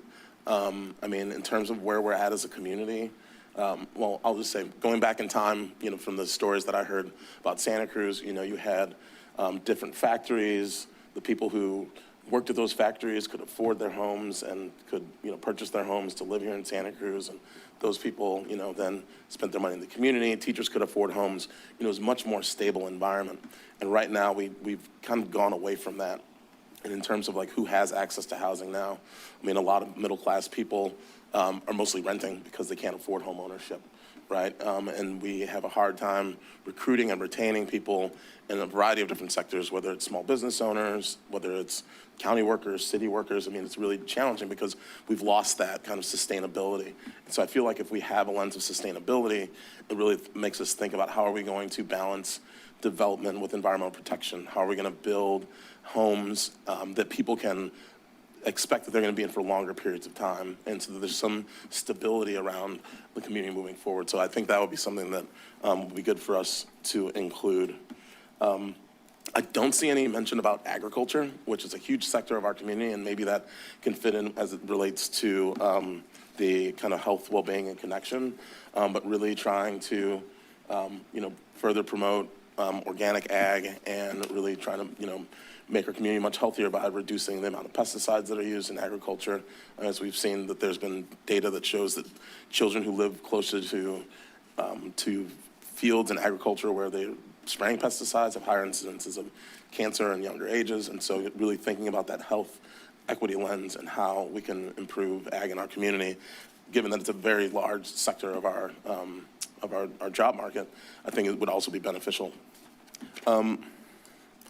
One of the things under equity, and it came up in the housing section and again in, no, not transportation. Growth family wage jobs sections. I see reference to, how Latino residents are impacted, but I don't see any mention about how African-American residents are impacted. And I think that, we could potentially use BIPOC residents as a way of encompassing all those communities of color who've been disproportionately negatively impacted just historically over time. I remember the workforce development report, I think from last year, showed that while there's high education levels in African-American populations, there's low levels of home ownership, which is problematic, because we know that if you're a renter, if your landlord asks you, gives you a 30-day notice to quit or what have you, you lose your home, it's going to be a lot more challenging for you to stay in the community. And so I think that having another term that's more inclusive of all communities of color who've been negatively impacted historically could actually help make sure that we're including them as part of this plan, and we're really seeing them as part of our community. As far as transportation is concerned, I know there may be differences in the community, but with the failure of Measure D, there was a strong sentiment pushed in the community that desired to move forward with rail. And I think calling out rail as part of our ways in terms of climate and reducing our carbon emissions and transportation infrastructure, I think that's something that that also should be highlighted as part of this plan, is that we're the fact that we're striving to, reduce cars on the road, reduce our carbon emissions, and maybe that comes back in the form of the climate action plan, but it's something that the voters had sent along a clear message back in 2022 that we didn't want to remove our rail. We wanted to continue to pursue electric rail, and I think that's something that be good to have called out in the strategic plan as well.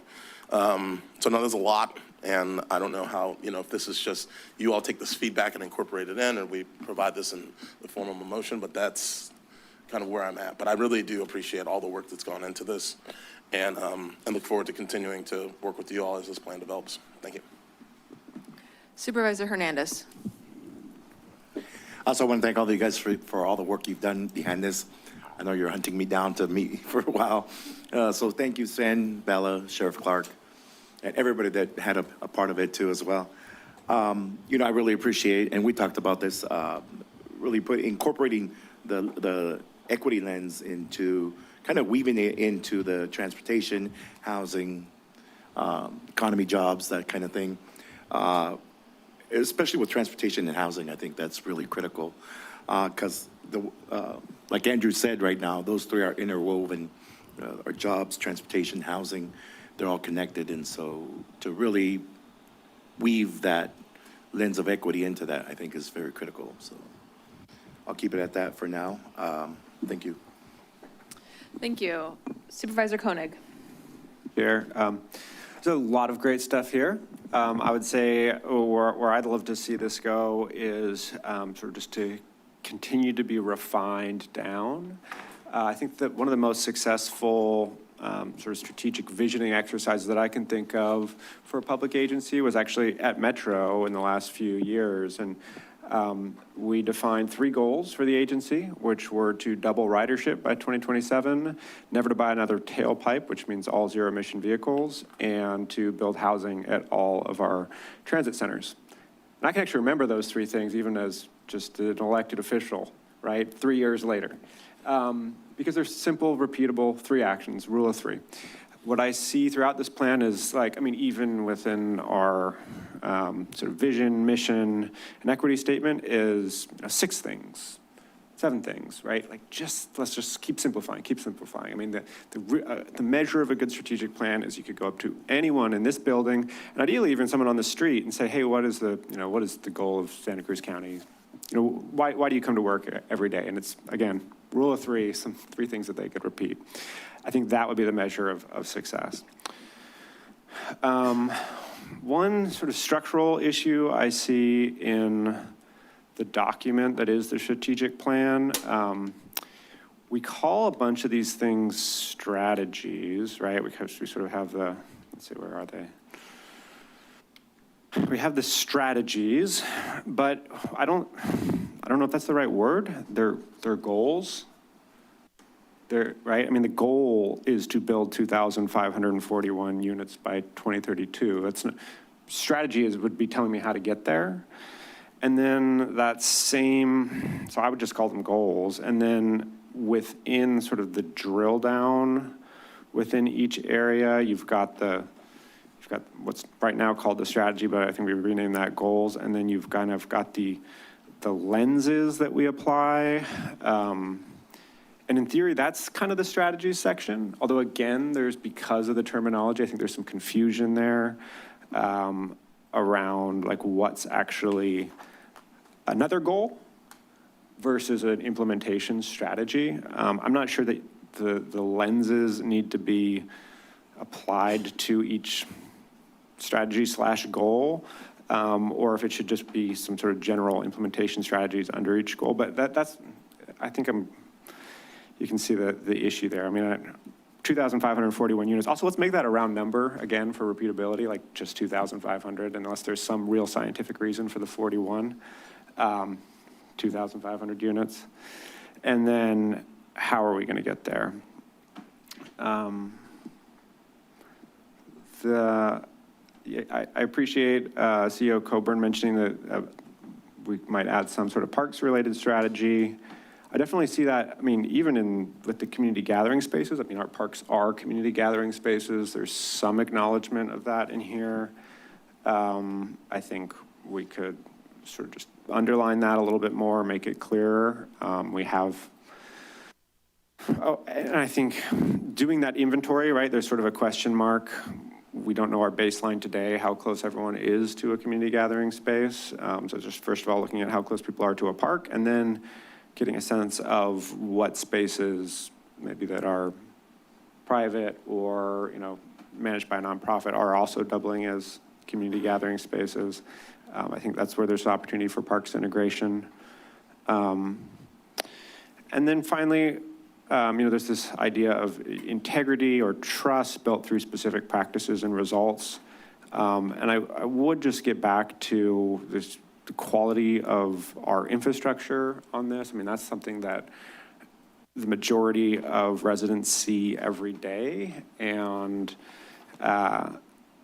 if people are going to their park and the slide is broken and the playground's full of weeds and the bathroom's a mess, then that is going to undermine trust in the county, perhaps more than anything else. I mean, the same goes through same is true for our roads. And so I don't see anything about road quality or resilience during storms, and the same thing with, sort of deferred maintenance in parks or other county facilities. Something there I think would be helpful, because that's what everyone in the community sees every day. It's what I hear a lot about, and I think is ultimately some commitment to that is going to build trust in the county. Thanks. Supervisor DeSerpa. Thank you. Thank you to the team who put this together. I know it was a tremendous lift. And also thank you to Sarah Emmert, who I think led much of the work that went into this. So we really appreciate everything that you've done. I feel fairly satisfied, especially since, Nicole, you've blessed this strategic plan. I think it really hits all the marks. It doesn't necessarily call out in particular children and youth, but I know they're very well cared for by school districts. So maybe there's some intersection or some way that we could work together with school districts just to make sure we are creating the necessary safety and recreational support for children and youth in our community. I'm very grateful for the pieces that include mental health care and the step-down beds. This county has always struggled with that and have had to send people out of county, et cetera, et cetera. It'd be much cheaper to house people in our own community. So thank you for putting that in there. And I think basically my colleagues have covered, I think, most of the things that I'm interested in. I mean, I think you've heard me say multiple times today that I am very concerned about our infrastructure in this county, in particular, since all of my Zone 7 money goes to PERFMA. I don't have anything left over for culverts and roads, et cetera, et cetera. So I think readiness for climate change, we're looking at an El Nino year this year. So all of those things I think are really important, and I think that we need to sort of steel ourselves for potential disasters. Having said that, it's a horrible budget year this year. It'll be even worse next year. And so although I like the way this looks, I'm concerned about the actual funding of the strategies, et cetera. But thank you for putting it all together. Thank you to the team again for your work. I'll start off by just saying that even the lack of questions from the board, I want to just say that's not a lack of engagement. It's that you've done such a good job communicating with us over the weeks and months to this point. So please know that that's not because we are disengaged. You guys have done a fantastic job, and I really want to appreciate the way that this plan has it's been a iterative and organic process. I have literally seen input that I gave reflected in the next version of it.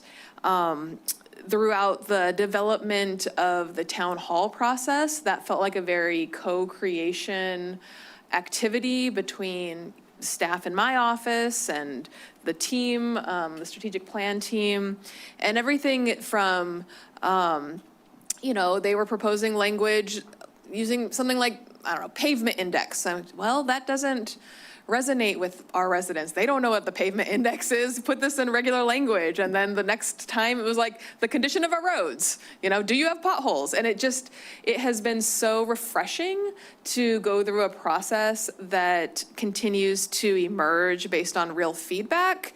And I think that that is reflected throughout the entire document that you've presented today.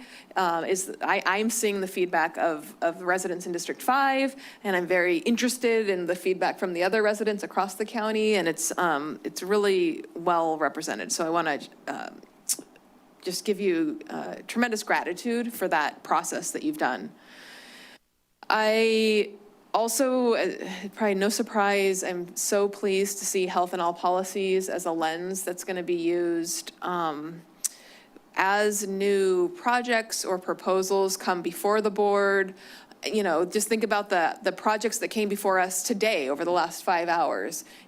Putting a health and all policy lens on it, an equity lens on it, will just help us all use the same language as we're making the tough trade-offs and choices coming before us.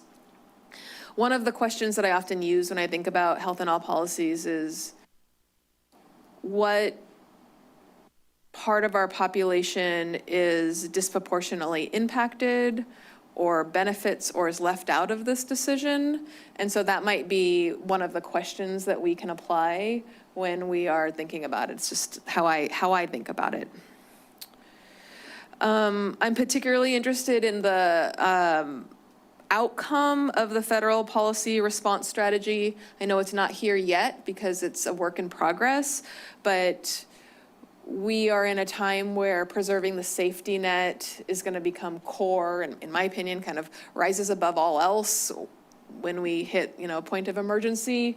And so definitely ensuring that whether it's through that strategy or elsewhere in the plan, that preserving and protecting the safety net, food insecurity, basic needs, basic housing continues to rise to the top, feels essential at a time like we're in today, when we're seeing, cuts and limitations in our ability to deliver services.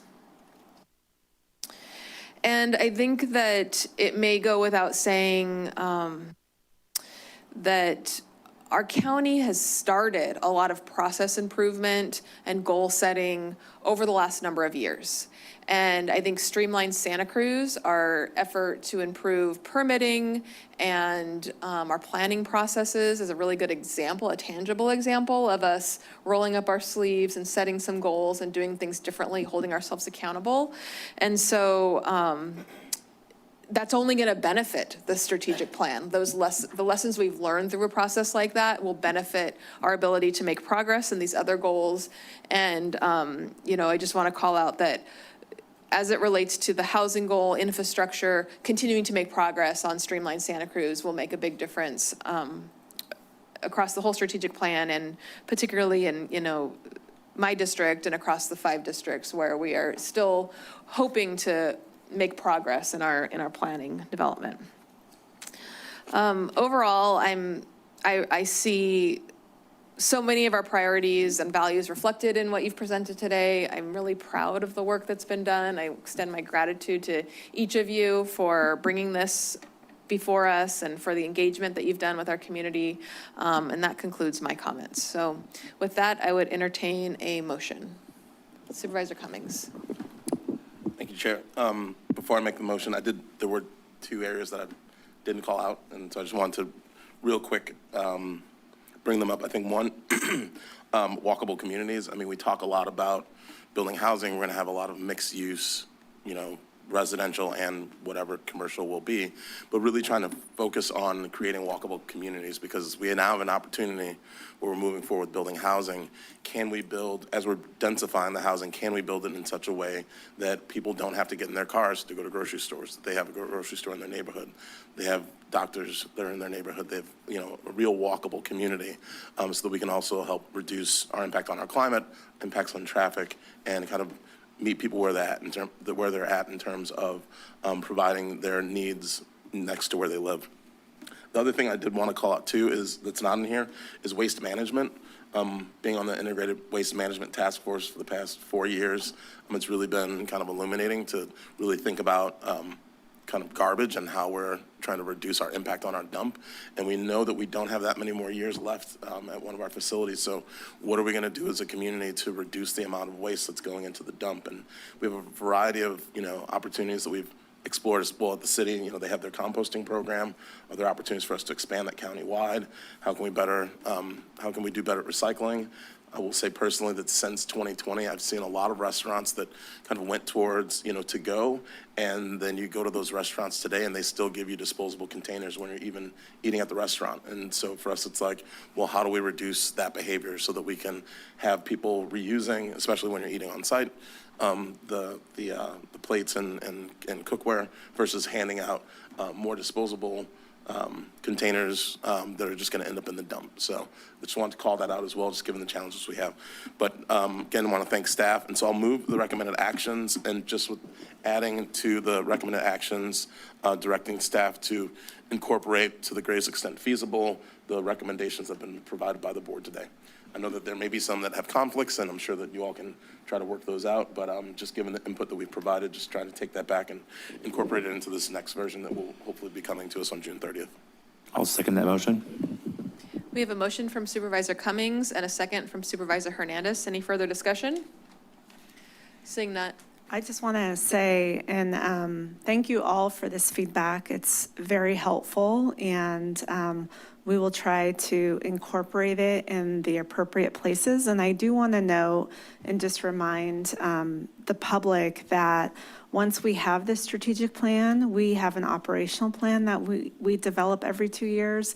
It becomes that action plan that Mr. Goldenkrantz was referring to. It's really the work of the county in achieving all of these goals or strategies. So those are very specific things that departments are working on to further each of these goal areas that we've highlighted. So I think that's where you'll see a lot of the specifics, whether it's coming up with an objective related to, how do we work with business on waste reduction, or, what are the things we're partnering with schools on to provide community gathering places. So you'll see a lot more of those specifics there. But thank you all. Thank you. Madam Clerk, will you please call the roll? Certainly. Supervisor DeSerpa? Aye. Koenig? Aye. Hernandez? Hernandez? Oh, can hear you. Aye. Cummings? Aye. And Martinez? Aye. Motion passes 5-0. That, let's see, concludes our agenda. Worthy of an applause. And with that, we will adjourn our meeting at 2:25, and our next meeting will be June 9th at 9 a.m. at our chambers upstairs. Great, on the 5th floor. See you then. If not Thank you. Watsonville.